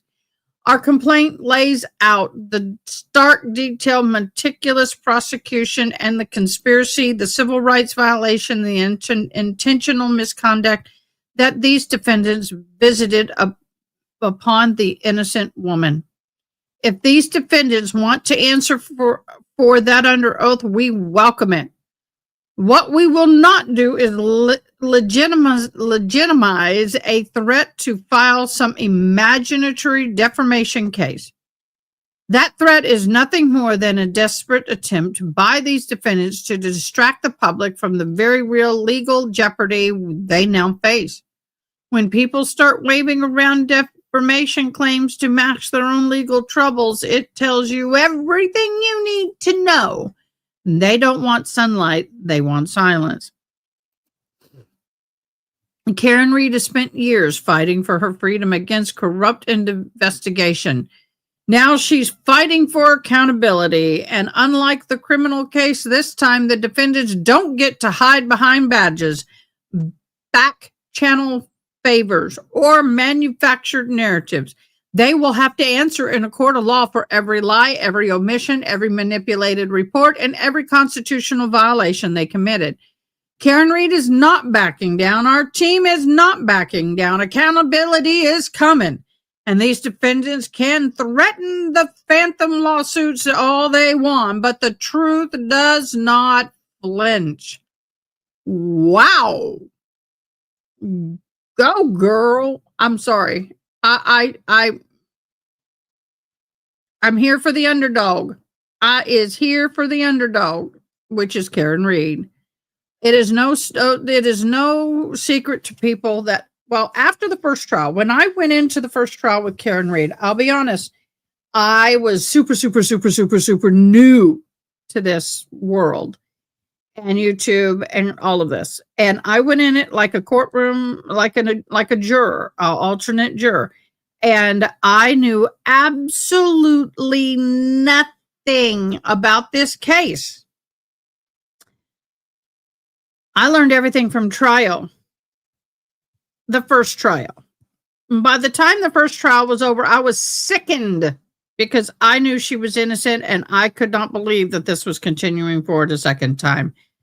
I am sure that poor Karen Reed and her and John O'Keefe had some relationship struggles. All relationships have them. But in my humble opinion, she deserves to fight for whatever legally right that she has, that she can get, because in my humble opinion, she will, and being someone who has gone through years in trial mode, as I call it, and you're not the one who's convicted, you can never get those years back. You can never get that time back. You can get the money back, but you can't get the time. And you can't get some of the lost relationships. So anyway, the old smoky salted caramel moonshine is wonderful. Yes, but have you had the pecan? I'm not a pecan person, but man, that pecan is good. Banana pudding's good. Orange cream soda's okay. I'm not a big orange person. So anyway, yes. Some very good moonshine and very good stuff. We are still waiting for trial. It's supposed to be 1:30, so that's 12:30 our time. We got about a 15-minute window.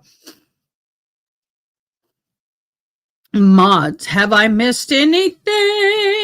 Mods. Mod. I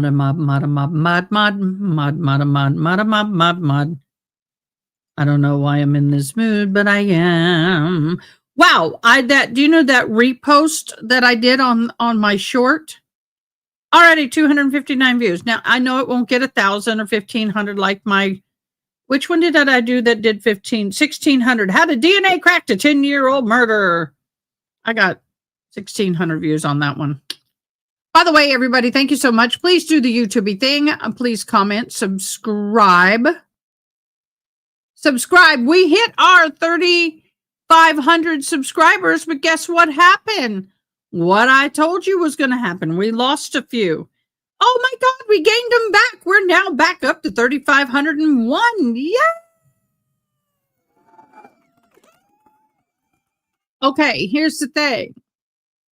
Believe it or not, people will subscribe to a channel and think they're still subscribed, and they're not. So go back and look at your channel and make sure you're subscribed. Now, here's the next thing. We are going to be launching some members only shorts. We're going to be launching some members only posts. We're going to be launching more members only stuff starting in January. Now that I've learned how to do this, y'all have no idea. It's a lot of work and I absolutely enjoy it. I really do. But we're going to start launching membership stuff and more member content. So if you want to have access to all that stuff, you know what you got to do? Right next to the comment little space where you do comments, you'll see a smiley face, a $sign, a plus sign. Go to the $sign where you do your super chats. You know how to do super chats? You can leave a dollar, go to the $sign and do your super chats. Well, right there is also memberships. Please, please, please, please, please go and become a member. Hey, happy cheers. Okay, sorry. Somebody sent me something important. I am going, where was I going? Where was I going? Talking about memberships. I can't remember now. Yay! Angela, Turtle Mom, has been a member for 3 months. Oh, thank you so much.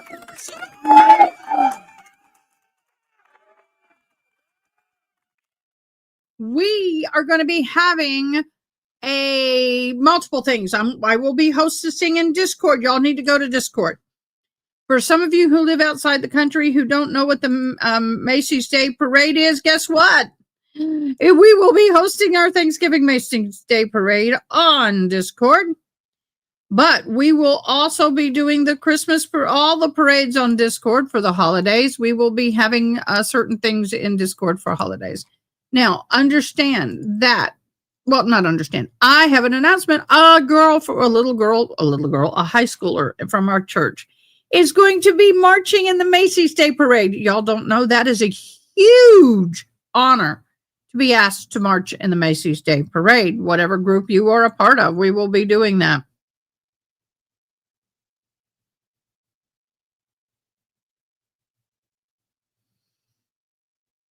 Okay, June, what? The latest videos viewed, prosecution crushes defense before lunch? Are these mine that you're talking about, the top videos?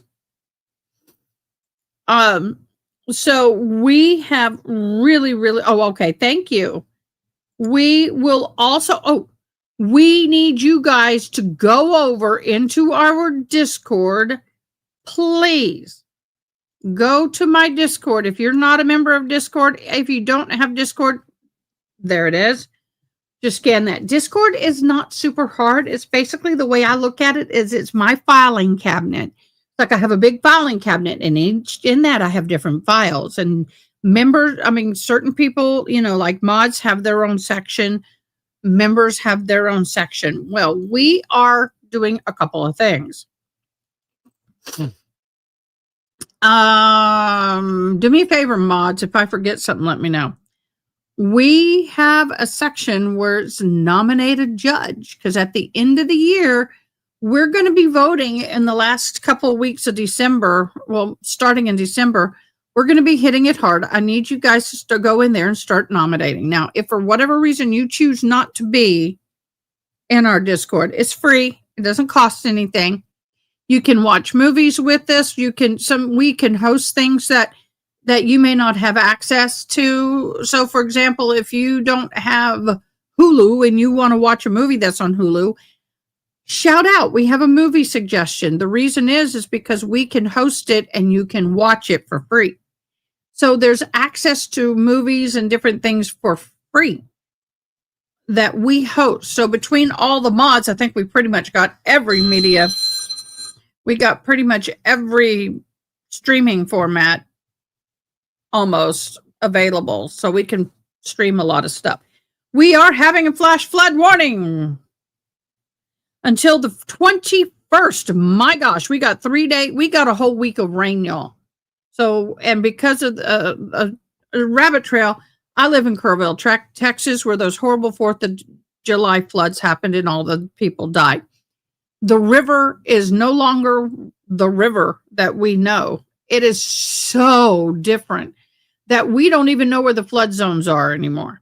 It's that changed. Places that used to be water are now dry. Places that were creek beds are now very deep and thick. The river is no longer the river we knew. So now that we're starting to get into rain, nobody knows where the flood zones are. So we're going to be very on edge around here for the next week or two. Okay, back over here. So go back to Discord and nominate a judge of the year, because we will be sending a nice certificate or a little statue or something to whoever wins judge of the year. You will be the ones voting. Okay? You will be the ones voting.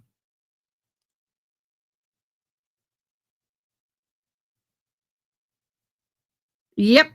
It's going to get nasty, y'all. When we are in bad weather, I will put up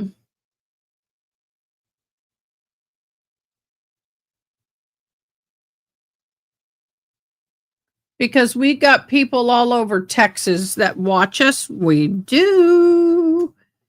Here we go. This is what I'll be putting up. Right now, we don't have any rain forecasted. We don't have anything popping right now, but it is. So I do have that up and going. So if I see something, I'll be popping it up. Don't worry. I got everybody covered, booze.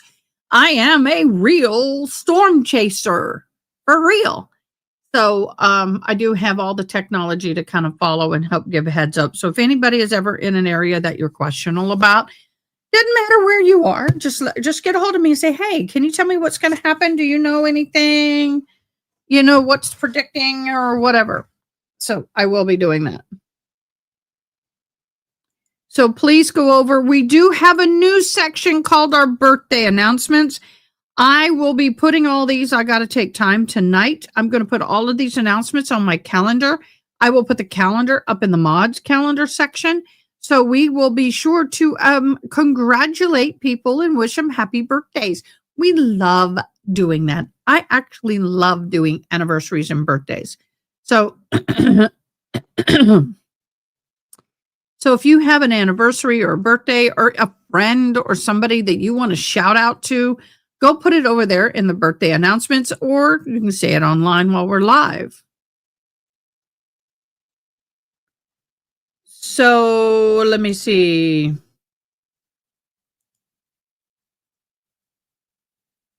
What do you mean your count just shot?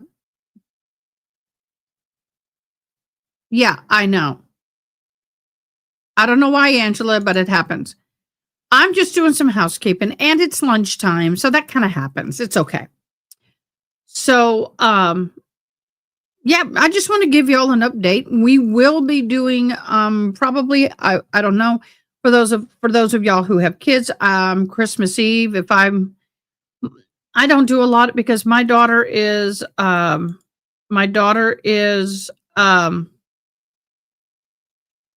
normally with her fiance's family, Christmas Eve, because they have younger children, and that's fine. So Christmas Eve, I will come on, maybe we'll put on some Christmas music, Christmas stuff in Discord. Would love to be able to interpret Christmas music for you guys. So I wish I could find Christmas music that I can't get knocked down for, and interpret it, but we will be live. I will be live on Christmas Eve at some point, maybe showing where Santa is. Maybe we'll do a sleigh watch. I don't know. So just stay tuned. We're going to be doing some things. We'll be doing some things. All right. Okay. Well, we are still waiting for court. They're supposed to be back in 5 minutes. So if you have not had your morning stretch break, get up, stretch, move around, and shake that booty.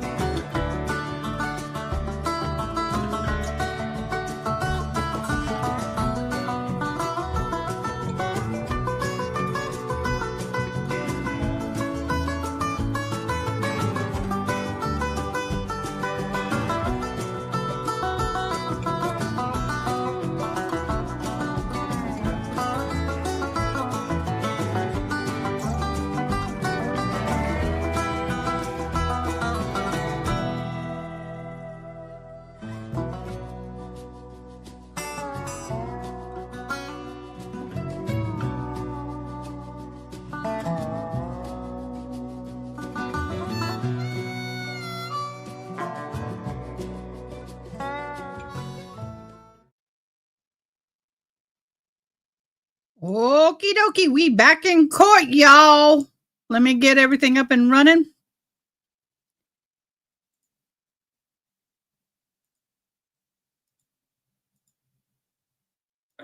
Break, I had admitted.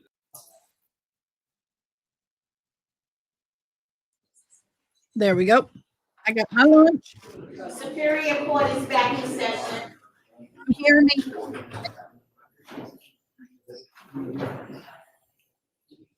Thank you. Everyone, please be seated for me.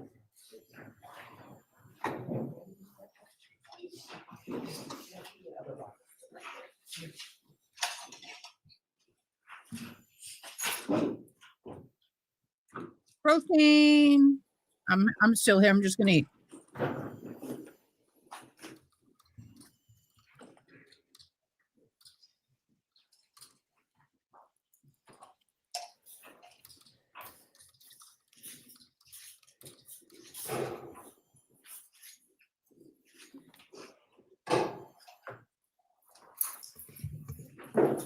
Good afternoon, everyone. Again, I am Judge Sonia Brown, the presiding judge for this criminal jury trial for the state of Georgia versus Matthew Scott Lanz, case number 22-900-922. Again, present in the open courtroom of the court, the clerk, the court reporter, Mr. Lanz is represented by Attorney Jimmy Berry, and the state is represented by Assistant District Attorneys Green and Horowitz. Anything we need to put on the record before we proceed? Just one thing, Judge, after this witness, they're going to put up a witness, he took swabs, I think it was you that took swabs. When the state finishes, there's about a 5-minute video that I have not seen. Okay. If we could take 5 minutes and let me view that to see if we can consent to it. Sure, of course, Thank of you. course. Anything else? No, Judge. All right, you may proceed, Attorney Horowitz. And Judge, right before the break, I had admitted State's Exhibit 466, which is the interview with Scott and Teresa Lanz. So I would ask the public at this time. You may. And then I'm ready. Do you all need the lights turned? No. Okay. And before, Detective, you're still under oath, before I press play on this, for the record, can you just indicate what the date is of this interview and time? It's November the 19th, 2021 at 9:12 p.m. And for the record, who is in this video before it starts playing? That's Matthew Lanz's parents, Scott and Teresa Lanz. Who's on the right, who's on the left? Teresa's on the left and Scott is on the right.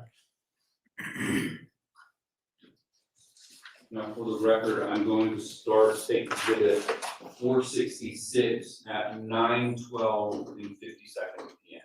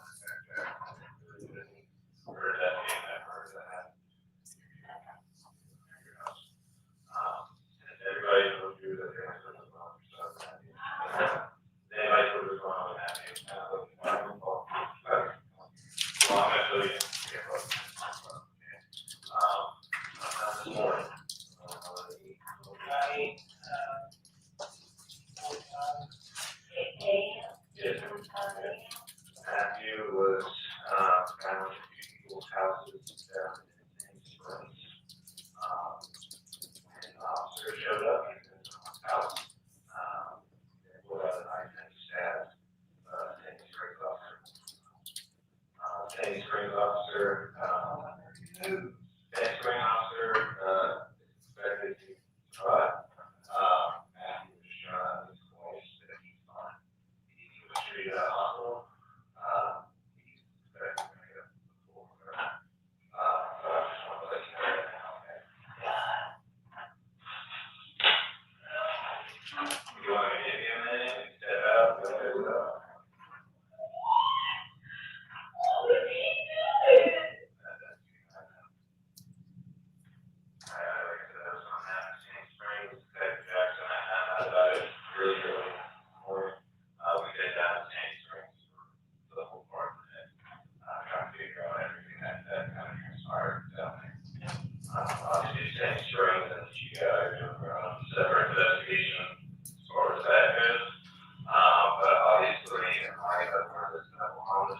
weapon, and that he seen in someone's home with a weapon, and heard from the police officer, it obviously raised our suspicion that makes us want to figure it out.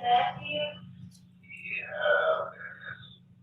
He had ID on him, his name. Yeah, exactly. We heard the body came and all that stuff. He was in someone's house, more than one house down there in St. Springs. We showed up to try to talk to him, and he put that knife and stabbed off his back and back to her head. He has to be honest. Well, we saw him around the house. We went down there and meet the St. Springs detectives to try to figure out what was going on in my head. Sorry. I cannot.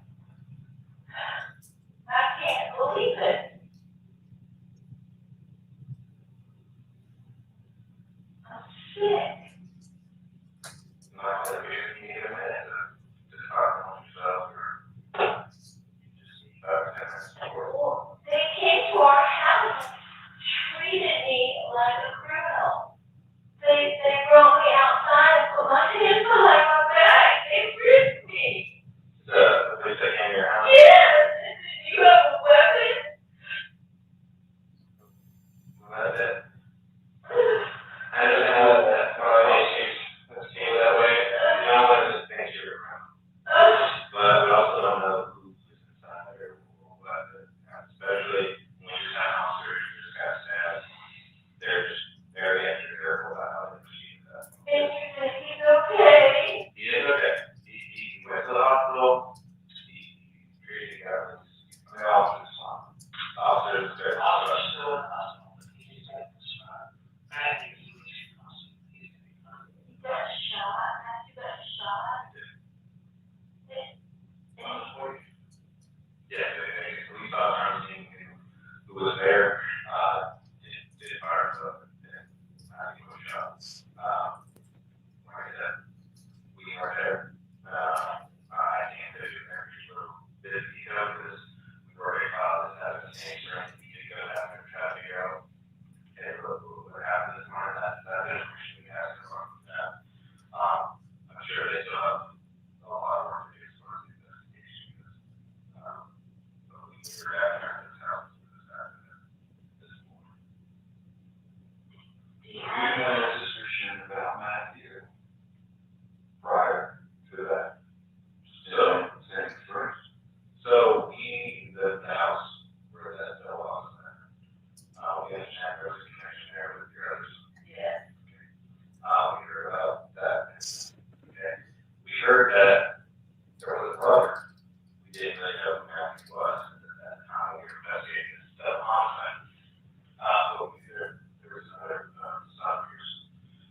And then this morning we got a call that one of the things we found out who Matthew was and where he lived in relation to his homicide.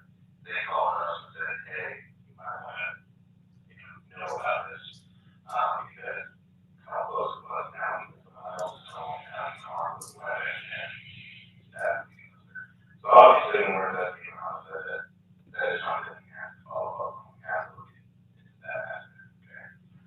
So that's how Detective Jackson and I ended up having How could he be mentally disturbed? He's been seeing a psychiatrist since the thing that happened with Austin. We were concerned they were so close. And we went together at first. And honestly, we've never met. I've never met Matthew. I've never had any communication with Matthew prior. I knew nothing about who Matthew was, what his life to this point. I guess it's still that. I never even knew anything about whatever happened at that house with your other son previously until yesterday. Literally, this is the first time I had this conversation to me. So that's why, obviously, we're here. Another thing that concerned us was that the firearm that we had, and I guess from what we're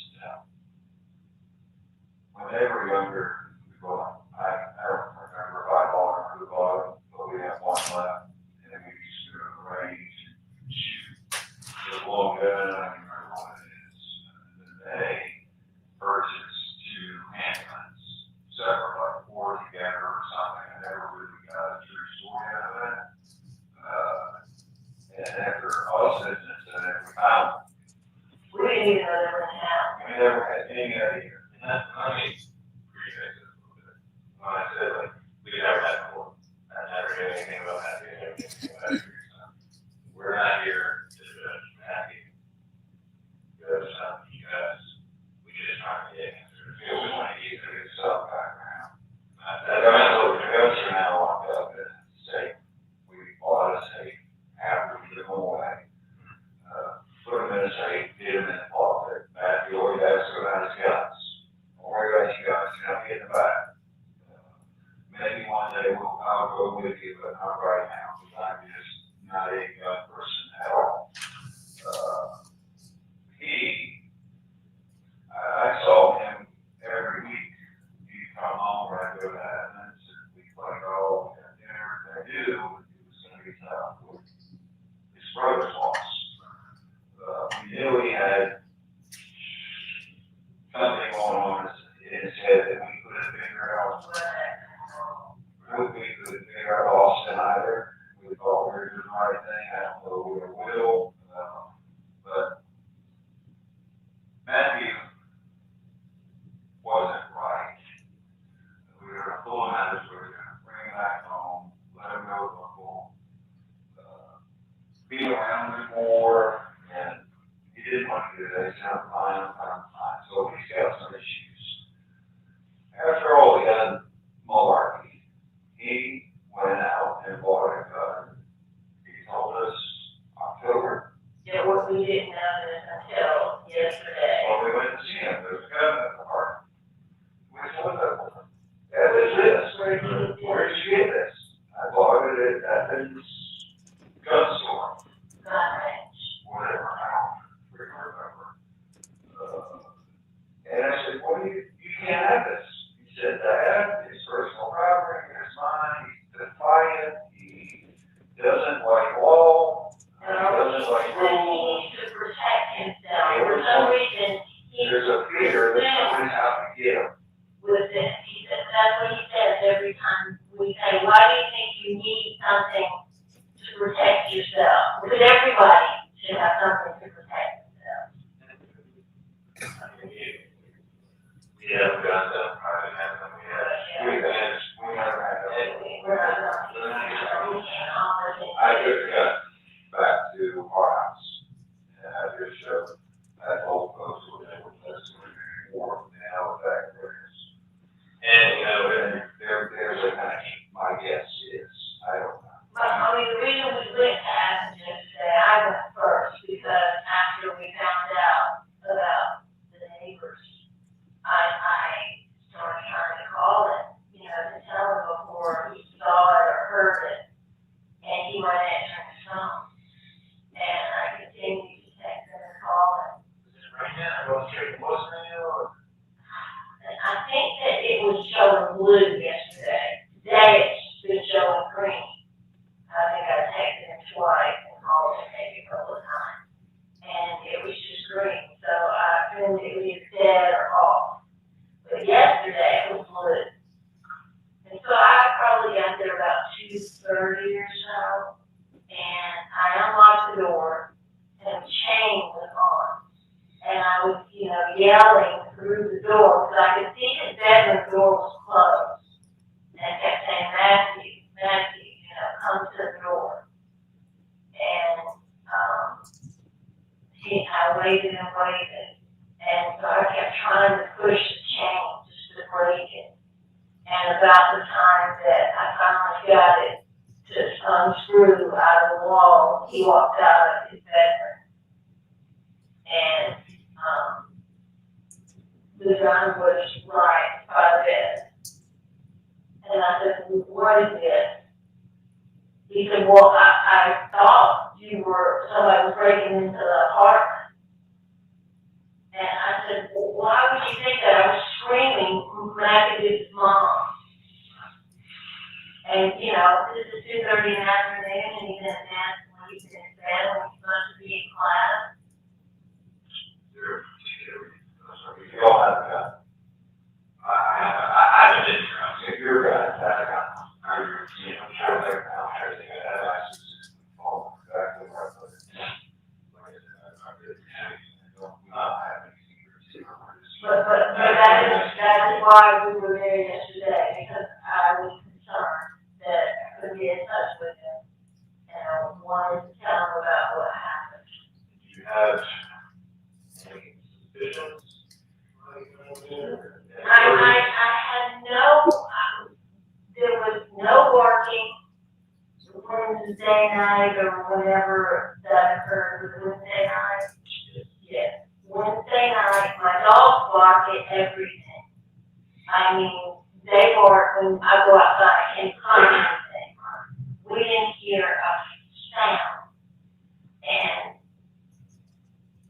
so I have no idea what happened. If he was there, he was not in the house. Not in our house. Not in our house. No, not just my information. When you heard about what happened here, the neighbor's house, is there any suspicion that you made this involved? I would never. I mean, I never even met any people. Never even met him. And Matthew knew that the other people moved out long ago. It never occurred to me that he had anything to do with this. There's some answers when I talked to Matthew. He said exactly that he killed me. Well, here's, let me back up. I see some regarding trying to keep the spirits up, let them know I'm coming, we're gonna do something, blah, blah, blah. He called me Tuesday night. I spoke to him Tuesday night. How you doing, buddy? Everything okay? School? What are you doing? He said, I was at the gas station filling up my car. Filling up his car. And he was gonna come home with his computer. And I said, great, you pick me up at the airport tomorrow, which was Wednesday night. Yeah, Wednesday, I talked to him. Pick me up at the airport at 6 o'clock. Yes. He said the meeting was going on. She knew not to go out and be home. We never came in the house. He came home. We did unlock the doors. We don't even know how he ever came home. He told us that he went home, but never went to us. That's exactly what he told us, and that's what I said. The next day, when this occurred, I said, Teresa, I'm just nervous. Matthew told me he was coming home. Maybe he didn't come home, but we ought to call and see what's up with him. You saw him. You go down to the department. Yeah. so my dog picked him up from the airport. I tried to get him to come back home with me, and he said, no, I don't need to come home. His placement. Yes. He had it for a while. Yeah, yes. It was in August. Like I said, you've been over there multiple times, Yes. right? Yes. How does it usually happen? Is it neat normally, or is it state of chaos? It's always very neat and clean and orderly. When you saw him, I guess that was Thursday, or some Thursday, was he drunk? Was he? He was not drunk. How did it, was he saying weird things? He always says weird things. So he wouldn't say weird things. What he would do is just really go about what he said. It was just really. When he got up at 2:30 in the afternoon, you could tell he had been sleeping very hard because, his eyes were swollen and he was kind of disoriented at first. And I said, what are you doing in bed? Why aren't you in class? And he said, I was just really tired. And I said, why are you so tired? I can't remember what he said. But I probably said, Daddy said you were coming home. I said, well, you weren't at home. I said, what is going on? And at first he told me that he came in the house. And I said, there's no way he came in the house because the dog would bark and flip out. I said, there's no way you were inside our house. And I said, and we have a thing that we latch and lock it. And I said, yeah. I said, how could you have gotten in? And then later he said, no, I didn't come in. And so I didn't really believe that he actually was anywhere in the vicinity. And that's when I said, of course, I saw the gun and we had that conversation. And I said, did you have anything to do with what happened to the neighbors?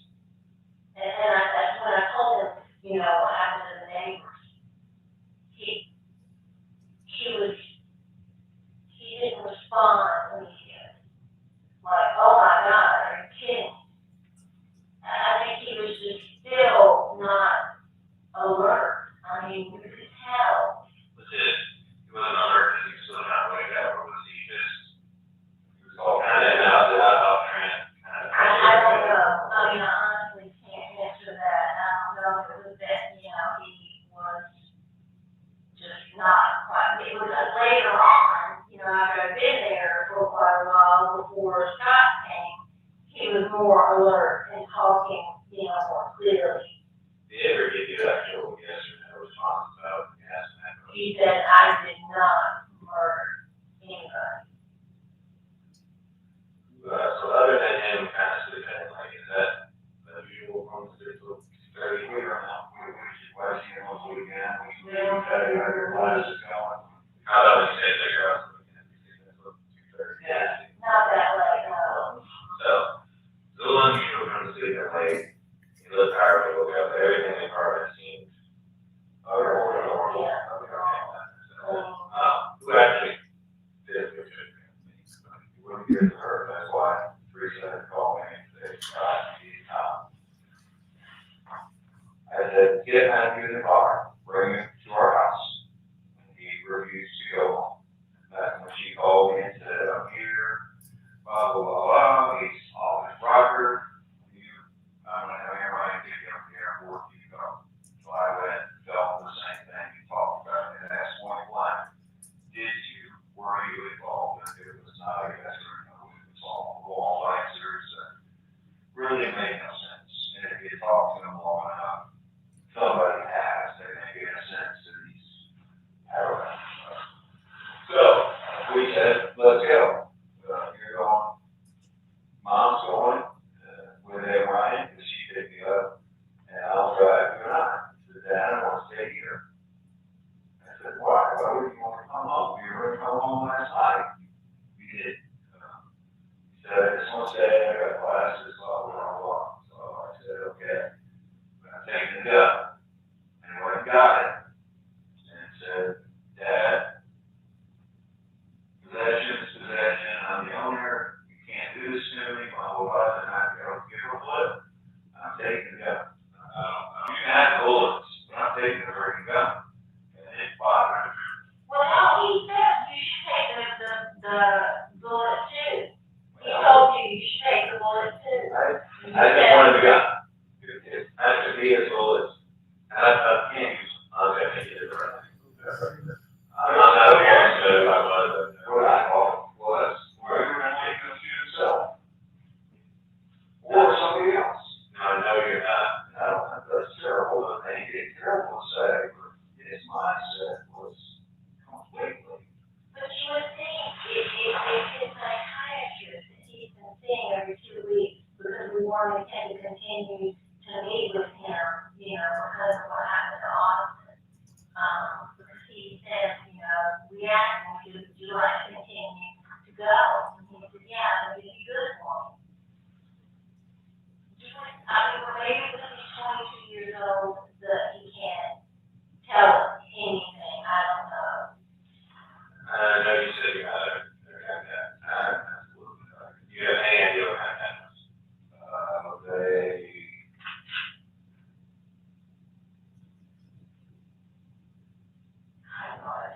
But you know, color was black. Did it look like kind of like what you said, block? This is, no, one like a block. Because the other two guys who have blocks. This one was, look at it. This was shaped like this. It was shaped like that same size. But the holster's not that big. It's just about that wide. It's okay. I just, 88, 99 caliber. I was just curious. So he had the bullets at his house. Yes. Did you ever see the bullets? Yes. Okay. Can you describe this? They were about 8. Yeah. If I use the word casing, you got showcase. So the was the showcase. Gold. The showcase was gold. She ain't have any other camera with it, house or anything like that. Not the, because the gun and the ammo was in the store. It was on the floor next to the bed. It was When I got there,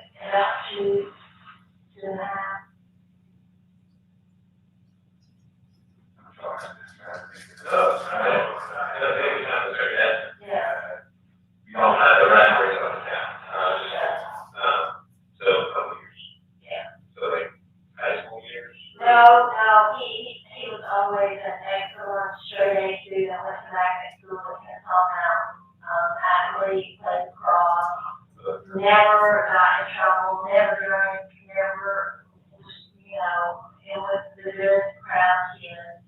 When he went to Georgia, I wanted him to, get in a fraternity to help him, because he was kind of, he was in computer lab at school, and I just thought it would help him socially at Georgia.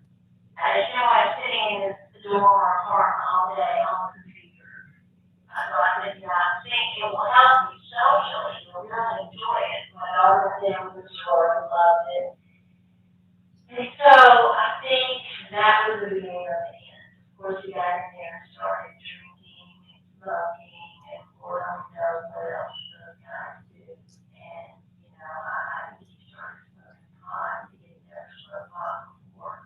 And the kind of crap that there's kids getting out, I don't know what's in it, but it's not the kind of pot way back when. And so we started seeing, his grades started plummeting after the first semester, and behavior, yes. Did he struggle at school this time?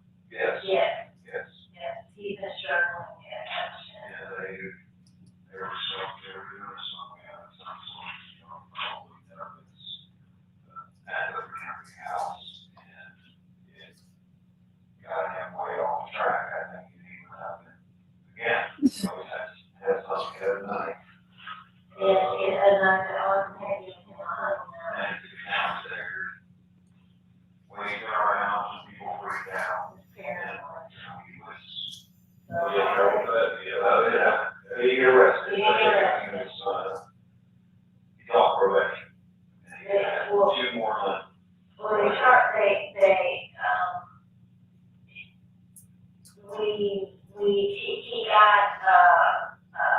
had to go through the code of conduct for school, because it was on, their fraternity house was on school campus, not off campus.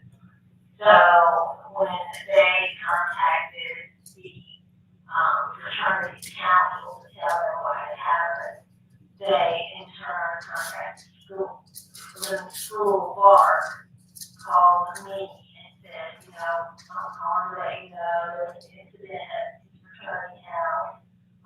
He is on his way home, and so we got an attorney to get him back in school, because they wanted to keep him out like 2 semesters, like a whole year.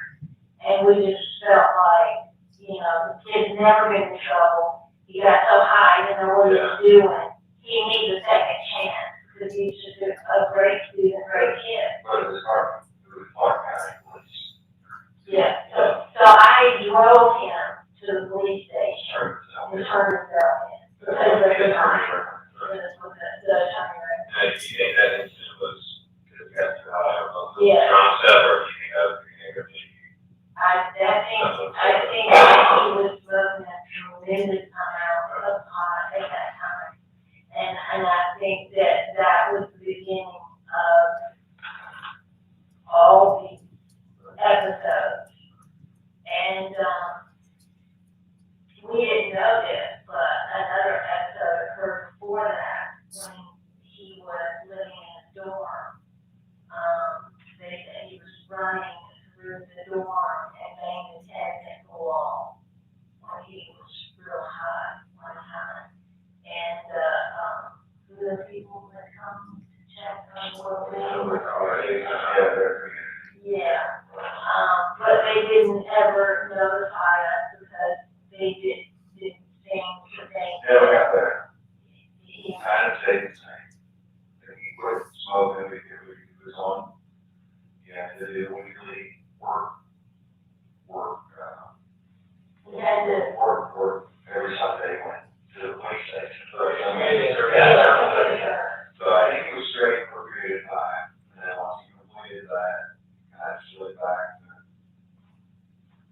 the old days. The around like academic probation for that stuff. Yeah. So struggling in school, but still maintaining grades. He wouldn't tell us. really, I think he'll, go ahead. He came home, you know, when it happened in the fall of his sophomore year, that's when that happened, like in October, at the fraternity. And so he stayed home through, did he start Oh, yeah, that's when COVID hit, so he had to stay home. He was allowed to go back to school and classes, but he had to do it online, because that's when COVID hit. So he was home that whole year, and then that summer, and then this, is his junior year, and so he went back. Well, we got an apartment in April, because he couldn't find any community service in Cobb County for his program. Yeah. So he was full of scholarship for 2 quarters. Came out of Kennesaw High School with a 4 point something. And went to Georgia and had a 3.6 and a 3.5 and joined a fraternity all down. And my guess is today, he had one good quarter. Because we said you gotta straighten up, we're paying a lot of money. And I think this quarter is what we is worse than major. It was engineering and he switched it to, cognitive science. Which again is,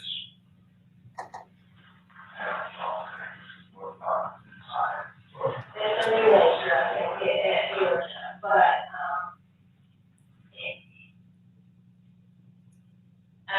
if the bullet matches, I'll be honest with you, we will be testing it. I don't have the results of that right this second, but I process will be, I know. do you know how many times the people have? Both of them, each one. You guys know where in the house bodies were? I talked to the grandparents down the street briefly, and they told me that the authorities told them they were sitting on the sofa. They were found sitting on the sofa. You know where they were? I'm assuming that must be their den. Yeah, well, I can tell them that. You ever tell them how where they were? All the time. All I want to know is was you call, yes. See my things. I'm not aware of And I know they deal with strange things. There's something specific that's kind of like a repetitive behavior with him, whether it be your presence or paranoid about a specific thing, or there's something specific. It takes on have a weapon to protect himself, especially since what happened to Austin. Is this like a everyday thing, or is it kind of comes and goes, or he has good weeks and bad weeks, or as far as whatever's going on with him? Well, when he came home and he asked to see where the guns were, I was the only one who knew where the key was. And so Daddy said, you know, I don't know where the key is, but I will get Mom to go get it, and I will show you where the guns are, that they're safe, and they're put away, and they'll be here for whenever. And so I always got the key, and, you know, unlocked it. He came in, and he and Scott sat there, and he showed him, you know, everything was in the safe, and No, you can't take it. It's locked back up, and over here, we think it's time to do something with it. So he's pretty big on protecting himself. Did he ever express anything of why he needed protection? Like a specific threat that he thought was? I think in college there were folks out to get him. And I think it was on the devilish influence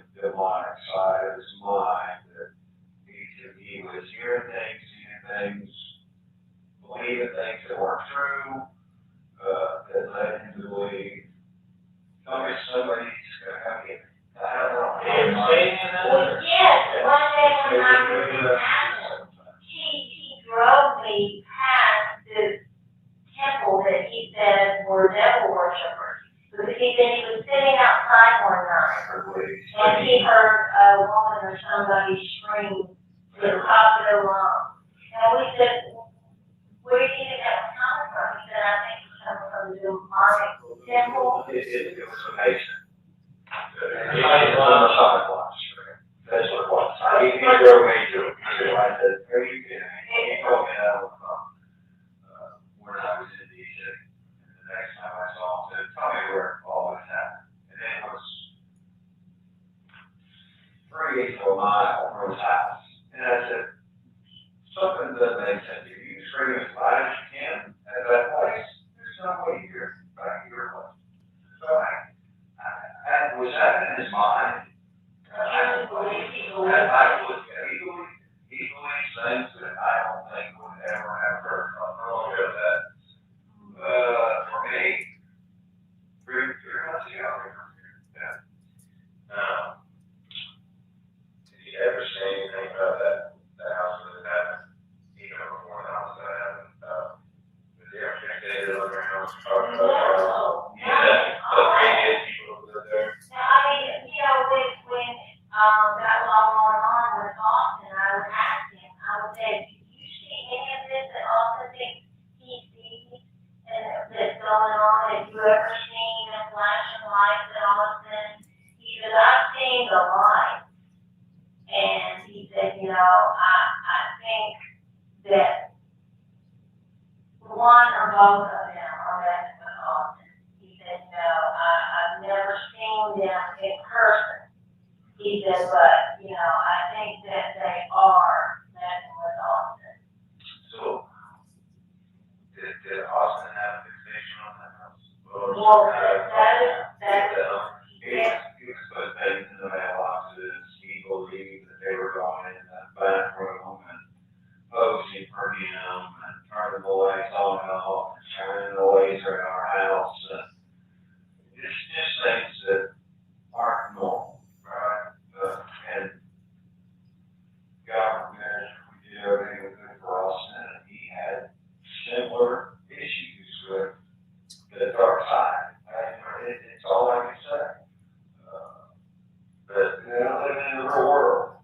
Now, I know you said that. You said, yes, I saw that. And the lights over there, and I think they were messing with Austin and stuff. Did you say anything about that house?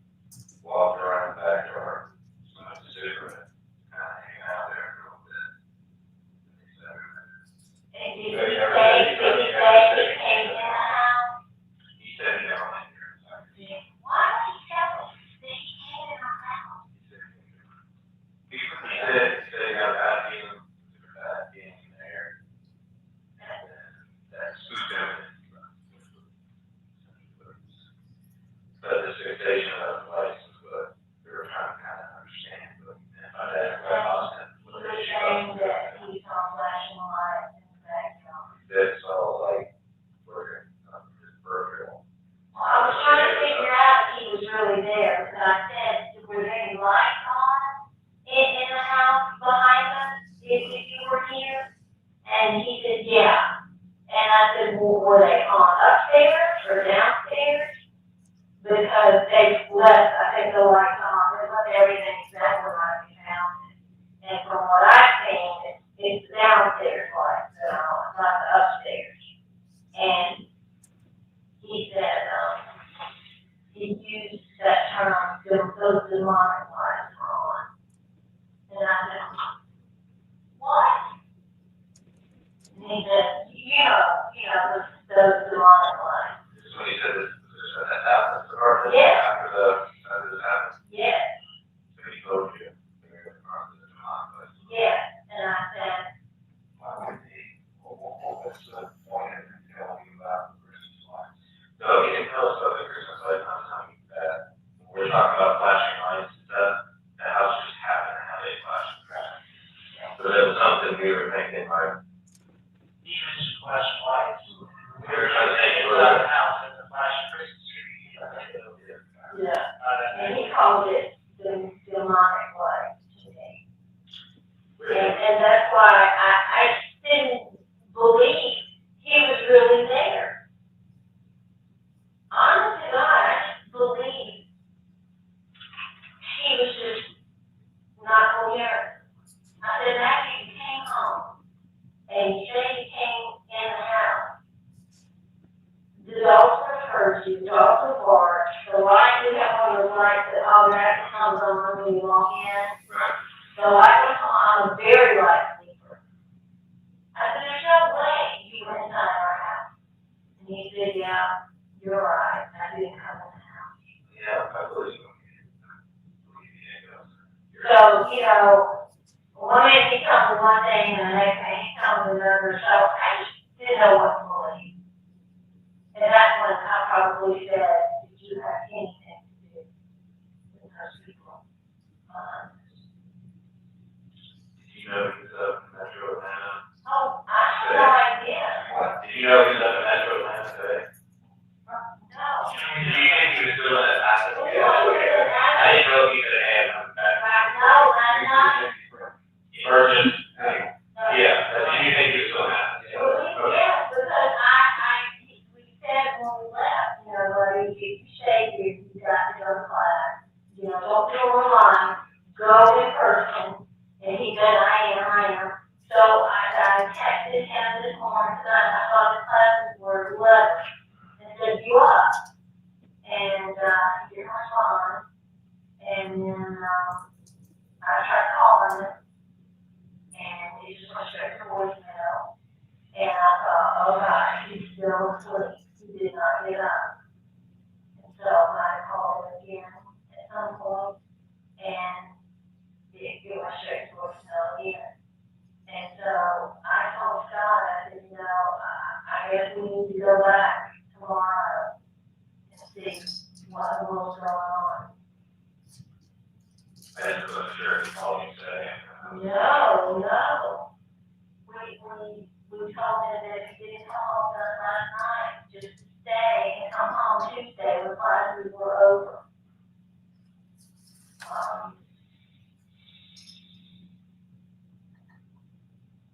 But he never said any other negative things about that house.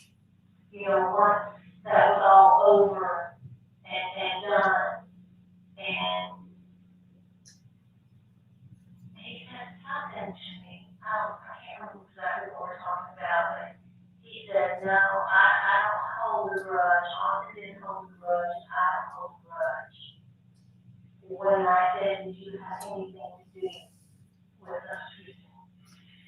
And he said something like, no, I don't hold a grudge.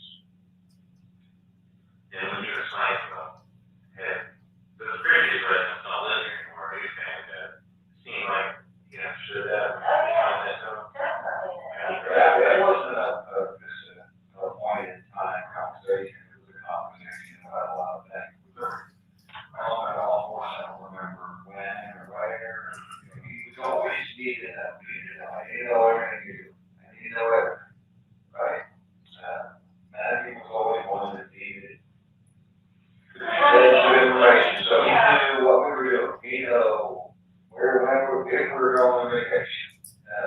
like we were gonna do this and that. But it was in the newspaper, he knew all the newspaper articles that the guy had moved out the week before. Austin broke in there. So he knew that no one was living there. And then the guy put in the media that the girl had moved out way back in October. And we didn't know that. We thought they were both there that whole time. So it never seemed like you forgot that you had that conversation and forgot that they. No. Everything like that. Brief, I mean, there was a resale line when we were, he knew that, it was for sale. And he knew that the guy had moved out. he doesn't have a road exit. No. So that house in the park. No apartment. The all here. All parents. Old apartment, that was pretty nice. Different than that. So pretty well, there's a kid, a couple. No. His freshman friend, it was a great kid. Marine guy, went to Kennesaw Mountain, all right? Yeah. And the freshman, they roomed together. Great kid, he still keeps in touch with him. He has a fraternity incidents, and he got the commission or the pledge. So I don't think he has much conversation with them. I don't think he has a lot of friends. I asked him last night. Quiet guy, he's a loner. He's not research. But he wasn't I all like right. it, as far as, as an informed, and, more. But he never, I don't think he ever, got past the fraternity incident.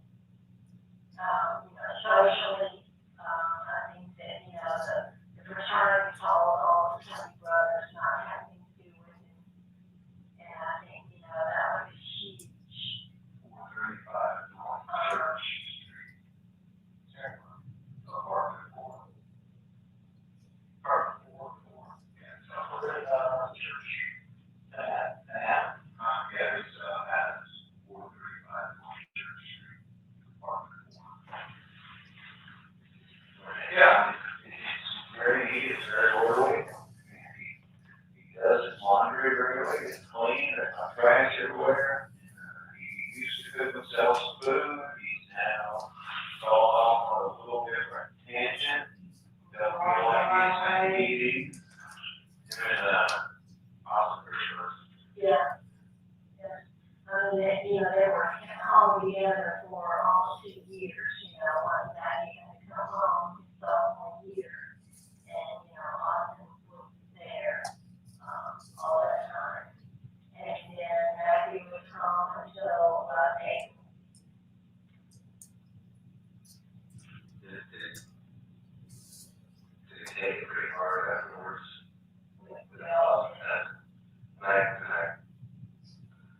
be so, that would be good to sympathize with you. We're trying to change what that is, mindset with this. Yeah. If not, he was too hard on it for a month, few weeks or a month. That's why every weekend I would go do something. Austin, August, we were always He had a breakdown, on the way home from Virginia, we had to go up there and I need the body. we had one last chance to go see Austin and, be on before we had cremated. We said, Matt, you have a choice. You would come with us. He wanted to. And I think that, yeah, pretty well. It seemed like it got worse.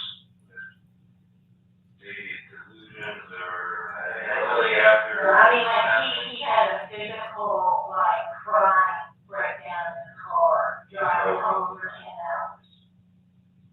That's the first time he had just let it all out, and he was just screaming and mad as hell, and crying, and just talking crazy.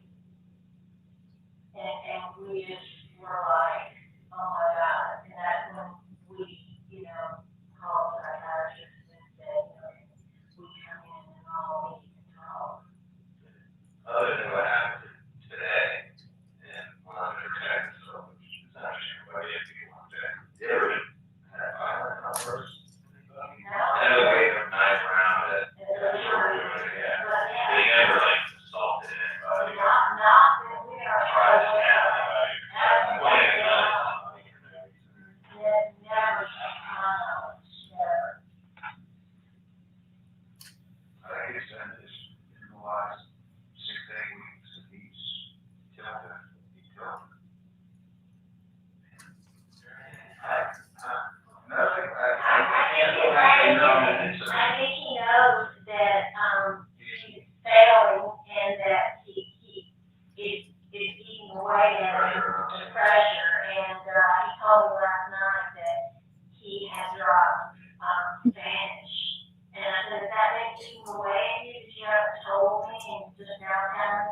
said, yes.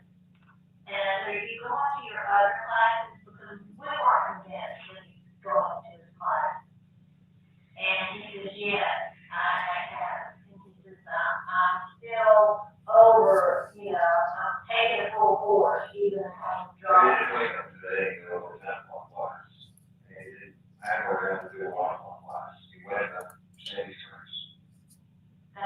That's insane to me. We hugged it last night, right? Yes. And said, we love you, get your butt up, go to class, and we'll see you on Friday, because you get class to. Tuesday, That's our Tuesday, right? You gotta be my son, okay, now. I was down 2:30 until we'll start, and we'll fly in until 6:15, and then I had to drive there. I didn't get there till 9, but we left. 9:30, 10. Is that right? Yeah, we had home by 11:30. Yeah.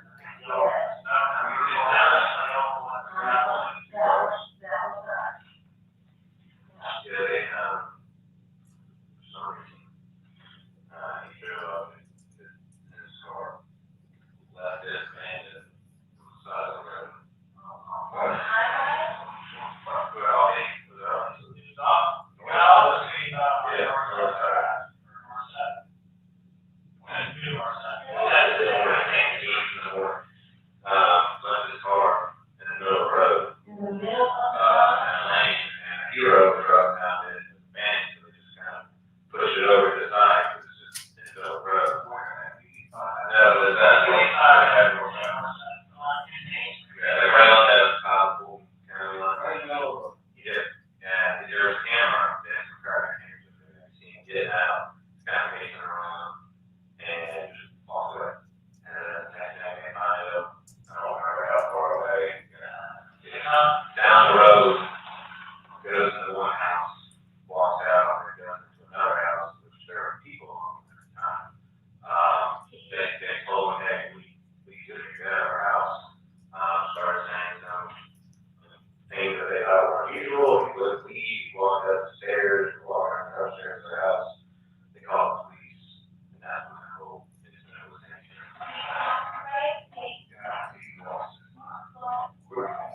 And I don't want to know every specific detail. This is kind of what they were is stop your car in the middle of the road. We don't have a guy or we don't have a camera or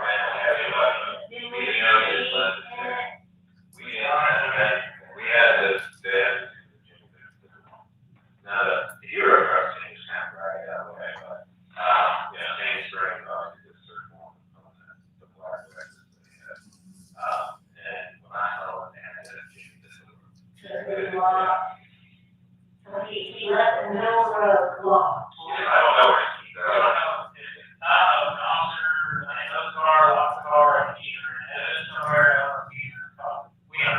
yeah, we don't know if there's a mechanical problem or a gas or like they found it. In the first house, did he just walk in? I don't wanna tell you the wrong thing, I'm not 100% sure, because I'm not doing that investigation. When I was little, there was 2 houses he went into. One of them, I know at least one of them was occupied. And was kind of going, walking up the stairs, walking around. They were like, we're gonna have to get out of here, start taking the cover. They call Sandy Springs, their officer show up, he comes down the stairs. It's that first he's very kind of courtroom and not doing anything unusual. And next thing they pull it out, that officer. And then one of the other officers over there, pulled the firearm. And then he shot twice. Where was he shot? Took one in the neck, I don't know exactly, one in the neck, shoulder, chest here. Neck. But he received medical care, and that's where he's there, to clear him to the roots. And we're all stuff.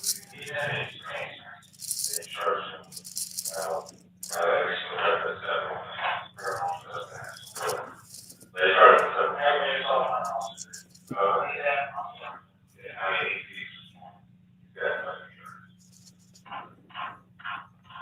So what has he said about our next way? So he told us about the issue with Austin, and the whole thing about the lights. And about the lights, he admitted to being there that night. And as far as your property backyard. I don't mention anything about moving your daughter. I don't recall mentioning that video. He said that to us, we thought that was unusual, because he never released that. We never released the media, as far as police department. And I don't know if people may have heard or don't figure out here, but he made a comment that, yeah, they were killed. I'm pretty sure I told him that someone broke in the window and that they did tell him that they thought that someone broke in while people were gone. So that's what the grandparents told the grandfather, that the authorities told them that they think somebody broke in while they were gone and were in there and surprised him because he said they were just sitting on the sofa. So I might have told him that. Yeah, I do remember telling him that when it was broken in, the grandfather thought someone was in there waiting. And he said, don't hook lights.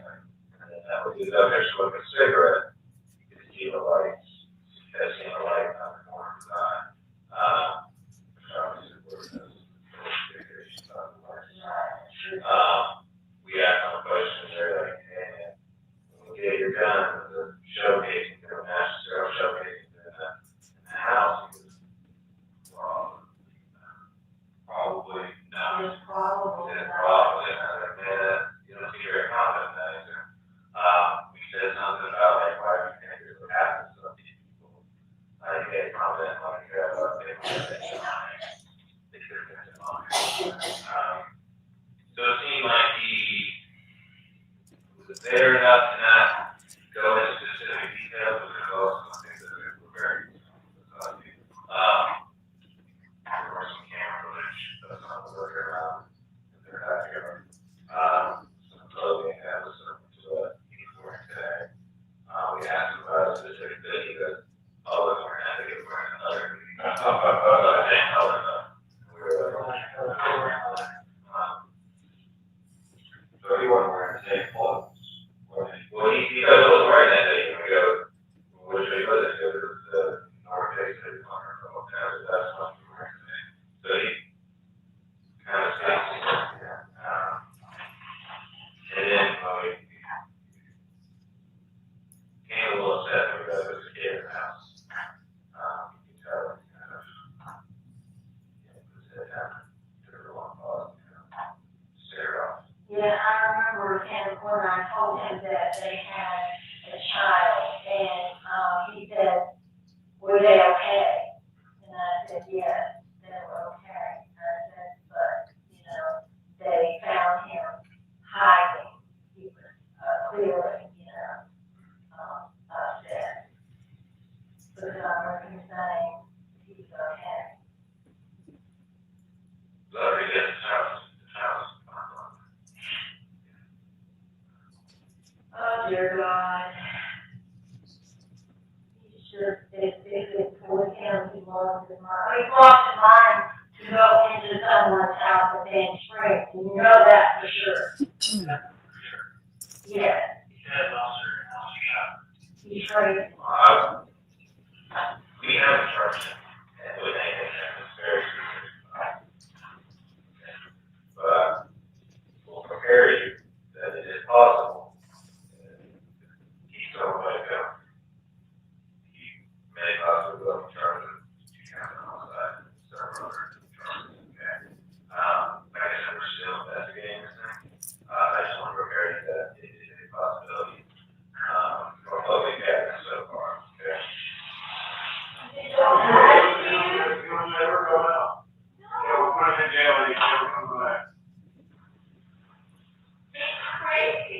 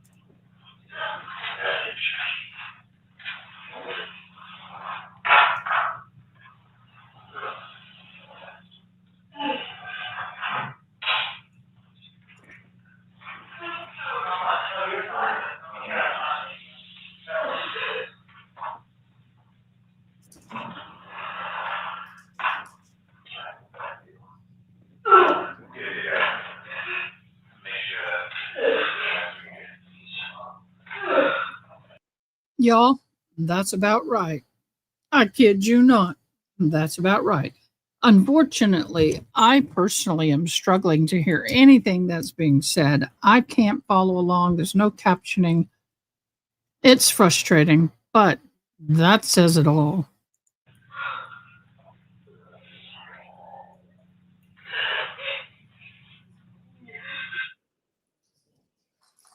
For the record, I'm stopping this video at 10:18:20. Detective, you see that both yourself and Detective Stannard exit the interview room. Is that the completion of the interview? Yes, sir. I think we went back in one more time just to check on it. But nothing of conversation as to this case, really. Correct.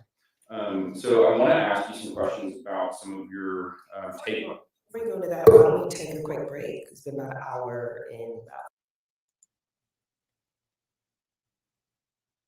Why did you stop?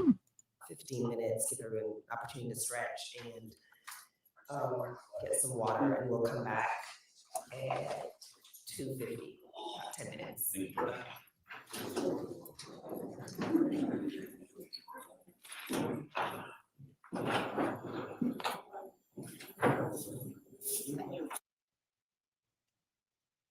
That is so emotional, y'all. I'm emotionally eating at this point. I love my bowl. Now, I do have to line it because it's empty all the way to there. But I love my bowl and my popcorn spoon.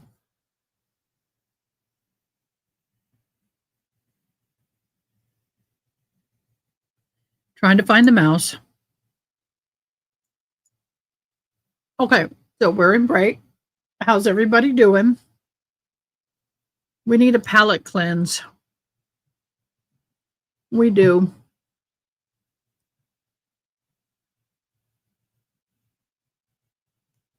June, have you been watching the Senate?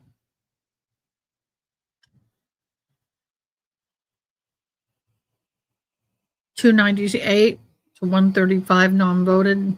Time is up.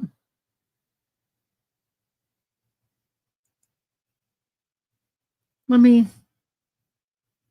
mind, this is just devastating. It is so hard. This just gets me down. I have to try to distance myself from it.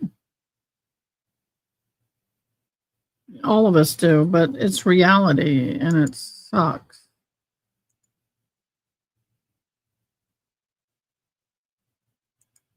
Mm-hmm. Yep. Oh, yeah. The thought of your child red-rooming people?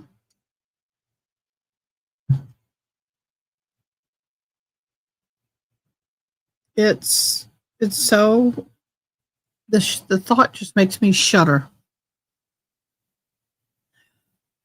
It does. I just can't imagine.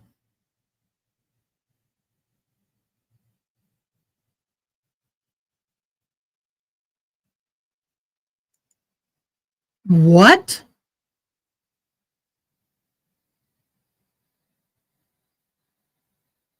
Why am I getting a copyright?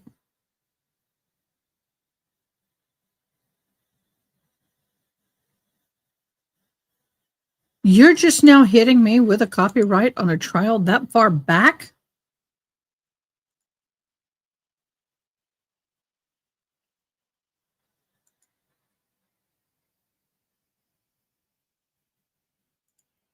Hold on, guys.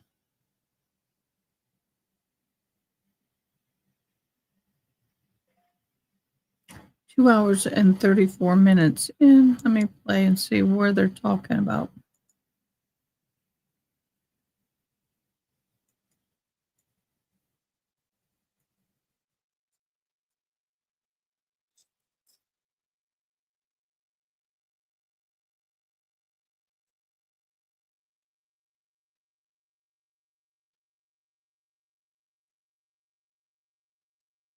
I'm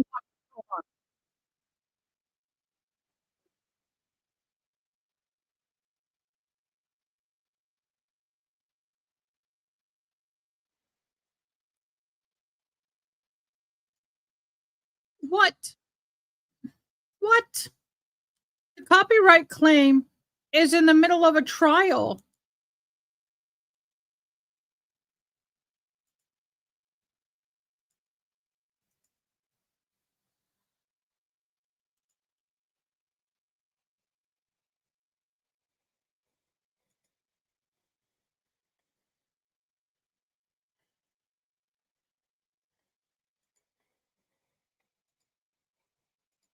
I'm disputing.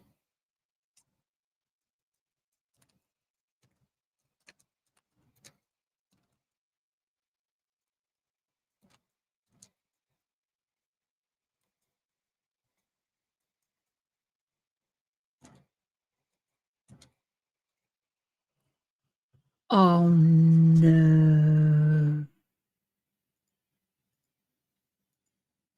Guys, mods, retribution.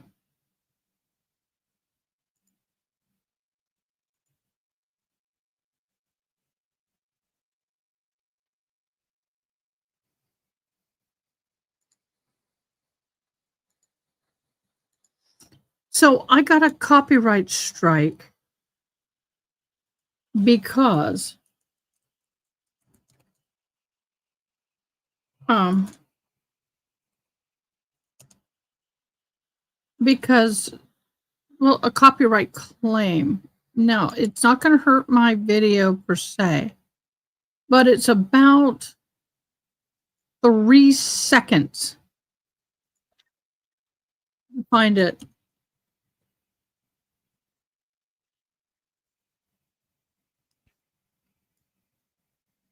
I'm trying to find it because there's no music. There's nothing in the video, June.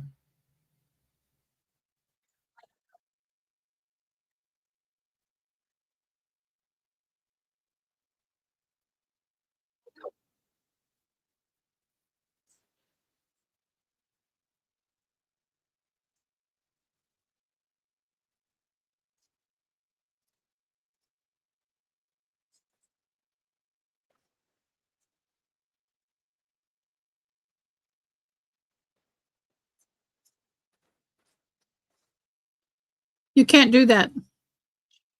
They literally, somebody copyrighted my video, so I can't be monetized. Now, it's not taken down, but they copyrighted my video. June, there's no music. This is for the Teen Lovers Red Room trial, Texas versus Uriah Urick, day 4.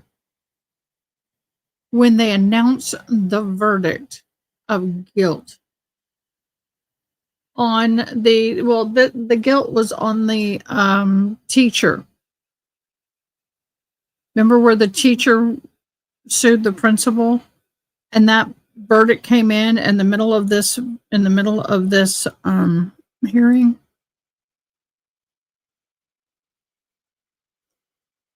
Mm-hmm. Good one. Yeah, nice try. I'm biting it. Yep. Somebody's creeping around in my back videos. I wonder who that might be.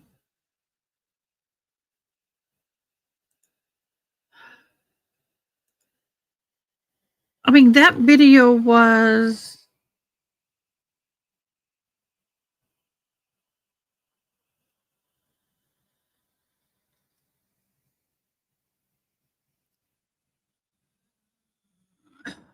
weeks ago, week and a half ago, November 6th.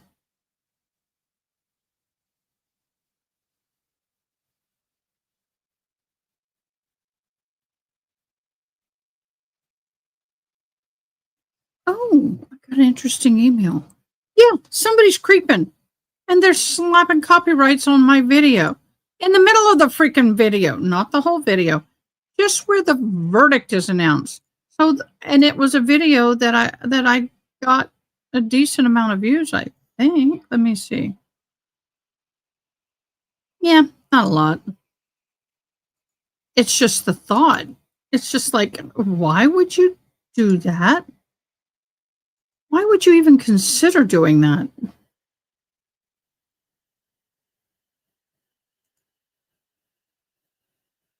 Oh my gosh, I'm getting the email about my graduation. So you're receiving a bachelor's degree from the College of Arts and Humanities.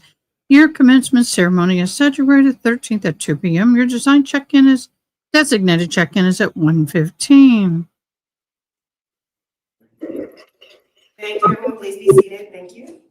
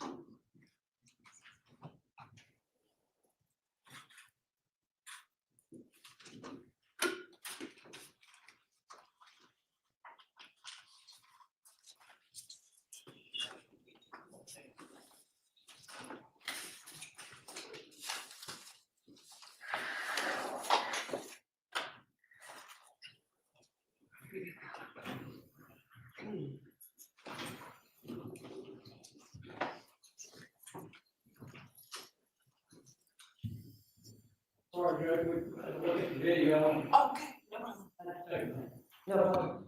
Are you all ready to proceed, or do you need more time? We're ready. Great.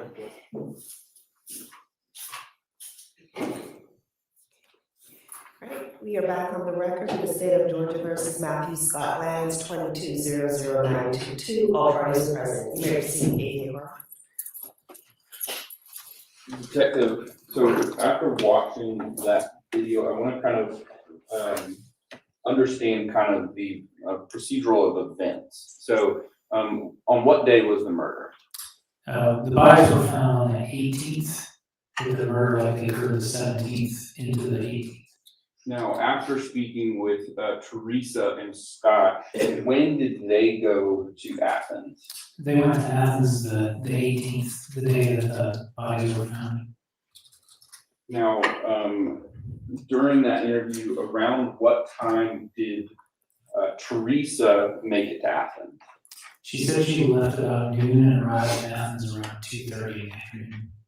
Now, what about Scott? I don't recall an exact time, but Teresa was already there, and she said she called him at the airport, and the daughter picked him up at the airport and got him straight there. Now, what were some of the big takeaways of the interview that you had with Teresa and Scott? The first thing that struck me was the fact that Teresa did think to drive over 2 hours to Athens the same day, the 18th. And then the fact that she had asked her son if it had anything to do with the neighbors being murdered. And was anything about the gun significant to you?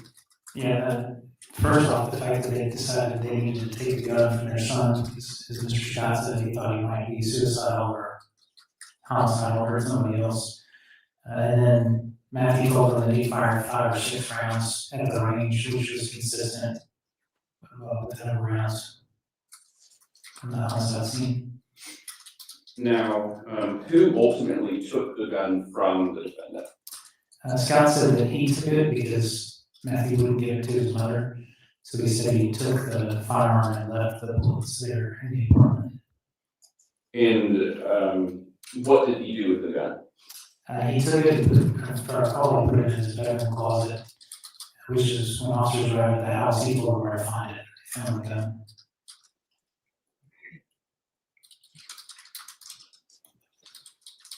Now, I want to move on to some buccal swabs.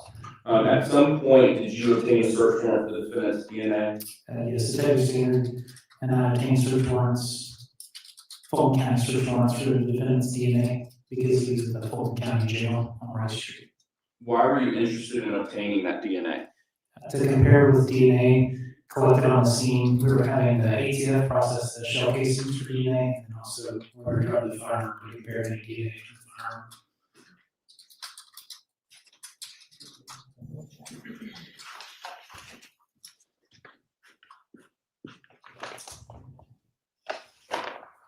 Now, were you able to actually execute that search warrant?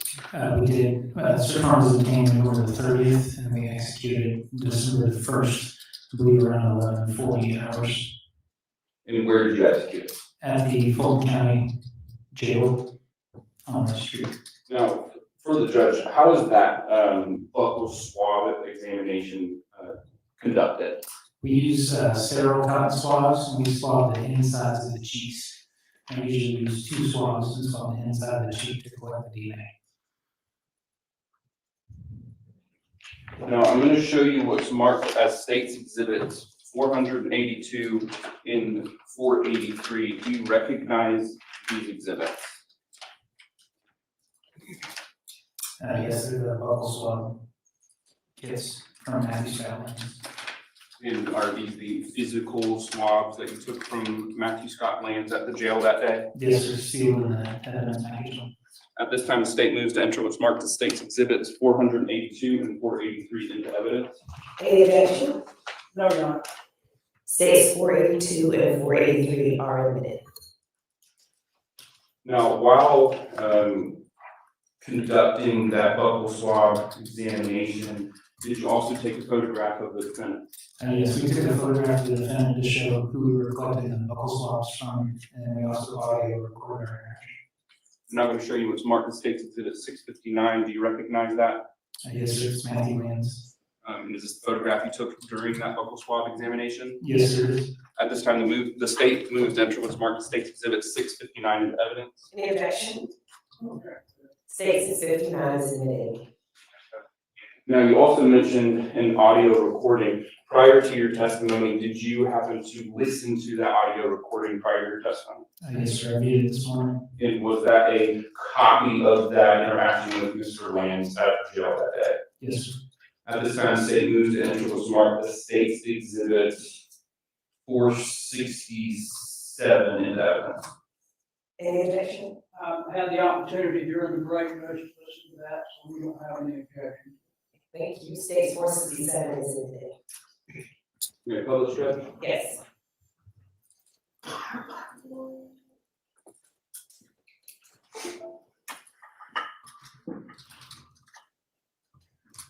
And for the record, I am playing 467 starting at 1 minute and 20 seconds.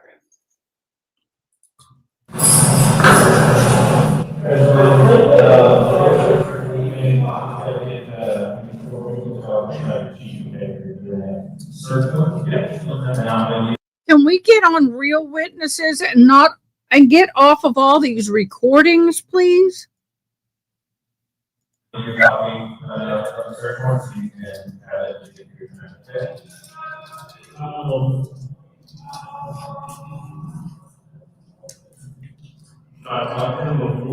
Well, it's a search warrant, and then we get an issue with that, or to pick up your attorney, and then you can do motions.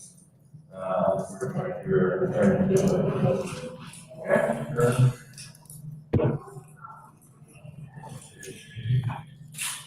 Okay. You're gonna get a feedback. All right.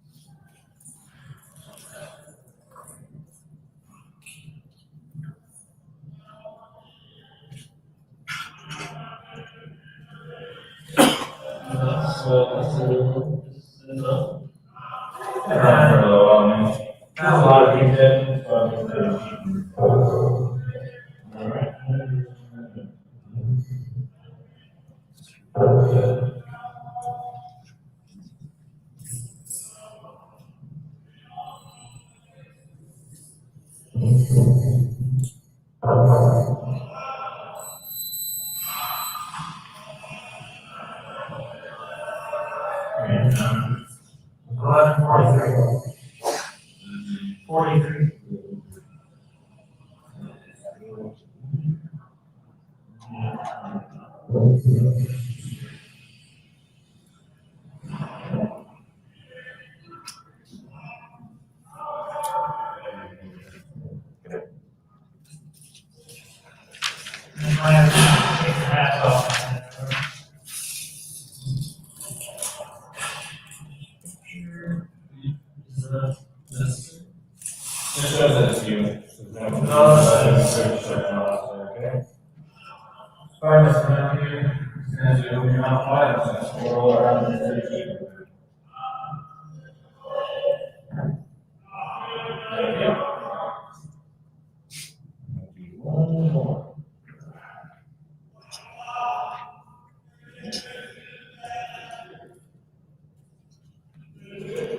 So this is a search warrant for my DNA. Correct. Like I said, I will give you a copy and we'll get it to your attorney and we'll review it.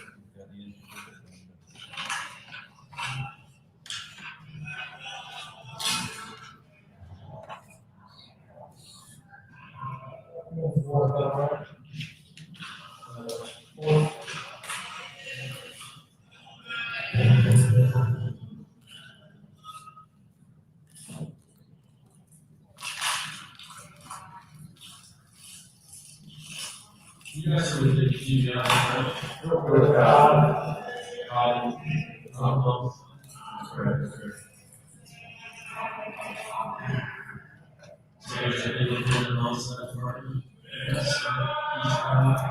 yeah, kind of varies.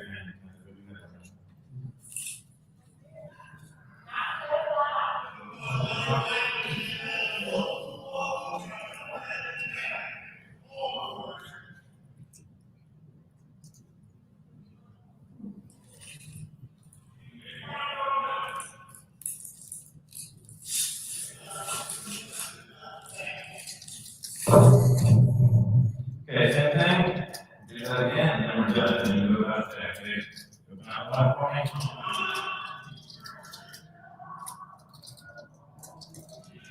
Thank you, sir. Appreciate your cooperation. You got the question to do the third one. Yeah, it should be moved up. That's correct. Yes, we're done. And I'll give you this copy so you can keep your own records. I'm sure I can see those files. My lawyer, yes. Yes, he was just going to give, yes, give them that copy and then all the additional copies on that you can get from the court to their copy, okay?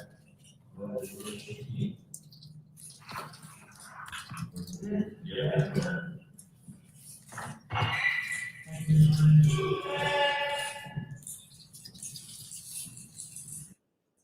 For the record, I'm stopping 467 at 6 minutes and 30 seconds. The remainder of that audio just you leaving it. I'm stopping the video at 6 minutes and 30 seconds. Detective, the remainder of that video, is that just you leaving the jail? Yes, sir, it's just us leaving. Now, the swabs that were taken, that has been admitted into evidence, were those sent off for forensic testing? Yes, sir, I believe 2 were sent to the GBI and 2 were sent to the ATF. Now, I want to show you what's already been admitted, State's Exhibit 659.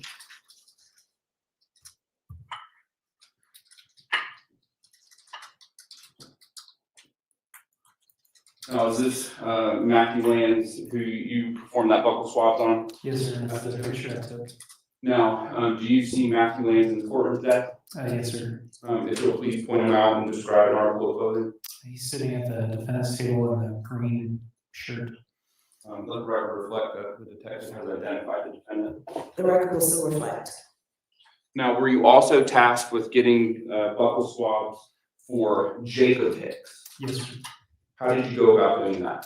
We did that the same day. We went to their home and got consent from Jacob's grandfather, Timothy. And again, it's a swab of the inside of the cheek. I'm now going to show you what's marked as State's Exhibits 657 and 658. Do you recognize them? Yes, sir, it's buckle swaps from JP's. This time the state moved to enter what's marked as State's Exhibit 657 and 658 into evidence. Any objection? State 657 and 658 are admitted. Now, with those swabs as well, were they also sent off for forensic testing? Yes. Where? Also 2 to the GBI and 2 to the ATF. Nothing further, Judge. Thank you. Thank you. Attorney Barry, you may proceed with your cross. Thank you.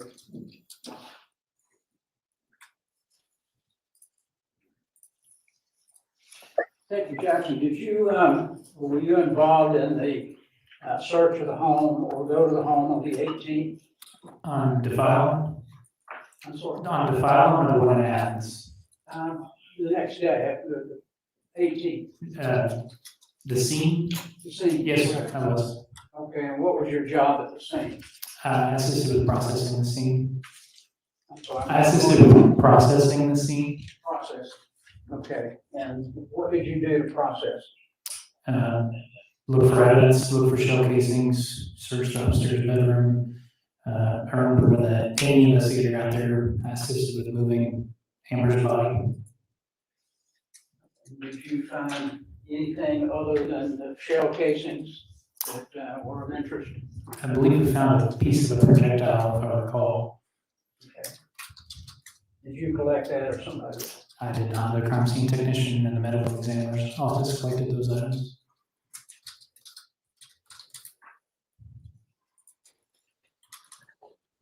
You indicated that you had possession of a firearm at some point? The firearm that used in the crime? Correct. No, sir, not that I recall. And you indicated that you got a Fulton County search warrant. Was that you or some other? I was with Detective Stanton, but Detective Stanton was the affidavit.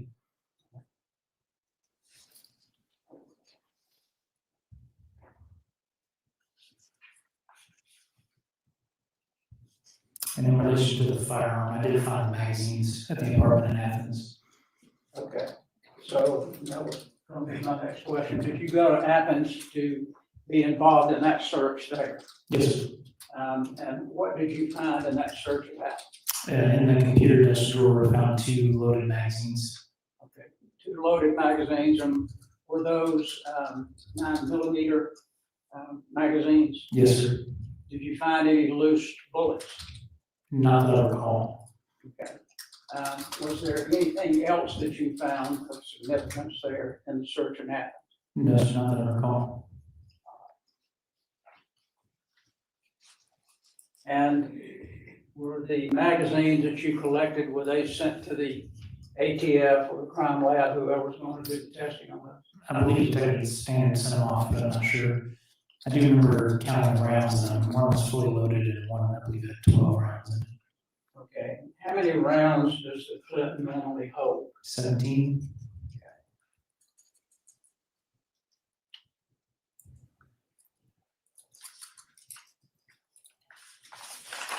And did you do anything else in relation to this case other than what you testified to? No, sir. All right. Thank you. Is there any follow-up or redirect for Detective Jackson? No, Judge. May I be excused? Yes, Judge. Thank you. Detective Jackson, please.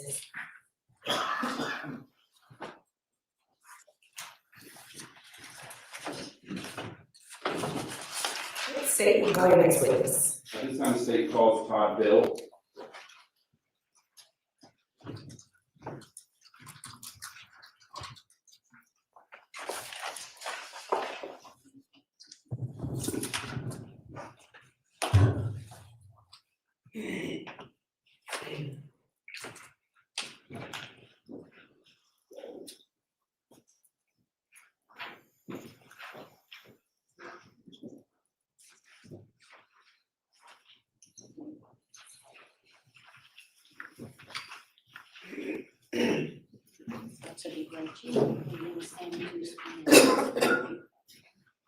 You can raise your right hand, please. You do solemnly swear or affirm the testimony you're about to give the court on the issue now pending shall be the truth, the whole truth, and nothing but the truth, so help you God. You have a seat for me. And once seated, if you please state and spell your true and correct legal name for the record. It's Todd Bill, last name is B as in boy, I-L-L-E. You may proceed. Thank you. Good afternoon. If you'll please introduce yourself to the judge and explain how you were employed. Bill, I'm the senior scientist in the section at the Bureau of Alcohol, Tobacco, and Firearms Explosives Laboratory in Beltsville, Maryland. Now, you say that you're a DNA scientist. What, Appreciate it. Thank you. you said that you're a DNA scientist for the ATF. What does that mean? So as a senior scientist, I act as in an advisory capacity to the Deputy Assistant Director of the Office of Science and Technology for the ATF Laboratory. I also perform research. I coordinate research internally at the ATF Lab. I also coordinate research with other government agencies and external agencies. And then, as necessary now, I do some casework analysis as well.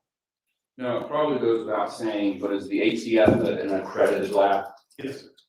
Now, for the judge, can you describe your job responsibilities? So as a senior scientist, like I said, I advise the Deputy Assistant Director of the OSD. I also perform research on improving methods, research new methods that we could potentially implement, help with the evaluation of those methods, and then perform casework analysis. Now, how long have you been with the ATF? It's coming up on 20 years, since 2006. And have you been specifically kind of in the DNA field with the ATF during that entire time? Yes. Prior to being with the ATF since 2006, did you have any other experience dealing with DNA? Yes, I started my forensic career with the Indiana State Police Laboratory in 1991. I was actually hired in the trace unit. As before they had a DNA unit, but later on that year they decided that they wanted to start a DNA unit. And since my background was in biochemistry, I transferred over to the DNA unit and helped start that unit. I was there for 10 years doing DNA analysis, serology analysis. Eventually, when the DNA technical leader position became a thing, I became the DNA technical leader of the laboratory. DNA technical leader is responsible for all DNA technical, or all aspects of the DNA analysis at the laboratory. So developing methods, validating those methods, implementing them, performing research. You oversee all the training of the analysts. You're also responsible to make sure you're following all the quality assurance guidelines and that we comply with all the accreditation and national quality assurance standards. I was a DNA technical leader there, eventually became supervisor, and then in 2001, I was hired by the Bodie Technology Group, which is a private DNA laboratory in Northern Virginia, as the assistant laboratory director. And there I oversaw casework analysis and other special projects. For instance, I led the team to develop the DNA extraction methods and process flow for DNA identification of some of the skeletal remains from World Trade Center. I'm sorry. And then became the vice president of special projects there, involved doing different special projects with mass graves, mass humanitarian events. For instance, I went to Thailand after the tsunami in 2004, 2005 to help with the identification there. Then in 2006, the ATF laboratory decided they wanted to have a DNA unit. They've had a laboratory, ATF's had a laboratory since late 1800s, but a lot of the DNA analysis up to that point wasn't really relevant to what they did. DNA analysis was typically body fluids such as blood, semen, saliva, but touch DNA analysis was becoming more prevalent at that time, and so that lent itself more to the type of evidence that we see at the ATF: firearms, explosive devices, and Molotov cocktails, things like that. So they hired me as well as two other people. They hired me as the DNA technical leader to lead the team to try to get DNA analysis at the ATF laboratory. There I was a DNA technical leader until about 2 years ago, and then I got promoted to the senior scientist position. Now, with that experience, did you have education that led you towards becoming a DNA analyst for the ATF? Yes, my Bachelor of Science degrees in biochemistry from Purdue University. And then I also have a Master's of Science degree from Indiana University, Purdue University at Indianapolis. And do you also continue your education through, I guess, CLEs or PowerPoints or anything to the sort? Yes, so I went through my initial training in 1991, 1992 at the Indiana State Police Lab for general evidence handling. I went through general training at the Indiana State Police Lab for general evidence handling and then DNA analysis, serology. Eventually, when I came to ATF, I wrote the training manual for there, oversaw training for most analysts. But then, as you said, we do continuing education through our entire career. In addition to keeping up with the literature, I've attended probably over 80 DNA workshops, training seminars, things like that over the course of almost 35 years now. Now, how much of your time is actually devoted to DNA typing research? 100%. Now, sorry, 100%. Now, for the judge, what is DNA? So DNA stands for deoxyribonucleic acid. It's a substance in almost all the cells of your body. It's all the cells except for red blood cells. It contains the genetic information or the information that codes for most of your physical characteristics. Most of the DNA across all individuals is the same, which is why we all have 2 eyes, nose, 2 ears, etc. But there are small differences in that DNA that we look at as forensic scientists. You can think of DNA as a set of encyclopedias on how to build a body. You get one set of encyclopedias from your mom, one set of encyclopedias from your dad at conception, and then your DNA is the same throughout your body. So if we're looking at blood, semen, saliva, all that genetic information is the same across all those fluids. It's even in the cells and the DNA that's left behind in a fingerprint in the body oils and sweat. Now, what exactly is DNA typing or DNA analysis? So it's a forensic. Object at this point, because he hasn't been tendered as an expert. So if he's going to go into questions about that, I think he needs to be tendered, and then we have an opportunity to ask him questions. Well, I'm laying the foundation to get him to an expert. What was the question?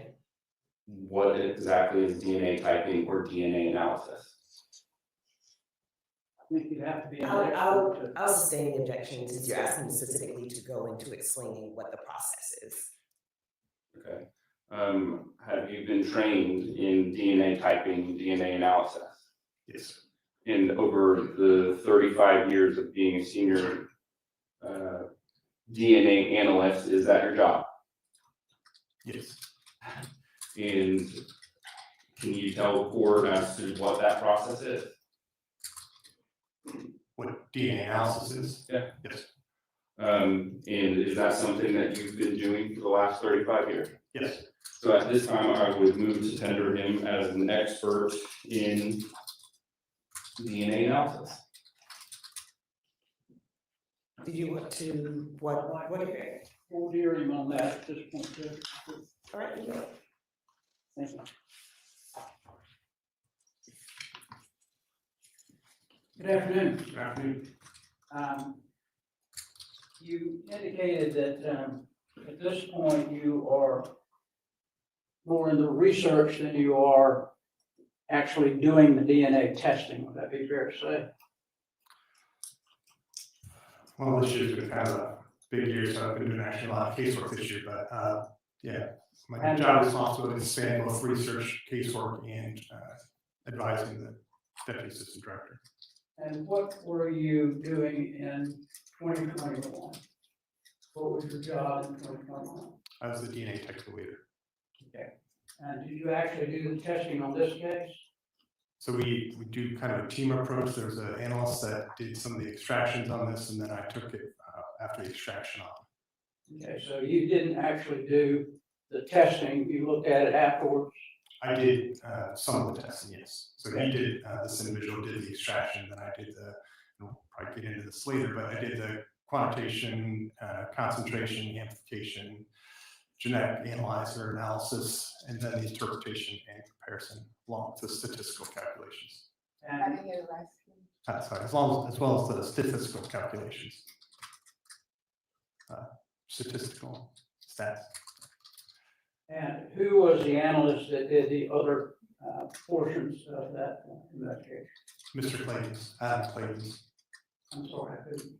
Adam Clayton's, he's another analyst in our laboratory.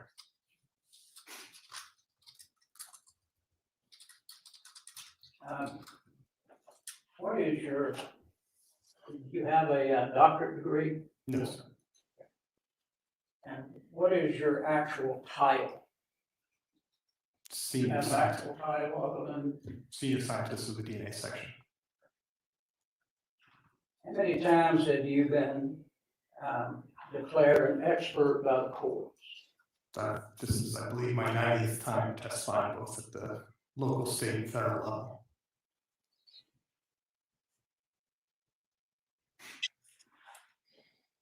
And have you been qualified here in Cobb County on any cases in the past? I don't believe so, no, sir.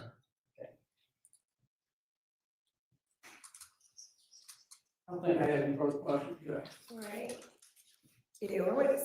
I don't have any objection to him being qualified. Okay, so he is tendered and qualified as a DNA analyst expert. Thank you, Judge. So can you go through the process of DNA analysis? So the goal of DNA analysis is to collect DNA or biological material from evidence from a crime scene, develop DNA profiles from that evidence, and then compare those profiles to the DNA profiles from relevant individuals, determine who could or couldn't be possible included, or who could or couldn't be possibly included as contributors to those DNA profiles, and then draw conclusions from there. Now, can you explain the process for conducting DNA typing? So the first step, and probably the most important step, is the DNA collection, collecting it at the scene, and then collecting the biological material from the evidence itself. It's usually some type of a swabbing collection method. Then we extract the DNA. This is a series of steps that separates the DNA from the cellular and environmental debris. Once we've extracted and purified the DNA, then we determine how much DNA we actually recovered from the evidence. We may have to concentrate the DNA down, but eventually we amplify the DNA. We use a process called polymerase chain reaction, or PCR. This is basically just a molecular Xerox machine that makes millions and millions of copies of specific regions of the DNA. If you go back to the analogy of thinking of DNA as a set of encyclopedias, it's like you're going back in and making specific copies of paragraphs within these sets of encyclopedias and just making millions and millions of copies of those just for visualization purposes. Once we've amplified it, we take those samples and run them through a genetic analyzer. Sorry. Thank you. Run it through.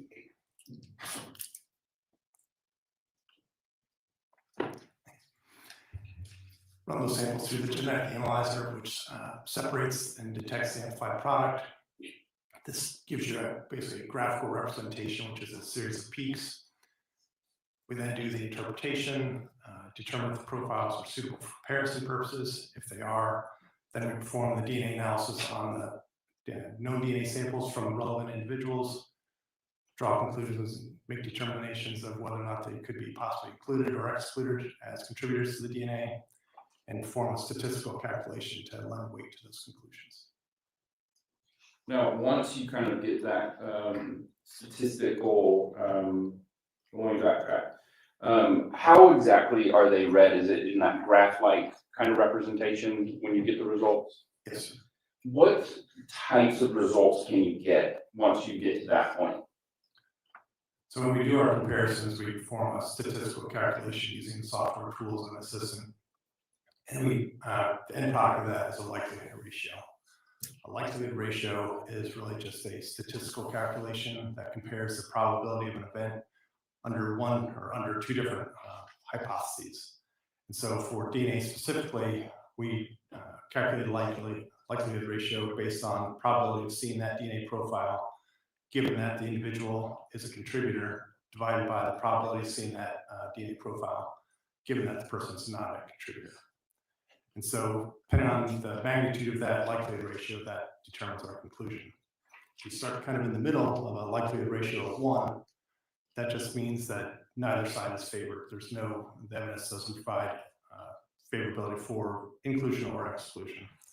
As you go to values less than 1, if it's just under 1, close to 1, but less than 1, there's limited support for exclusion, meaning there's some favorability for exclusion, but it's within a range where we have a higher risk of false exclusion. And then as you get further away from 1 all the way down to 0, we would just conclude that the person's excluded as being a possible contributor. Going the other way, if the value is just greater than 1, it's favoring the hypothesis that probably seeing the evidence given that the person is a contributor. But again, if it's just a little bit greater than 1, you're in that range where you have a higher risk of false inclusion. And so we would say there's limited support for inclusion. But then as you get greater than that and further away from 1, you have more and more support for probably seeing that evidence given that the person is included. Now, when interpreting these results, do you all have population frequencies? Yes. Why are they important? So we need population frequencies to calculate these statistics. There's different forms of each of these genetic markers we look at, so we need to know how frequently these different forms of these different alleles are found in the population in order to calculate the statistics. Now, has your lab ever conducted testing that led to the exclusion of a suspect? Yes. Is DNA typing used in fields other than criminal cases? Yes. And under what circumstances would it be used? DNA typing is used in medical diagnostic testing, paternity testing, ancestry testing, identification of victims from mass disasters or mass graves, etc. Now, the process in which you do your DNA typing analysis, is that accepted throughout the scientific community? Yes. And is it deemed reliable? Yes. And do you know if other agencies use this method? Yes. Now, are there controls in place to ensure reliability for your testing? Yes. Can you describe those? So we have positive and negative controls that are used throughout the process. Positive controls and known DNA samples, so we know what the results are supposed to be. And that just ensures that that the DNA analysis was performed correctly throughout. We also have negative controls that have all the same reagents that are used for everything else, except we don't add DNA to those, and those are to detect any contamination. Detect any. Contamination. Now, is there also proficiency testing? Yes. And can you explain that? So proficiency tests, it's a program where we get a set of DNA samples from an external laboratory where we don't know what the results are. We perform our analysis, we submit our results back to that agency. They compare them to the expected results and let us know kind of how we did, hopefully the match. We do this twice a year. Is there also some form of quality assurance? Yes. Can you explain that? So the quality assurance program is a program that ensures we produce quality products. This covers everything from laboratory security and laboratory building, all the way from how we hire people, the training of the people, the methods we use, and all the way to how we report our analyses as well. Now, could someone with the same knowledge, experience, and understanding of this process ensure that the testing is repeatable? Sorry, that was a bad question. Can someone with the same training and experience as you complete that same analysis and yield the same results? Yes. Is there a peer review process? Yes. Can you explain to the board what that is? It's kind of two levels of review. Our laboratory as a whole, because we're accredited, we go through periodic audits from external agencies to make sure we comply with the standards for the accreditation. As a DNA unit specifically, We have to follow national quality assurance standards, and so we're audited by an external agency every 2 years. But then specifically for these analyses, every report that we put out goes through a technical review. This is a review that's conducted by another qualified DNA analyst, and they review our notes, our laboratory processes, all our worksheets, our results, our conclusions, and the report itself to make sure we didn't make any technical errors. And then after that's performed, we do an administrative review, which is by another individual. This individual makes sure that the report and the analyses were conducted following the laboratory's protocols and guidelines. Now, I want to direct your attention to this case here. How did you come to work with this case? Evidence and the transmittal was submitted to our laboratory. And what were you requested to do? We were requested, our laboratory was requested to perform DNA analysis on 3 9mm cartridge cases and a set of 2 swabs from a firearm, and then no DNA samples from 4 individuals. Now, were you able to fulfill that request? Yes.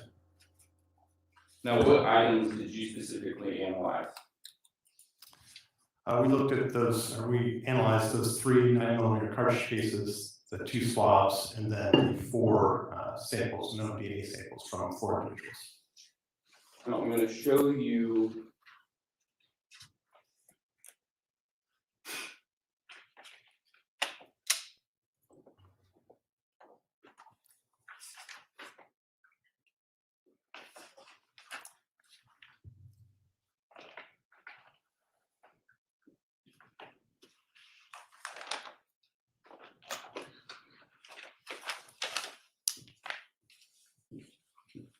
I'm going to show you what's already been admitted into evidence as State's Exhibit 657. Do you recognize the labeling on this 657?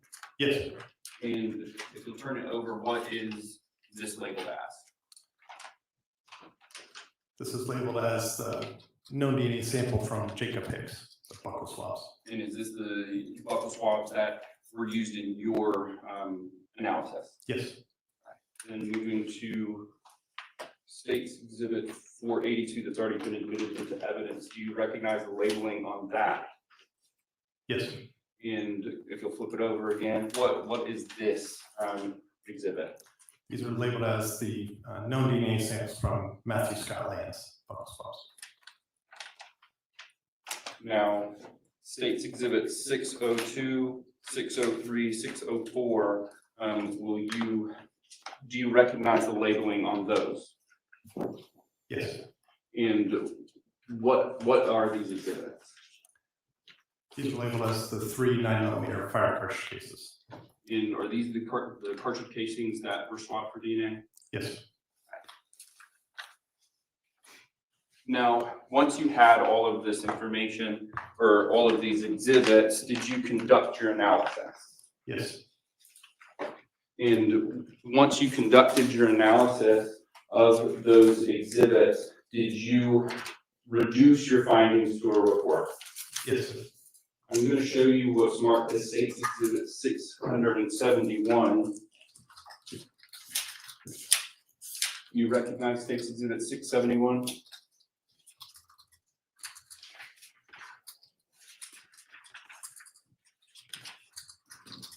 Yes. How do you recognize it? I have my initials on each page and then the final page is signed. Is this your report for this case? Yes, sir. At this time, the state moves to enter what's marked as State's Exhibit 671 into evidence. Is there any objection? Yes, Your Honor, we object to the document itself going out because it's a report, it's continuing testimony. Well- We can testify from it, certainly, but not to have it tendered to go out to the court. Let me get your response. So that objection doesn't go towards the admissibility of the report itself. Now, his objection would be at a different time. I was gonna say, you talking about the word seeing it or being admitted? I mean, it can be admitted as part of the case, but it can't go back to the court because it's continuing testimony. Okay, but you're objecting, I was asking if there's an objection to its admitted. So. Correct, only has to go into the court, Okay. be able to use that, and read from it. Okay, so I don't think we're there yet. So I'm gonna overrule the objection as to, and I'll admit it over objection. And then when we get to evidence that the court will get to review, then we can address that. But I'm going to admit it over the objection. Thank you, Judge. May I call the judge? Yes.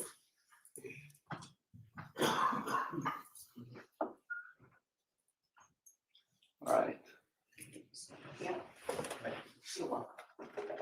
I'm now showing you the first page of 607, State's Exhibit 671. What is this header up here? That's just describing our laboratory. And is that the ATF? Yes. All right.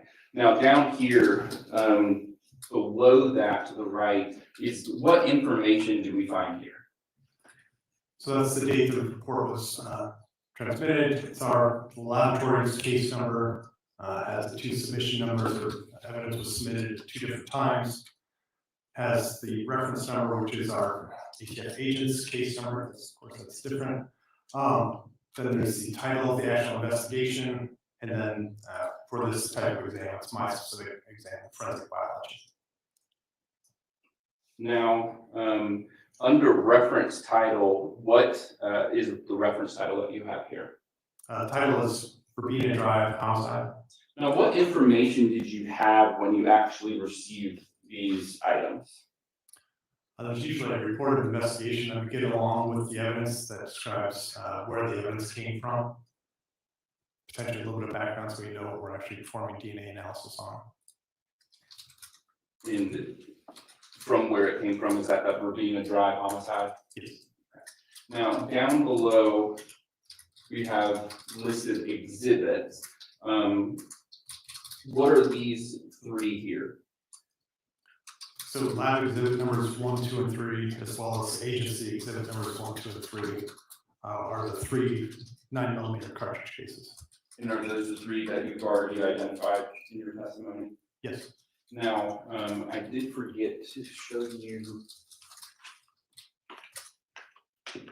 State's Exhibit 461 that's already been admitted into evidence. Do you recognize that exhibit? Yes. Now, is 461 what you have listed here as number 4? Yes.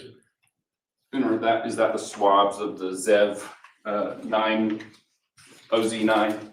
That's how they were identified to us, yes. Okay. Now, as we continue down in that section, what were the other items that were submitted to you? So exhibits 5, 6, 7, and 8 are the 4 known DNA samples from the relevant individuals. Now, you have already, for number 5 and number 6, were those the items that you've already identified here in court? Yes. Super chat.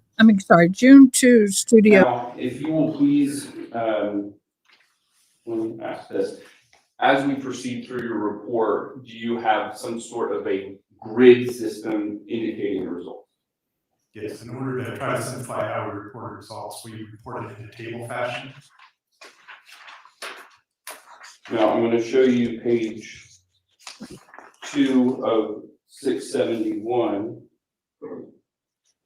Now, for the court, can you walk through this grid so we can understand your findings? Yes. So the left column is the exhibit number. So we just talked about exhibits 5, 6, 7, 8. Those are the 4 known DNA samples. Going across there, we have the sub-exhibit number. So whenever we take a cutting of something, we create a sub-exhibit from that. So 5.1, 6.1, 7.1, 8.1. 5.1, 6.1, 7.1, and 8.1 are all the sub-exhibits from exhibits 5 through 8.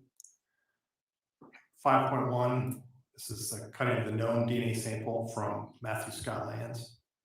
6.1 was the known DNA sample from Jacob Hicks. 7.1 was the known DNA sample from Steven Sinatra. And then 8.1 was the known DNA sample from Timothy Hicks. So you go across, the next column lists results. So here we just kind of summarize the DNA profile we saw.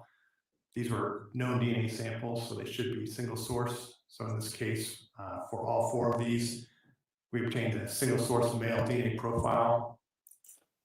The next column just lists whether or not that profile is suitable for comparison. Again, these are known DNA samples, so yes, they were all 4 were suitable for comparison. Going down to exhibit number 1, 2, 3, that's the combined sample of fired cartridge cases. That just fell under sub-exhibit 1.1. Those are the combined swabs from the 3 9mm cartridge cases.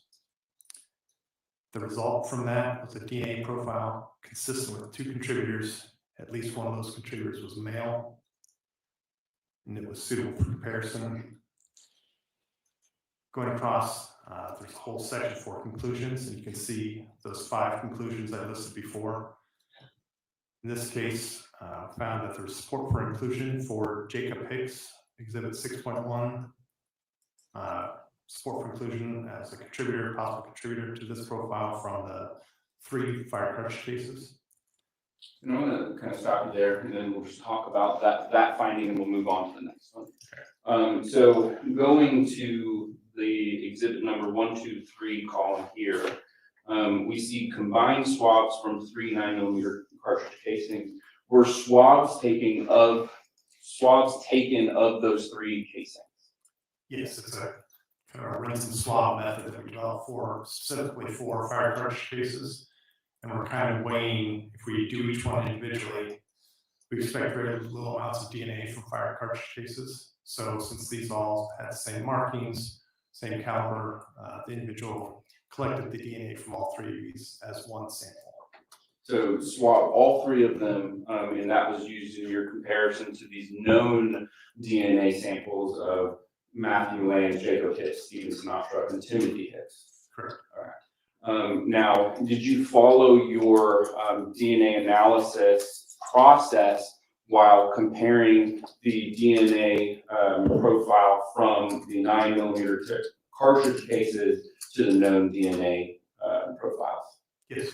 Now, is that what we're finding as a result here in that second, or I guess the 4th box to the right?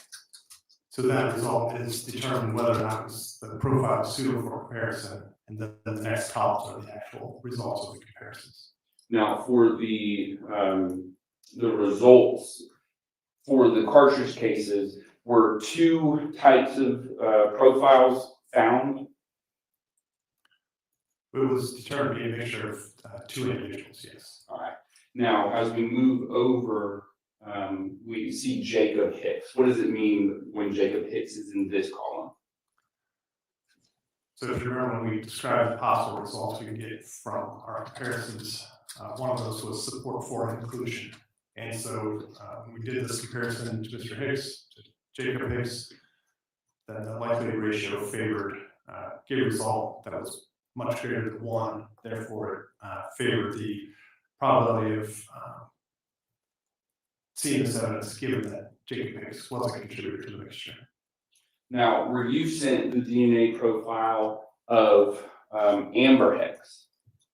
Yes. Or no, sorry.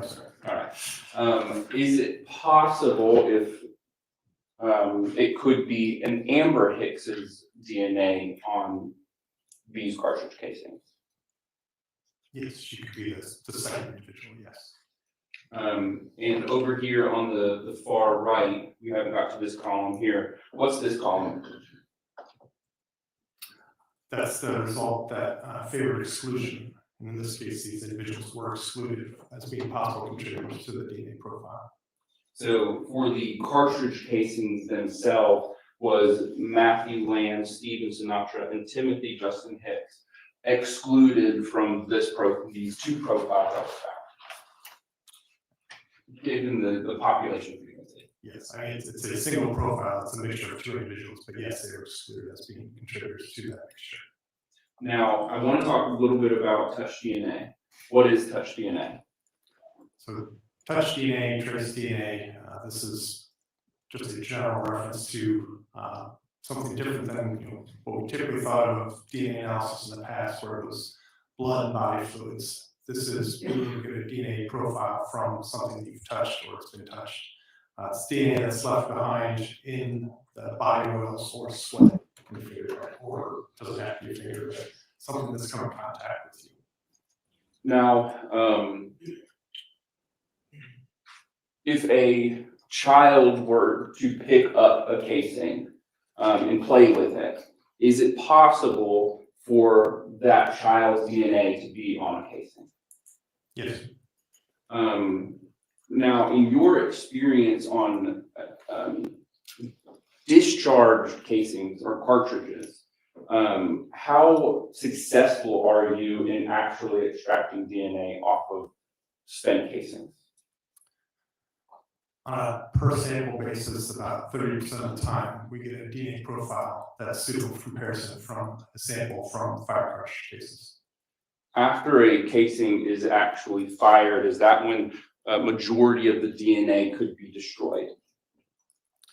There's a lot of factors that affect how much DNA we recover and the quality of that DNA.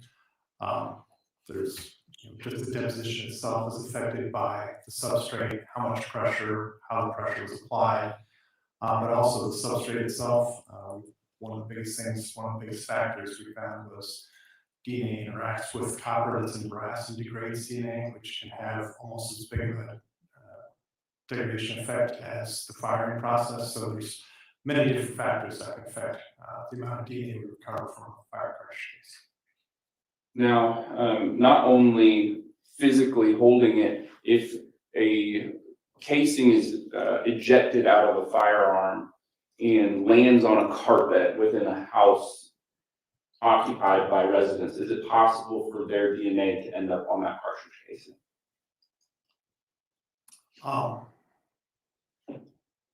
Is it possible? Potentially. But again, there's a lot of factors, more DNA transfers with direct contact, more contacts that happen, the further away you get from the direct contact, the less DNA that can be transferred. Depends how much DNA and biological materials on the carpet to begin with. If it falls in a corner that's not stepped on very often, or not much contact through skin, that would reduce the amount of DNA that would be transferred. If people don't walk with bare feet on the carpet, then there might not be much biological material there to begin with to transfer.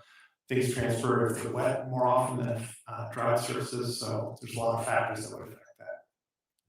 Now, for your findings in this specific examination of the casings, were you able to, did you find a population frequency? We performed our statistical calculation, yes. Now, moving to page. Our statistical calculation. I'm moving to page 3 of State's Exhibit 671. Now, within this paragraph here, if you'll tell the court what your findings were as it relates to Jacob Hicks. Do you mind if I read from the report? If you'll read from the report. So the statistical calculation number 1, which if you look at the table again, that's what was in that final column. We labeled each of the statistical calculations. First, we list what the conclusion was to begin with, and that was a DNA profile consistent with a mixture of 2 individuals was obtained from this sample, exhibit 1.1, which again was the DNA collected from the 3 fire cartridge cases. We list our assumptions. So in this case, we're assuming that 2 individuals are assumed to have contributed to the DNA profile. And then we list the 2 different hypotheses. So again, when we're talking about the likelihood ratio, this is probability of seeing the evidence under one hypothesis, which in this case called the inclusionary hypothesis. The DNA originated from Jacob Hicks and an unrelated unknown individual, or the other hypothesis, in this case the exclusionary hypothesis. The DNA originated from 2 unrelated unknown individuals. Those are the assumptions in the hypotheses. And so then the actual likelihood ratio, the DNA profile is at least 1 trillion times more likely if it originated from Jacob Hicks and an unrelated unknown individual than if it originated from 2 unrelated unknown individuals. kind of putting this in a different context, the probability of an unrelated individual in the population who has not contributed DNA to this sample yielding this level of support is less than 1 in 1 trillion. And then F, the F statement, just based on this calculation, there is evidentiary support for the inclusion of Jacob Hicks as a possible contributor to the DNA profile obtained from Exhibit 1.1. And that last statement, we had one locus, one of the genetic markers we look at, SC33, had an artifact in it, so we did not use that in the calculation. Now, I want to talk about the population frequency. 1 trillion is a big number. Is that the specific number, or do you have parameters as to your frequency? The actual likelihood ratio is bigger than that, but we cap it at 1 trillion because once you get to quadrillion, quintillion, sextillion, it becomes kind of meaningless. So we cap it at 1 trillion.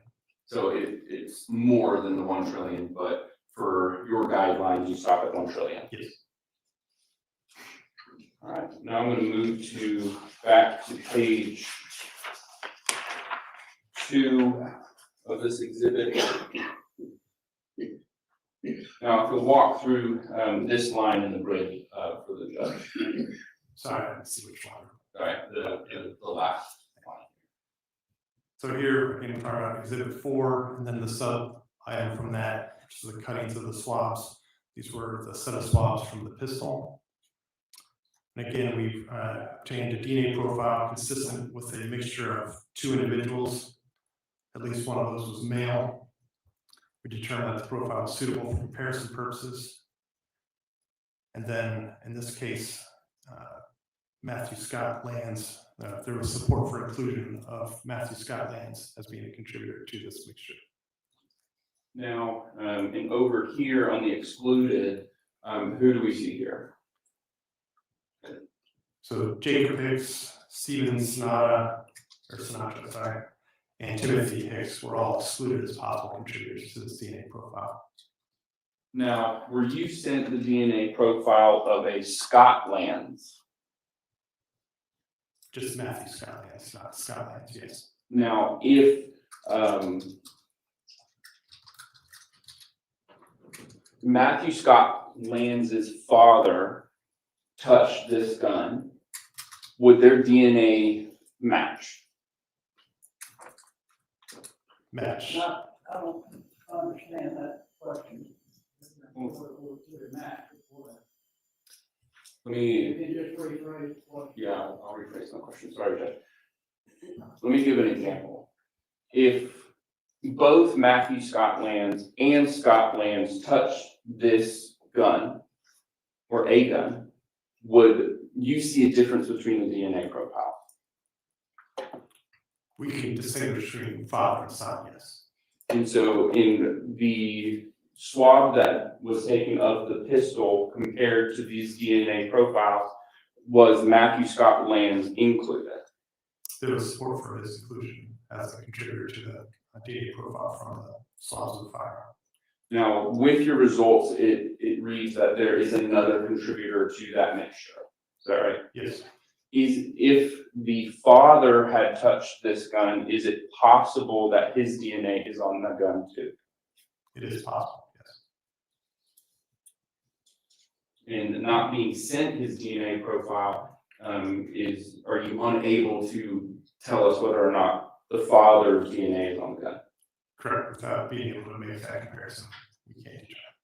Now, going to the population frequency of Matthew Lanz's population frequency of inclusion, if you'll tell the court your finding.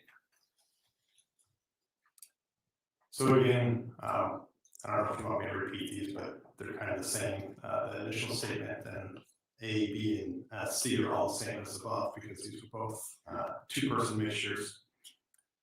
Inclusionary hypothesis, Matthew Scott Lanz, and inclusionary hypothesis was DNA originated from Matthew Scott Lanz and an unknown, unrelated individual. Exclusionary hypothesis is that the DNA originated from 2 unrelated, unknown individuals. The likelihood ratio, statement D, the DNA profile is at least 1 trillion times more likely if it originated from Matthew Scott Lanz and an unknown or unrelated unknown individual than if it originated from two unrelated unknown individuals. And again, putting this in a little bit different context, the probability of an unrelated individual in the population who has not contributed DNA to this sample yielding this level of support is less than 1 in 1 trillion. Based on this calculation, there's evidentiary support for the inclusion of Matthew Scott Lanz as a possible contributor to the DNA profile obtained from 4.1, which were the swabs of the firearm. So now just to go back to this, to page 1 of the exhibit. So those findings that you just gave to the court were that the swabs of the ZEV OZ9 pistol had 2 profiles on them, one of which was Matthew Scott Lanz. There was support for inclusion of a positive contributor, yes. Now, as you finalized your report, was it peer reviewed? Yes. And was it approved through the peer review process? Yes. Nothing further, Judge. Thank you. Barry, you can proceed with your cross. Got a couple of questions. You received the firearm, correct? In your lab? I actually don't know. I'd assume from what we received, for DNA analysis, we received the fire cartridge cases and the 2 swabs of the firearm. I don't know if we received the firearm itself at the laboratory in Maryland. Does your lab, I know it's an ATF lab, do they process firearms for trace evidence? Do you know? Yes. They do. Okay. And do you know whether this firearm was ever given to the lab for any trace evidence? I believe it went for the exam at our Atlanta laboratory. And so if it went there, they would treat it like any other piece of evidence where we try to maximally exploit any potential evidence on that, which includes fingerprints, trace, fibers, and DNA. And I was a little confused about this question. Would it be possible for Amber Hicks's DNA to be on the shell casings? You were not given her DNA sample, or were you? We were not, therefore couldn't make that comparison. So when the state asks you if it's possible, I guess anything's possible, but not be probable. If you didn't get it, there's no way you'd be able to know, right? I can't say if it's probable or not probable. I wasn't given the sample to do the comparison. All we know is that that Jacob Hicks' DNA did show up on those shell cases. There was support for inclusion of Jacob Hicks on those cartridge cases. I can't say definitively one way or the other. Right. Thank you very much. Thank you. Thank you, Attorney Barry. Any other is there any follow-up or redirect? No, Judge. Mr. Gilby, excuse? Yes, Judge. Thank you. Why don't we take a quick break, and if I could have the attorneys approach just 1 minute.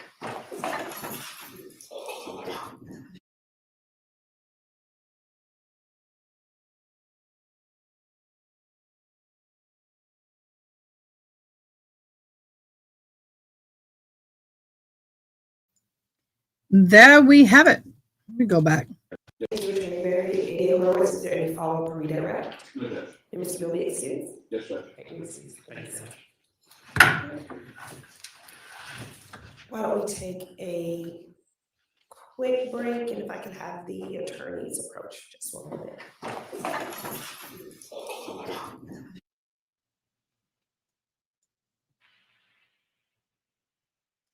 How much you want to bet they end the day here? Because it's 4 o'clock. No. Yeah. Georgia, 4 o'clock.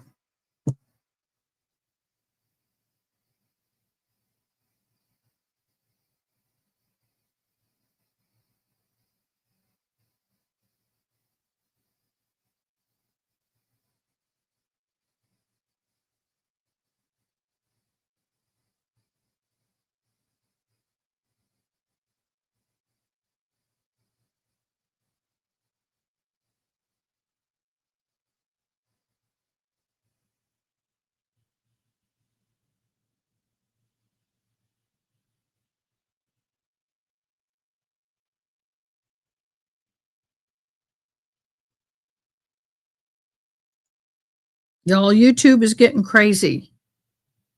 And I ain't going to talk about it because I don't want to get in trouble. Amy, your earrings are beautiful, boo. Y'all, go look at her earrings. They're great.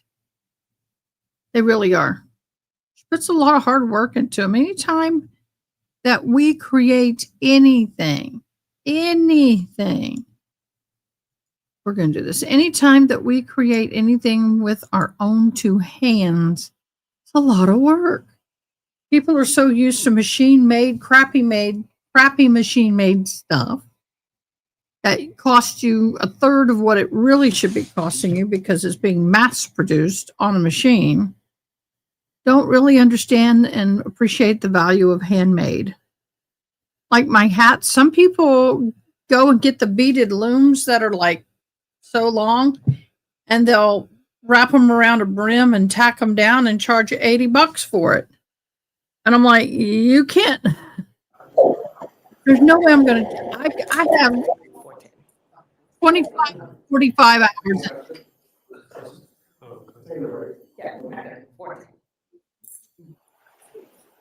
I mean, the beads, the beads per hat.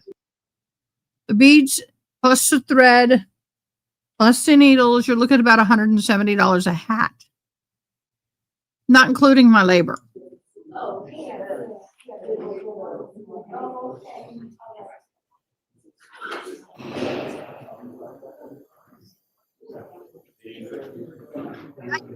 Red, Panda Poco, you're probably in class again.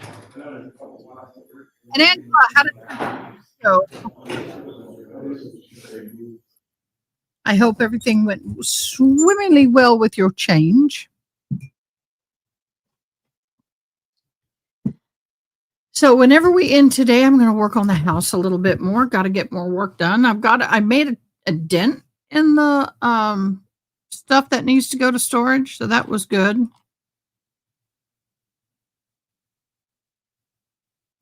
I'm sorry it hurt like hell, boo.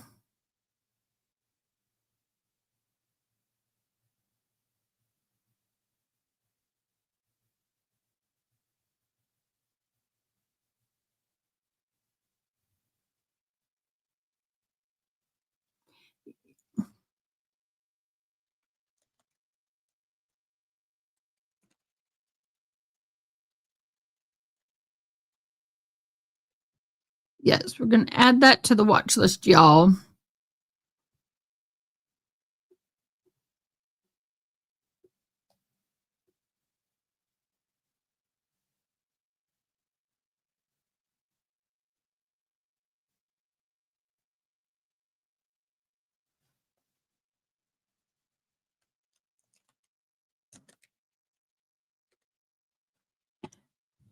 Okay, can I zoom?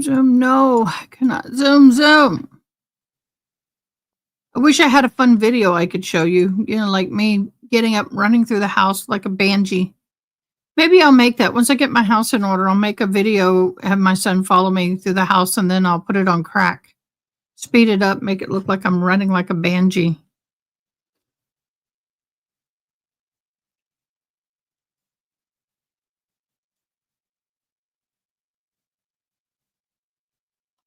I'm trying to keep an eye on things, y'all.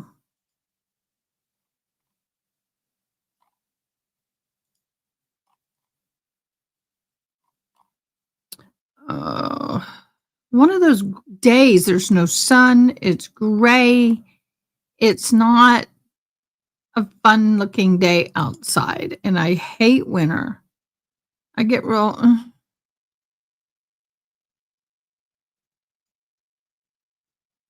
I do not like winter. Let me see if Ian ever came in.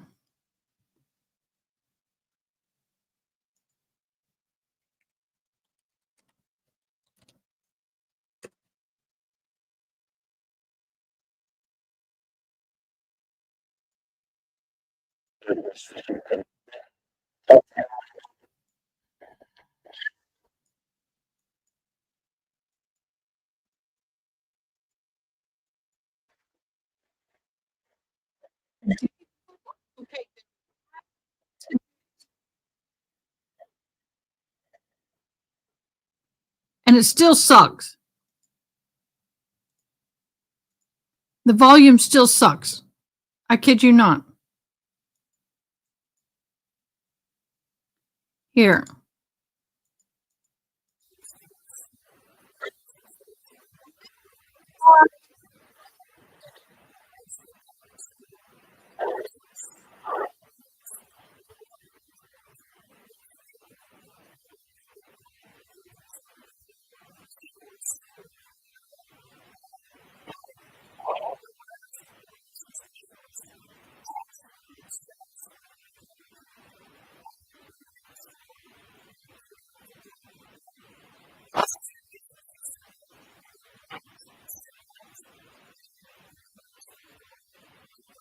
I don't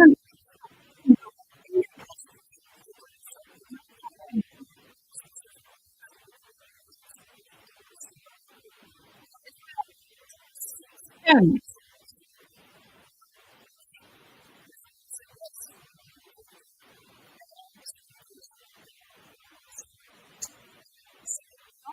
Refresh.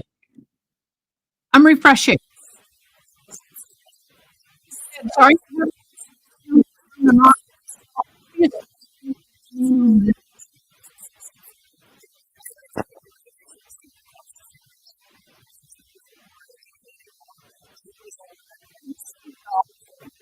Be professional. And by the way, how many of y'all think that that background looks like the 1980s? Yes. Okay, and you know, why do you know? He's still on the stand. Because I was called back on a different day to contact analyst Smaltz to take these photographs. Okay, and who are the lab personnel? What do they do? They process of evidentiary value. One of. Sometimes people talk about gallows humor and circum. So they're on lunch break. If you're a producer and their people are telling you you have no sound, I don't care what it sounds like on your end, you fix it. Doesn't matter what it sounds like on your end. What's important is what they're hearing. Just saying, booze.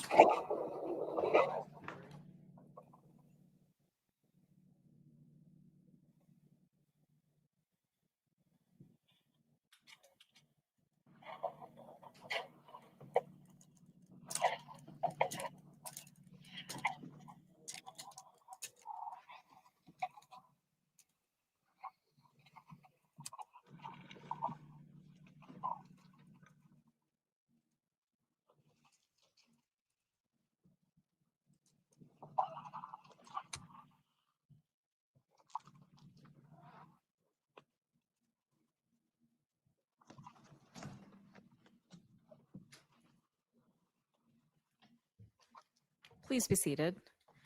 Let the record reflect we are back in the presence of the jury. Welcome back from lunch. And we'll continue to have on the stand Ms. Palma. And we will have a redirect by the state at this time. You may proceed. Good afternoon. I just have a handful of questions to follow up with you. I wanted to make sure the timing of this was correct. So when you first go there on the 18th in the evening, kind of the tail end of your shift, is that right? Yes. The photos that you take on the 18th, what we've discussed, are those the overall photos? Yes. At that point that you're there, are there any placards other than the little north thing that we've talked about? I don't believe so. Okay. Now, whether or not anybody else continued at the house on the night of the 18th after you left that evening is beyond your knowledge. Correct. Okay. Then you return on the 19th around 9 a.m. Yes. And at that point, we've seen a bunch of your photos with a bunch of placards in it at that point. Yes. Okay. You mentioned that on the 18th, when you went to the police station where Alex had his buccal or buccal swab taken from him and or was obtained from him, you took it straight to property and evidence? Correct. And you used the phrase that you carried it over. Help us understand, what does the process look like to take that buccal swab from the collection point to property and evidence? When I received it from Detective Lugai, it was already packaged, it was already sealed, so I had no contact with the evidence itself. I took the envelope, drove it in my secure vehicle directly to property and evidence, where I handed it over physically to a property and evidence supervisor at that time. And in your experience as a crime scene specialist in the crime scene unit, are there other ways where swabs or pieces of evidence might make their way to property and evidence that don't entail this sort of direct hand delivery that you've just described? Yes. Okay, and we may hear about those later, but in this case, you didn't do anything like that with any other samples. Correct. You were asked about the dresser in Allison's bedroom. Do you recall taking photos that included that dresser in your overalls on February 18th? Yes. And again, taking photos of that dresser once there had been the stickers placed on it on February 19th? Correct. And at that point, you are taking those photographs. Did you also take individual photos of each drawer? Yes, sir. On the 19th? Yes. And is that sort of you're in a bedroom now, right? Yes. What does your camera look like? What are we talking about? It's a large DSLR camera with a extended lens on it. So it's not your average point and shoot. It's a professional, larger camera. It's not like an iPhone. Correct. It's not like the little photo that we saw with placard 31, that little silver thing. Correct. When you say a DSLR, can you give me like an approximation of how large that thing is? Oh goodness, it's probably maybe 8 to 10 inches in width, and probably sticks out a good 6 to 8 inches as well. And so you're in the bedroom, you've been asked to take photographs, and now you're having to take them between the bed and the dresser? Correct. And you kind of have to get to some degree up close and personal with that dresser. You could rephrase, please. Do you have to get up close and personal with the dresser to take photos of each individual drawer? Overruled. She can answer. Yes. You were asked if you ever intentionally or with your Up close and personal is something you do with a human being of flesh and blood. You don't get up close. Well, I guess you could. Okay, my mind just went bad. knowledge touch those dresser drawers. Do you remember that question? I do. Did you have any role in opening those drawers? Contact. I'm sorry, that's so funny. Up close and personal with the dresser drawer. Y'all, if you're up close and personal with dresser drawers, you got problems. Serious problem. So you're in there first on the 18th. We talked about you're in a Tyvek. Oh, yum. We talked about what that looks like already. You said it's not very breathable. It's a non-breathable And material. what does that mean? That it's solid, it's non-porous, so your not dress. body heat, Joe, you in nothing's getting in, nothing's getting out. So you're getting leave it to Joe to have a sarcastic comment about it. Love it. no air. It's very hot in that suit, Are you sweating? profusely. Why? And No. how long about, if you've, we talked about this before, but if you know from your memory, about how long were you there on the 18th? I'm not certain, but I think it was upwards of 4 hours or more. So you get there kind of into the evening. Initially you go, we saw your photos of Alex when it's still light out. Yes. And then you kind of stay into the sun's gone down and you're still taking overalls of the house. Correct. Well into it's dark out now. Correct. And you come back on the 19th at about 9 a.m. Yes. Do you stay for a full shift roughly on the 19th? Hey, Or even Joe. later? I think we saw some placards even after 7 p.m. No earring. That's why you And have so to. during your time at the house on the 19th, For those of you who don't know, every time I have earrings and I'll mess with my earrings, Joe hops on. But today, no earrings. I think your testimony previously was you may have been wearing a Tyvek, you're not 100% sure. Correct. And so again, would that have been the same sweaty suit? Not the same, but the same Right. type. Fair Yes. enough. But you're in there now working again. So you not only did you take photos of this dresser on the 18th, we heard you took photos of it on the 19th. Is it, again, I'm not gonna ask you about any sort of DNA results. That might be a better question for another witness, okay? Yes. But knowing that you were present in the house, for, we'll call it 2 days, but multiple hours on those 2 days at least, just focusing on the 18th and 19th. You were there, right? Yes. Would it be possible that you brushed up against that drawer inadvertently? Yes. Or that you wiped your brow at some point and brushed by it when you were trying to maneuver in that bedroom somehow? Yes. And again, you were asked if you intentionally touched any drawers and you said no, right? Correct.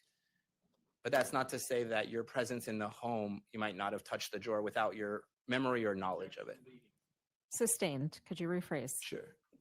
Would you have in that home, just going back to the questions that defense asked you didn't intentionally touch any drawers? Correct. So it's hard to ask about something that you don't know, right? Correct. But were you present in the home for most of that time on the 19th? You arrive at 9 a.m. Yes. Is most of your work done in and around Allison's home? Yes. The whole day? Yes. Okay, court is back in session. We'll come back.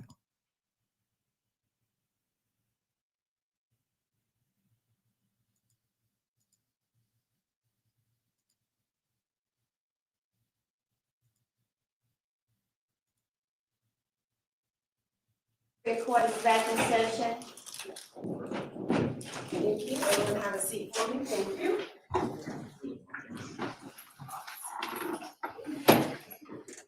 We are back on the record for State of Georgia versus Matthew Scott Lanz. All parties are present.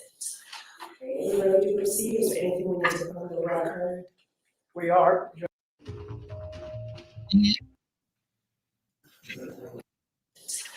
you ready to proceed? Is there anything we need to put on the record? We are. Judge, would like to put one thing on the record. We had an opportunity to talk about the objection that I might have as to the playing video from Sandy Springs. The state has agreed to put in a couple of photographs and not do the video. Okay.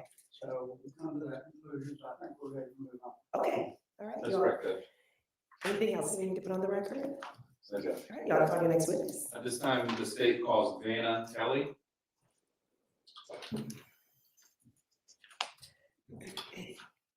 Somebody's named Vanna, like Vanna White, Vanna Kelly. Any relation? Oh, she means serious business.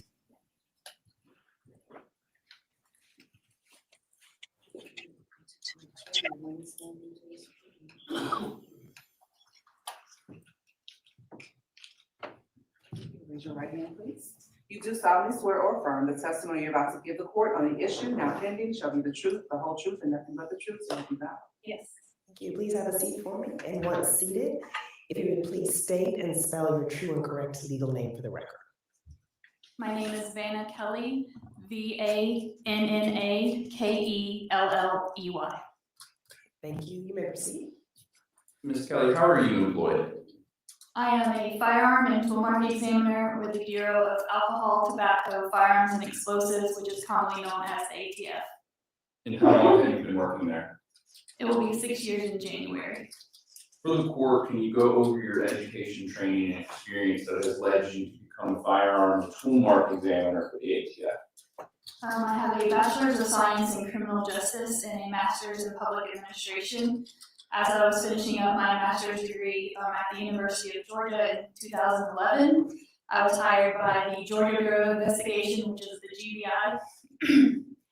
And at that time, in 2011, I served for 1 year at the GBI as a NIBIN technician. NIBIN is NIBIN, and that acronym stands for the National Integrated Ballistics Information Network. So essentially, as a NIBIN technician, I was imaging information from fired cartridge cases into a database, and that database will return potentially linked crime scenes to each other. After doing that for a year, I began training as a firearms examiner at the GBI. The GBI's in-house training program to be a firearms examiner was 1 year long. And during that time, I studied several different topics related to firearms examination, which included ammunition, learning about different types of firearms. I went on manufacturing tours to see how firearms are made, manufacturing tours to see how ammunition is made. I also trained other examiners while I was there, and I did, I believe, 5 armorers courses with different firearms manufacturers. So armorers courses are courses that are put on by the gun manufacturers, where basically we fully take apart a firearm, learn about how that firearm and all the parts function, reassemble the firearm, do safety checks to make sure that the firearm is functioning again, and learn about different troubleshooting techniques.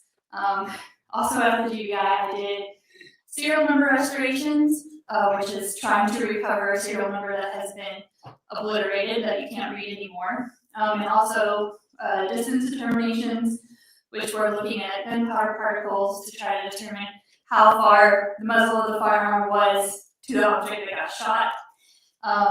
Additionally, since I've been at the ATF, I've went on more manufacturing tours. I'm also an instructor with National Firearms Examiner Academy, where I teach other firearms examiners throughout the United States how to do different areas like I explained, and also still do serial number restorations. And I received additional training at the ATF in tool mark examination, which is that broader category of tools, including things like bolt cutters, knives, etc. like that, whereas firearms identification, firearms being a specific type of tool. So. And so in total, you've been with the ATF for 6 years. And does that year-long program that you were with the ATF, does that count in that 6 years, or is that prior to that? So the year-long training was my initial training with the GBI, and then I had, I think it was additional training of months of the toolmark training, in addition to the training I already had from the GBI when I got to the ATF.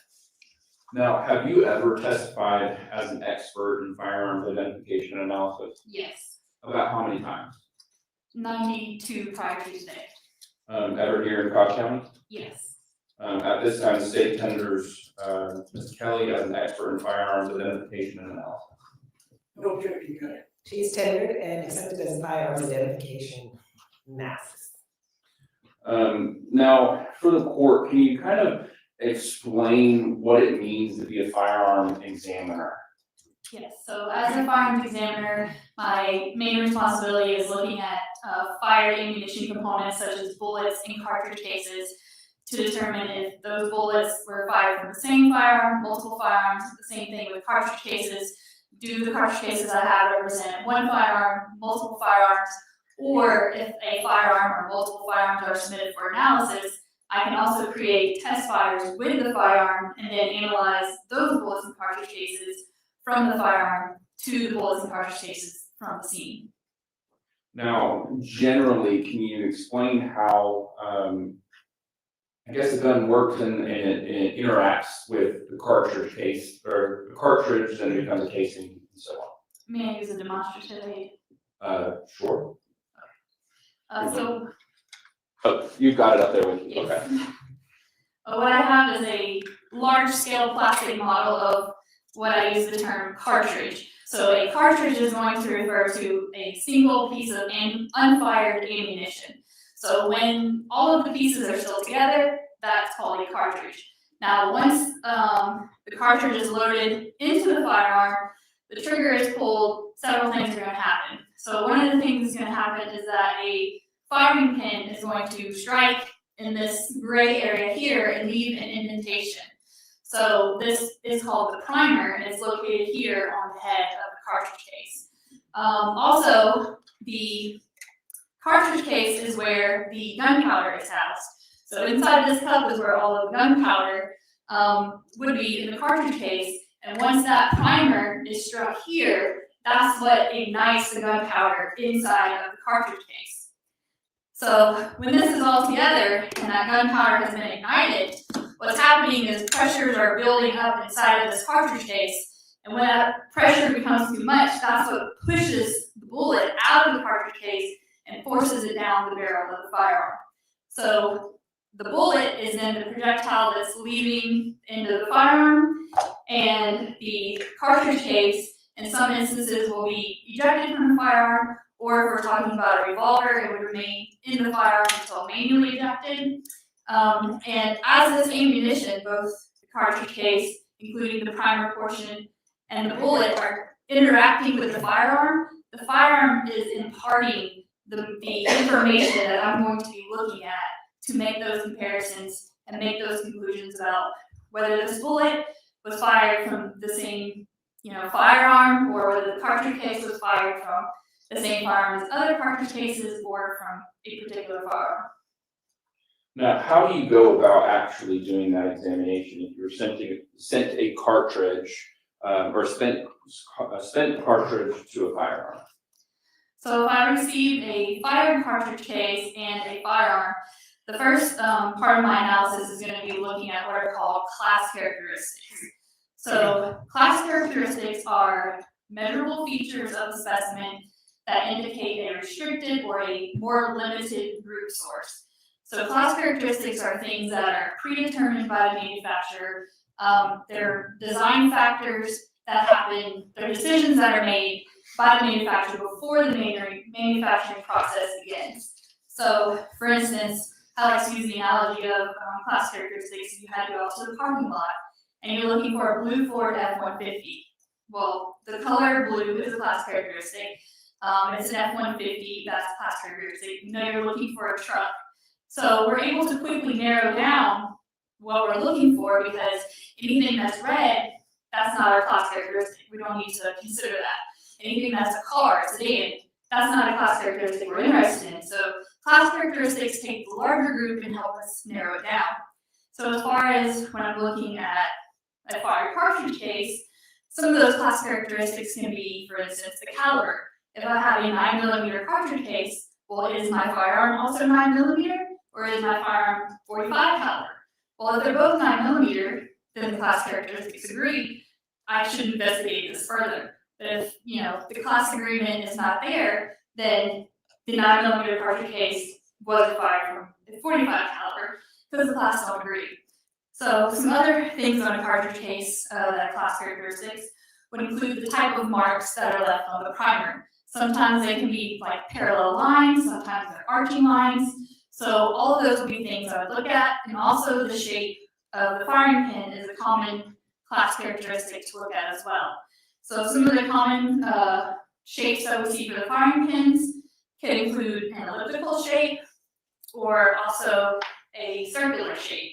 So sometimes the primer will have a rectangle, but we would know that anytime if the primer is a rectangle, then surely it wasn't fired from something that's indicating a circular, because those are two different class characteristics. So the class characteristics are my first level of analysis.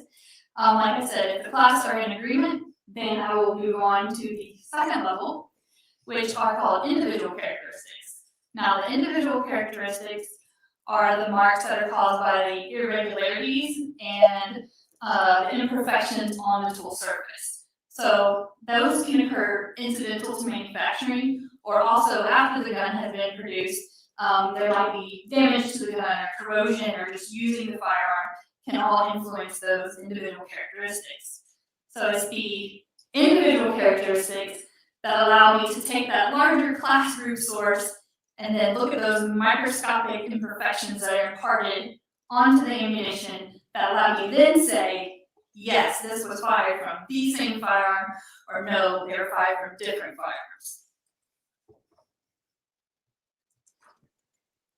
Now, when you're just sent cartridge casings themselves, are you able to just take those and determine whether or not those casings came from one gun? Yes, even when I do not have a firearm for comparison, I can still take multiple fired cartridge cases and compare them to each other on my comparison microscope, which my microscope allows me to have like a left stage and a right stage. So I basically put, a piece of evidence on my left stage, a piece of evidence on my right stage, and when I look through my eyepiece, I'm seeing both of those items side by side under lighting and magnification. So yes, I can compare multiple fire cartridge cases to each other under my comparison microscope. And basically determine that those casings came from one particular firearm. If that is the scenario, If that's the yes, I can decide, yes, if those individual characteristics I'm seeing, if they're in agreement, then they were fired from the same firearm. But if I'm seeing either class or individual characteristics that are not in agreement, then I would have to conclude they were not fired from the same firearm. Now, are the methods and processes that you take at the ATF, are they reliable? Yes, and these are the same, these are common in the field of firearms identification to use these processes that I'm talking about, and I use similar processes to do these comparisons both at the GBI and at the ATF. Now, can someone with the same training and background conduct the same testing and come to the same result?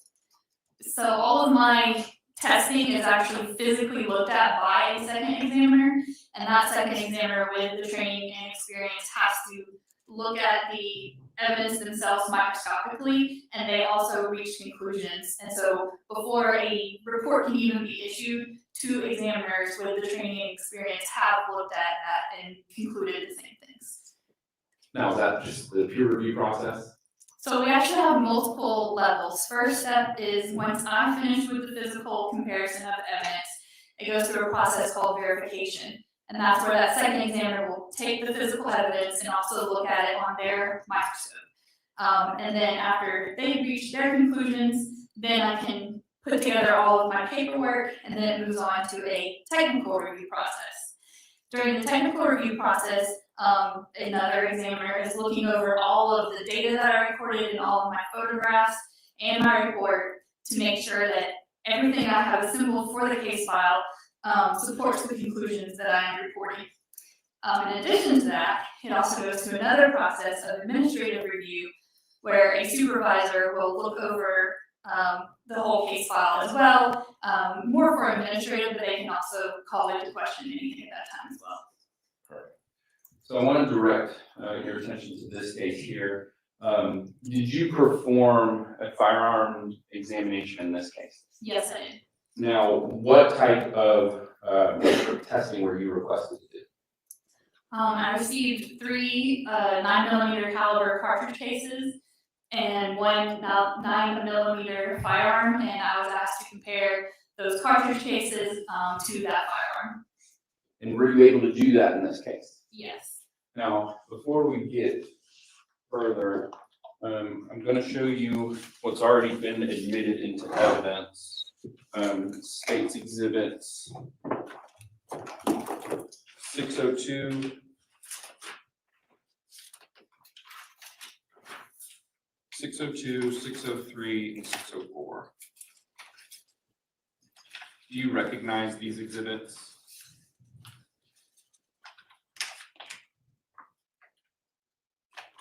Yes, I recognize these exhibits. Each of the packages has a label with the ATF case number that I created that has also the item number and my initials on it. And are these the 9mm casings that were submitted to the ATF for testing? Yes. Now, now I'm going to show you 607. Do you recognize 607?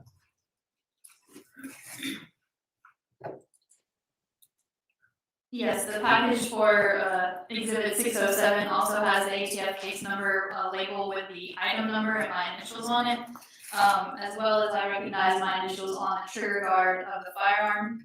And additionally, there's a package in the gun box that are the test fires that I created with this firearm. Now, is this the firearm that was submitted to the ATF for testing for comparison against these casings found in 602, 603, and 604? Yes. Now, I may have already asked, were you able to conduct an analysis of these casings to this firearm? Yes, I did. And were your findings reduced to a report? Yes.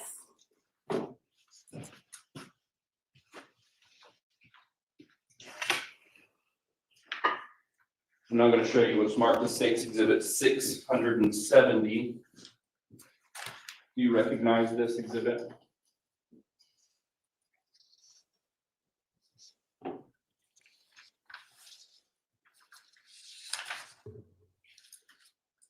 Yes, Exhibit 670 is a copy of the report I issued in this case. So is this just your report? Yes, it is. At this time, the state moves to enter what's marked as State's Exhibit 670 into evidence. 670. 670, yes, Judge. Is there any objection? And Judge, we have the same objection as we did on the DNA. It's okay to tender it, but we don't want to go back.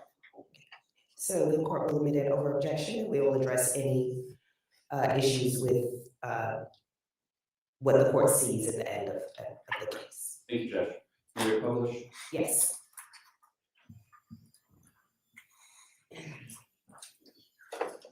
Now, starting with your report, what is this header up here?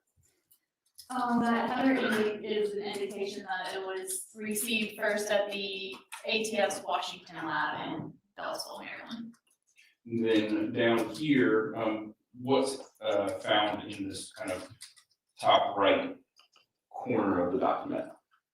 The date of the report is the date that I issued this report. The case number is a case number that is assigned when the evidence arrives at the ATF laboratory. The submission is, there apparently were multiple packages that were submitted, so this being the third. The reference number is the ATF investigative number, so that's another ATF number, but it's separate from our laboratory case number. The title is a title that comes in on the form when they submit it. And then the type of exam is indicating that they want firearms analysis done. Now, as to a location of this evidence and where it came from, is that listed here as title? I do not know if that would be consistent with that information. Was that information just provided to you and then added into your report? Yes, that is, when the evidence is submitted to the lab, there is a standard form that they fill out, and the title of the investigation is something that would be received on that paperwork into the laboratory. Now, down here under exhibits, what exhibits in particular were you sent for testing? So all of these items, the first three lines being the individual 9mm cartridge cases, and the final fourth line being the ZEV Technologies Model OZ9 9mm pistol. All of those items listed there are the ones that I compared for this case. And just for the record, can you read out the serial number of the firearm? The serial number is ZA04909. Now, for the court, can you describe the process that you took when you did your comparison of these cartridge casings to themselves, then to the firearm? So yes, the first thing I did was take each of the 9mm fired cartridge cases and put those on my microscope and compare those three to each other. After I did that comparison, then I made 2 test fires with the firearm, and then I took the test fires, which also would then be fired bullets and cartridge cases, and I compared those test fires to the group of 3 other cartridge cases. Now, when it comes to the firearm itself, how do you do that comparison to these cartridge casings? So the first thing I do is make test fires using the firearm. So in this instance, I took the ZEV 9mm pistol, and we have a large metal water tank. So as the name implies, it's a large tank. It's filled with water, and then on the front side of it is a port, and in that port is where I insert the firearm. And when I fire the firearm, the bullet goes down into the water, and the water serves to slow the bullet down. And then as I'm test firing it, the cartridge case is ejected into a net that surrounds that port. So then I'm able to collect those samples, because I have now shot this firearm myself. So I know that bullet I'm collecting and these cartridge cases I'm collecting, those are representative samples of the marks this particular firearm is making. So once I have, kind of the apples to apples comparison, now I have, the cartridge cases test fired, and I have the evidence from the scene. I can then compare the test fired cartridge cases to those 3 scene cartridge cases. Now, in some, the 3 9mm cartridge casings that you were submitted, were they fired from the same firearm? Yes, first I determined that those 3 9mm cartridge cases were all fired from the same firearm. Now, after conducting those test fires from the Zev Technologies Model OZ9 9mm pistol, did you compare those test fires to those 9mm casings? Yes, I did. Now, what were your results? I also determined that those 3 cartridge cases were fired from that Zev Technologies Model OZ9 9mm pistol. And is that notated here under your results and examinations? Yes, the first line stating a conclusion, which is actually the second line, says the exhibit 9 through 11, which are our ATF numbers, the exhibit 9 through 11 cartridge cases were identified as having been fired in the exhibit 12 firearm. Now, after you came to your specific results, was your findings peer reviewed? Well, first the term we use is verification. So yes, after I have recorded my conclusions and my analysis notes, I then pass that off to the second examiner, who then does the physical comparison of the evidence as well. And after it went through that process, was your report approved? Yes. Nothing further, thank you. Thank you, Agent Horowitz. Attorney Berry, you may proceed with the cross.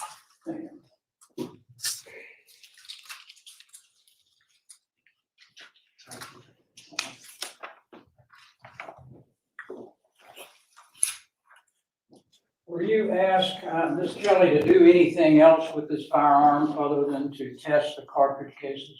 No, sir. Okay, do you know if anybody at the crime lab looked for any trace evidence on the butt of this gun? Part of my analysis does include recording whether there was any trace evidence that was visible to me. I'm not a trace examiner, but I would not know if a specific trace analyst looked at this firearm or not. Okay.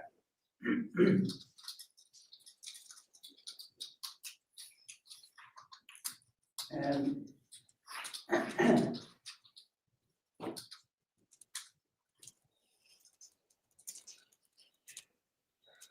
you were not asked to make any determination about muzzle to target distance or anything of that nature? No, sir. You didn't have any of that information. The only other question that I have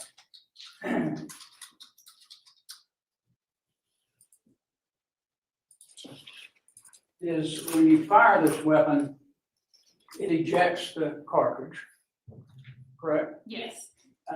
In this particular type of weapon, how far would this bullet or this cartridge be ejected from the weapon? I wouldn't be able to answer that. Like I said, when I create my test fires, there is a net that is stopping it from traveling any further.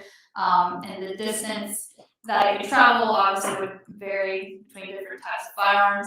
And I would say probably often is the case that cartridge cases are not recovered from where exactly, because when I do shoot in a range, they're prone to roll, bounce, it could be several reasons why cartridge cases, once they're collected on a scene, are not in the area they would have been if they had only just been ejected from a firearm and then stopped there. But normally if you find them in a cluster, then you can pretty much tell where the person may be standing at the time the weapon was fired.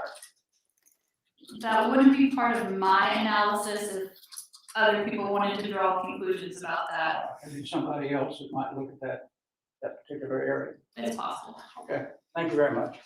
Great, thank you, Attorney Berry. Agent Horowitz, any follow-up? None of the state judge. All right, is this excused? Yes, Judge. Thank you. That is-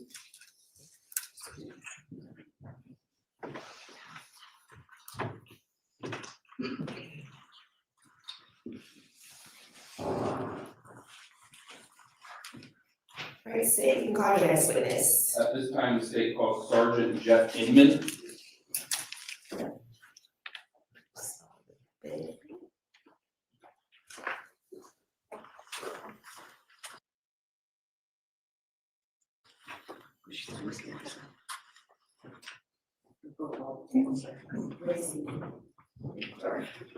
Thank you for raising your right hand. You do solemnly swear or affirm the testimony you're about to give the court on the issue now pending shall be the truth, the whole truth, and nothing but the truth, so help you God? Yes, it is. Lord, see if you would please state and spell your true and correct legal name for the record. Spell it. Yeah, you have a seat, and then you can, yeah, please state and then spell your true and correct legal name for the record. My name is Sergeant Jeffrey Inman, J-E-F-F-R-E-Y, I-N-M-A-N. Thank you. You may proceed. All right, Sergeant, how are you employed? I am a sergeant with the Sandy Springs Police Department. How long have you been with the Sandy Springs Police Department? I'm one of the original officers. I started on July 1st, 2006. So since 2006, have you been post certified? I started with Fulton County in 1997.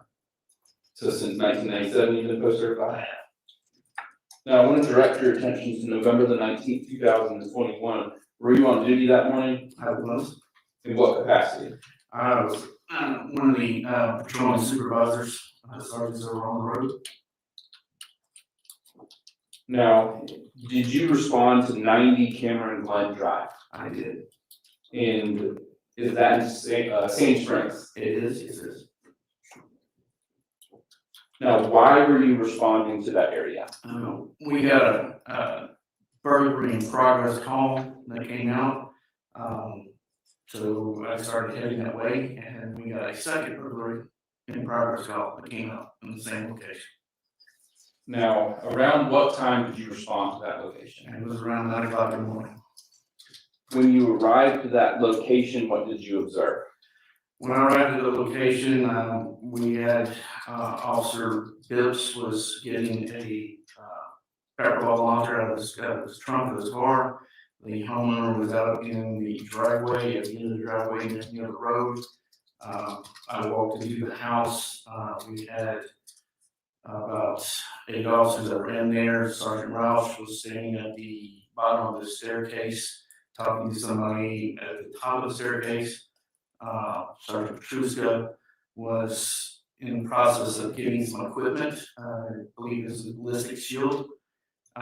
And since I was the third sergeant that arrived on scene, they were busy. I took control of the situation. Now, while you were you physically inside the house? I was, yes. And where in the house were you when Sergeant Roush was having a conversation with the person upstairs? I initially walked around the main floor, checking to make sure that we had enough personnel that was in the house. I then walked over towards the front door to make sure that we had a perimeter set up on the house. Be making sure that nobody can get out of the house without our knowledge. Now, at some point, did an individual come downstairs? Yes, he did. How were they dressed? They were dressed in camouflage military style outfit. Now, were officers equipped with body camera? Yes, they were. Now, I'm going to show you what's marked as State's Exhibit 672. Do you recognize this exhibit? Yes, I do. How do you recognize it? This is off of Sergeant Roush's body cam. In Sorry, both of whose body cam? Sergeant Roush. Could you spell it for me? If you can. R-A-U-S-H-E, I believe it is. Thank you. And is this a screenshot from the body camera of the man coming down the stairs? It is, yes. And is it a fair depiction of that recorded on the body camera? Yes, it is. At this time, the state moves to enter what's marked as State's Exhibit 672 into evidence. State 672 is admitted.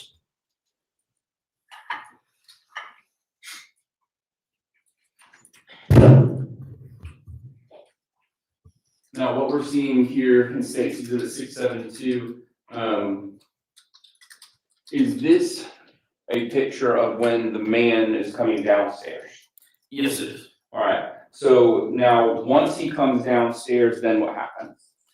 At this point, I'm over towards the front door to the home. As the individuals coming downstairs, Sergeant Roush had made a rapport with him, so they were talking and was trying to convince him to come downstairs. I heard a commotion behind me, and I turned around, and the individual that was coming down the stairs was coming basically coming off of the second or third step, with his arm raised, coming down at Sergeant Roush, and basically looked like he was in the process of trying to hit Sergeant Roush. Now, when you saw the defendant looking or attempting to hit Sergeant Roush, what happened after that?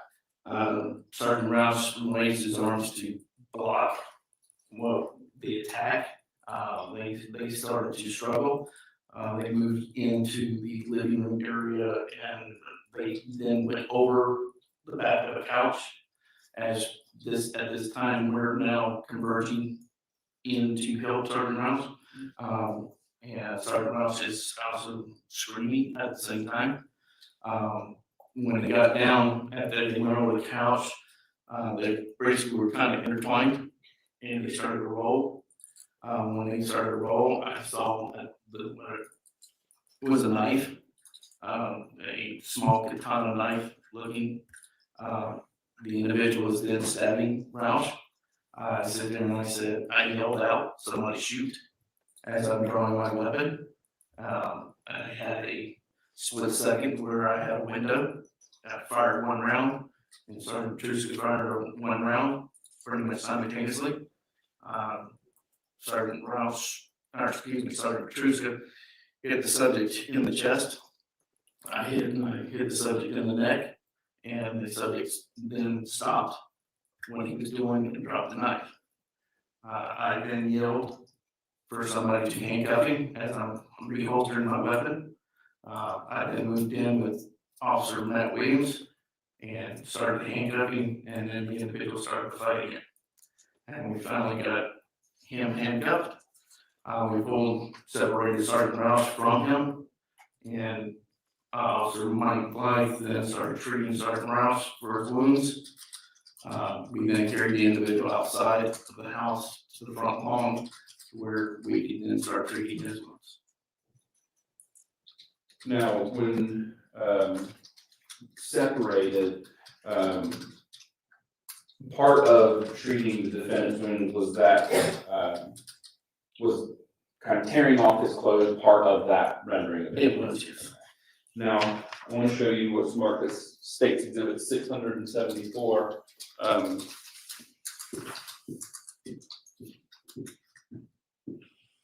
Do you recognize State's Exhibit 674? I do. How do you recognize it? It's out on the front lawn of the house where Sergeant Manny is cutting off the individual's clothes. And is this a fair and accurate screenshot from one of the body cameras of the incident that was taking place in that front yard? It is, yes. At this time, the state moves to enter what's marked as State's Exhibit 674. Any objection? I'm sorry. Okay. State 674 is needed. Oh, may I call the judge? Yes. All right.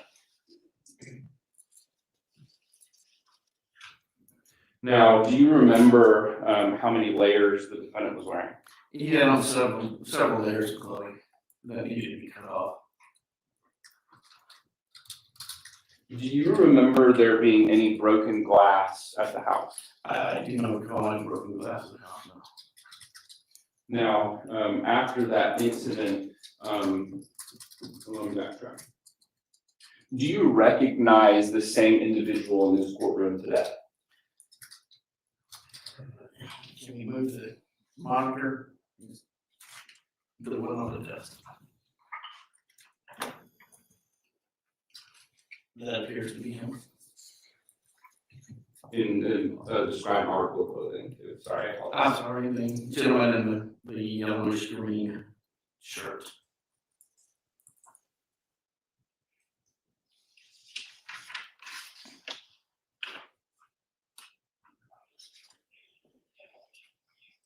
Now, before he was shot, the individual seen in State's Exhibit 674, were you able to see his face? I was able to see his face when he was out on the lawn, yes. Why couldn't you see his face when he was inside the house? When it started out, my back was turned to him. When he came off the stairs and started tapping Sergeant Roush, he also had a hat on, which I believe had maybe a face covering on it. The situation was when he attacked Roush, they were together and down, so I did not see his face until he was actually taken outside. In State Exhibit 674, is this his face covering here? Yes.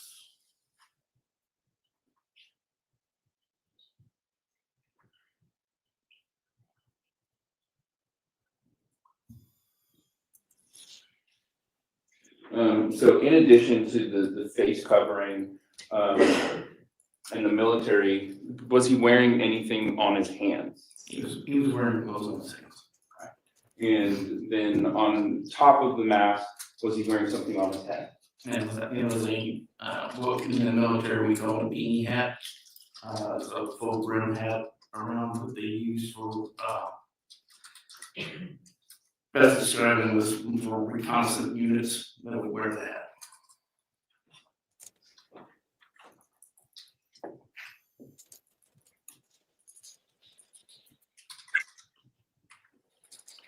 Nothing further, Judge. Thank you. Thank you. Attorney Barry, you may proceed. Good afternoon, Sergeant. Thank you, sir. Thanks. Did you ever take a statement from Matthew while you were on the scene there? No, sir, I did not. Okay, did he say anything to you that is significant? He uttered some statements while I was in the process of handcuffing him, yes. And what were those statements? He called us several names. One of the names was, he called us the N-word. He called us pussies. Those are the two main ones that I do recall. I do recall him screaming and yelling at the same time. Okay. Did he indicate to you why he had gone to that house? No, I didn't. Did you see what automobile he arrived in? No, sir, I did not. Okay. Nobody pointed out to you the vehicle where it might be sitting? Not at that time, because what happened was when I got to the scene, I was in control of the scene. So I was not there to interview the subject. I was there to get the subject out of the house. Monitor what was going on there? Yes. Okay. Did you have any other involvement with Matthew after that? I did not know. All right. Thank you very much. Thank you. Any Horowitz, any additional questions to Sergeant Inman? No, Judge. All right, will you explain the excuse? Yes, Judge. Right, excuse Sergeant. Thank you. Right, I think it's a natural ending point, as at about 5 o'clock. Before we adjourn for the evening, is there anything that we need to put on the record? Any procedural concerns or issues? Not that I know of at this point. There you are. All right, so we'll open the courtroom about 8:30 a.m. tomorrow morning for you all to be able to come in and get ready. And we'll start back in the state, ready for your next witness at 9 a.m. Thank you. All right, have a good afternoon, good evening, everyone. Please be safe.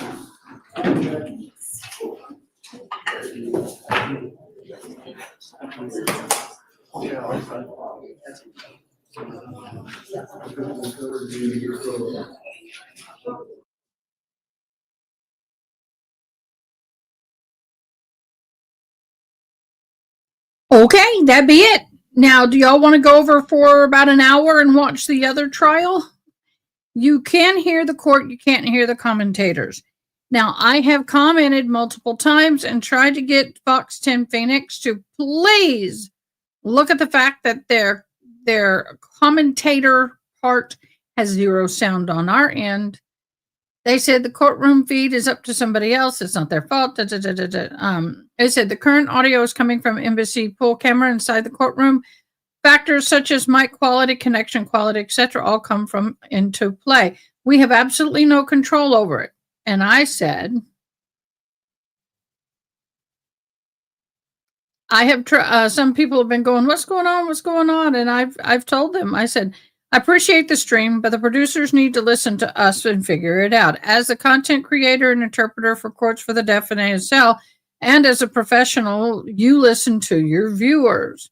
The court feed in and of itself is not the problem. The problem is when the commanders are talking, we hear nothing. Please respect us and figure it out. Yeah, I did, because I was so pissed off at I'm so frustrated over the fact that they do not listen. So I'm going to give you example of what I'm talking about. Okay, the court here. I have sound. Not sound, y'all. Garble.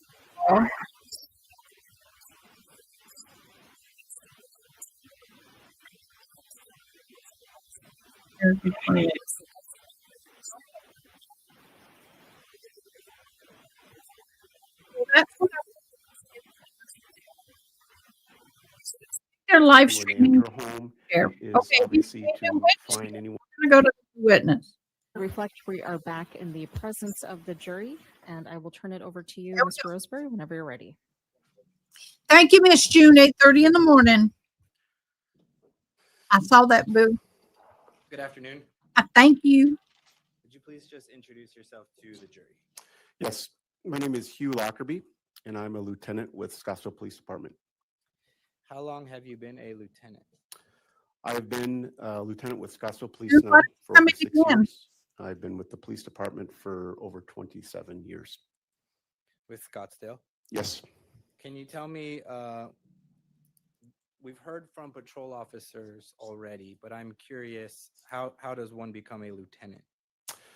Well, throughout my career, I started obviously through the basic police academy, field training program after graduation. I spent 6 years in the patrol division of the Scottsdale Police. In 2004, I went to the violent crimes unit where I was a detective there, and I spent the next 11 years there handling investigating death investigations, officer-involved shootings, homicide investigations, kidnappings, aggravated assaults. In 2015, in April of 2015, I promoted to the rank of sergeant, and I was assigned back to patrol, where I spent the next 16 months there. In July of 2016, I transferred back to the violent crimes unit as the unit supervisor. So I was a first line supervisor for the violent crimes unit. In August of 2019, I promoted to the rank of lieutenant, where I was assigned back to patrol. And I have done some various opportunities there with patrol, and I was also a special investigations lieutenant overseeing our special investigations, which include undercover drugs, DEA task force, criminal intelligence unit. And I'm now currently a lieutenant in patrol. And so as a lieutenant in patrol, do you oversee the sergeants? Yes, I oversee a squad of sergeants along with our officers, and I'm basically the operational. Okay, I'm going to switch feeds. I don't want to give them my business. They're being jerks. Yep. Are you involved in directing them to do the FARO scanning? Yeah, I mean it's pretty innocuous. I mean, we tell them that it's part of our procedures to use a FARO scanner to FARO or scan an entire crime scene. So as one of those items is check to do that we need to do. And this is kind of, again, this is standard operating procedure, so to speak? Yes. Okay. What was the general focus on Wednesday, the 18th? So we mentioned the search warrant 738, but going in, how long are you there roughly on the 18th? On the 18th, on Wednesday the 18th, we were there till roughly around 2:30 in the morning. Our main focus at that time was processing. We had identified about 26 different areas that needed to be swabbed and taken to the crime lab for immediate testing that we felt that held the most significant forensic value. That was our main focus. And then secondary to that, or almost primary to that, is the medical examiner and the removal of the victim, in this case, Allison Feldman, collecting her and getting her down to the medical examiner for an autopsy at a later time. So I'm going to jump around in my notes a little bit. Were you part of, when the medical examiner arrived, was it that night on the 18th? Yes. Yeah. Were you present, or did you assist the medical examiner investigator in getting the body removed from the home? Yes, I was. Tell me a little bit about what you noticed about the victim's body. So the victim was lying on her back, supine on her back in the hallway of the home. She had significant blood coming from her head, pooling around her head that had been dried. There was numerous bruises on her, along with small little almost burn-like conditions on her skin, consistent of like bleach or a chlorine, a caustic agent being poured on her. There were abrasions. There was a very clear ligature mark around her neck. There was which we come to find out later, was a black dress that was draped over her head so you could not see her face. There was quite a bit of this almost yellow-like or some sort of mixed in with the blood substance that was completely around her body. There was blood stains next to her along the wall. Some of the blood was very diluted. She was, like I said, she was naked.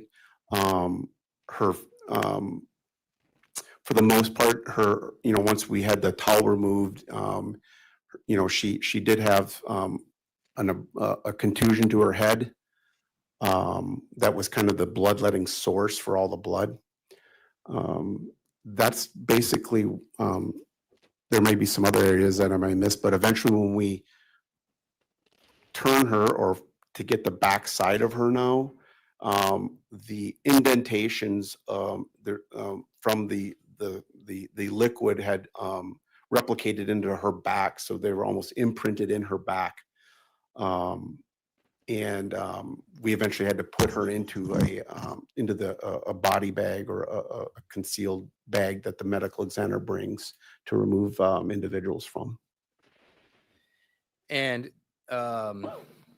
do you remember the medical examiner investigator's name as you sit here today? I do. What is it?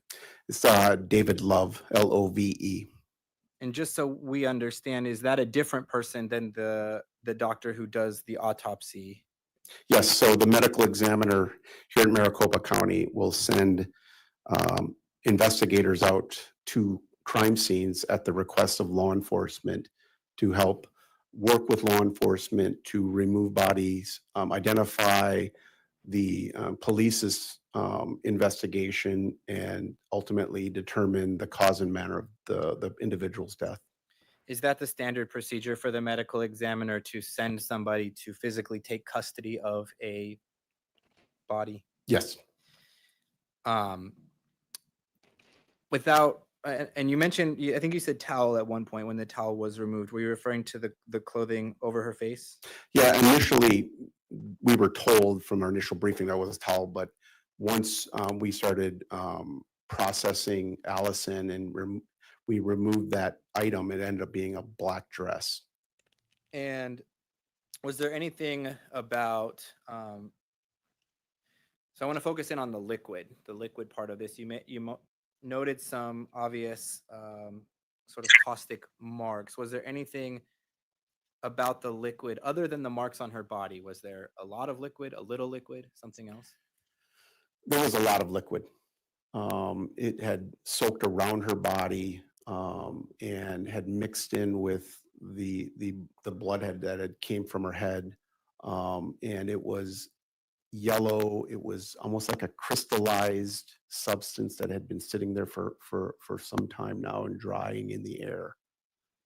And was there anything about the liquid or your removal of the body? Was there any difficulty in removing the body due to the nature of that?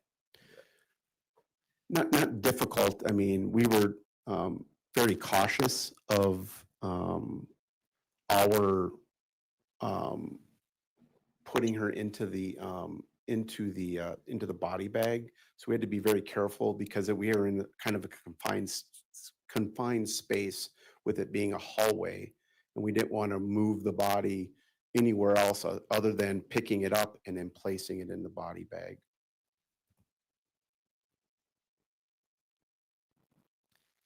Now I'm gonna move around a little bit, back to the 18th. So you mentioned that kind of initially your focus, medical examiner arrives, and we talked about the 26 stains. Who decides which of those 26 things are priority that first night? I would say between myself, Detective Heinzelman, and the two crime lab individuals, Miss Kano and Miss Beamer, based on our collective experience and based on what we knew and what we saw, we probably collectively said these are the most important, and we would identify these 26 stains based on our collective experience. I don't think there was one person that was taking the overall lead and identifying each and every one. It was more of a collective group effort on that part. Do you remember if there were any crime scene personnel asked to take photos or document the scene at that point? Do you remember their names, I should say? Yes, and just to be fair, there was a couple, there was a lot of different crime scene specialists that we call it CSS, crime scene specialists, that we had tasked throughout that entire investigation while we were there, because we were there for 4 days.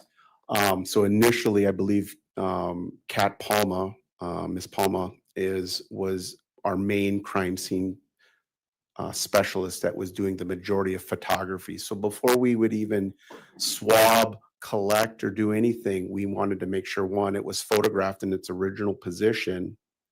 And then if it was an item of forensic value, we would put a mark it with either a letter or a number, depending on the type of evidence. And then also a ruler to give some dimension to the size of that piece of evidence. And during that evening on the 18th, you mentioned you guys left, you said around 2 or 2:30 a.m. Yes. Do you recall if there was a time frame where either a Miss McKenna or Miss Alexic took over for Miss Palma into the early evening hours? If you remember. Not off the top of my head, I don't remember at what point Miss McKenna, who's another crime scene specialist, and Miss Alexic entered the home and what their roles are, just off the top of my head sitting here right now. That's okay, but it would have been standard to have a crime scene specialist assist with those photography and documentation. And if memory serves me correctly, Miss Alexic was assisting with photographing items that we found to be to collect or to take a photo of. And we'll have another person testify to a bunch of the markers, but do you recall that first night, still focusing on the 18th into the early morning hours? What sort of photo markers are you guys using that first night, or were you placing and photographing? Excuse me. Yes, that night we were the photo markers, and we'll call it like a PM for photo marker. Those PM numbers were actually letters that we identified. So we used PM letters at that time. So like a B, C? Yeah, okay. And then if it runs to Z, then we would start with double A's or AB, ABC, or AC, so we could kind of have a continual. Okay, understood. So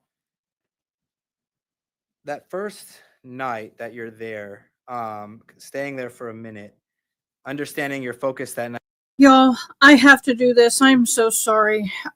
There is a huge glitch with YouTube, and I'm having to reload everything. No matter what I do or click on, content is not available, and this was about ready to dump. So I needed to go there and let me see if this is coming up. See, I want y'all to see this. June, can y'all help me? Are y'all having this problem? No matter what video or no matter what I click on,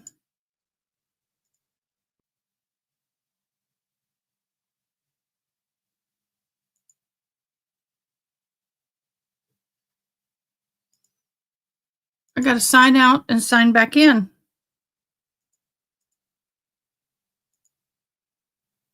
That is so weird, y'all.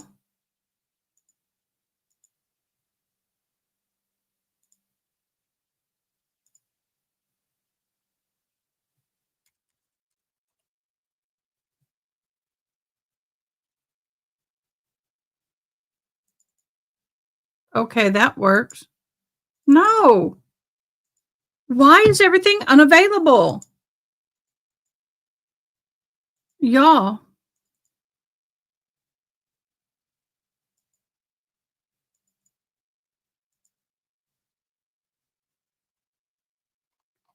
Okay, guys, I hate to say it. I'm going to have to end the live because nothing is available to me. I kid you not. Let me share.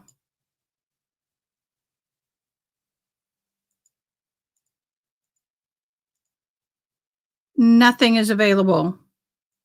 I hope I didn't get in trouble. June, can you check my back office and see if I'm in trouble or something?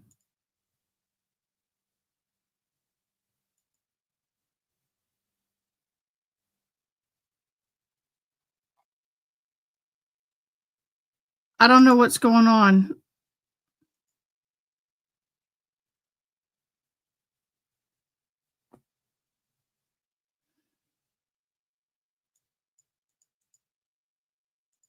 Everything I do, look at this.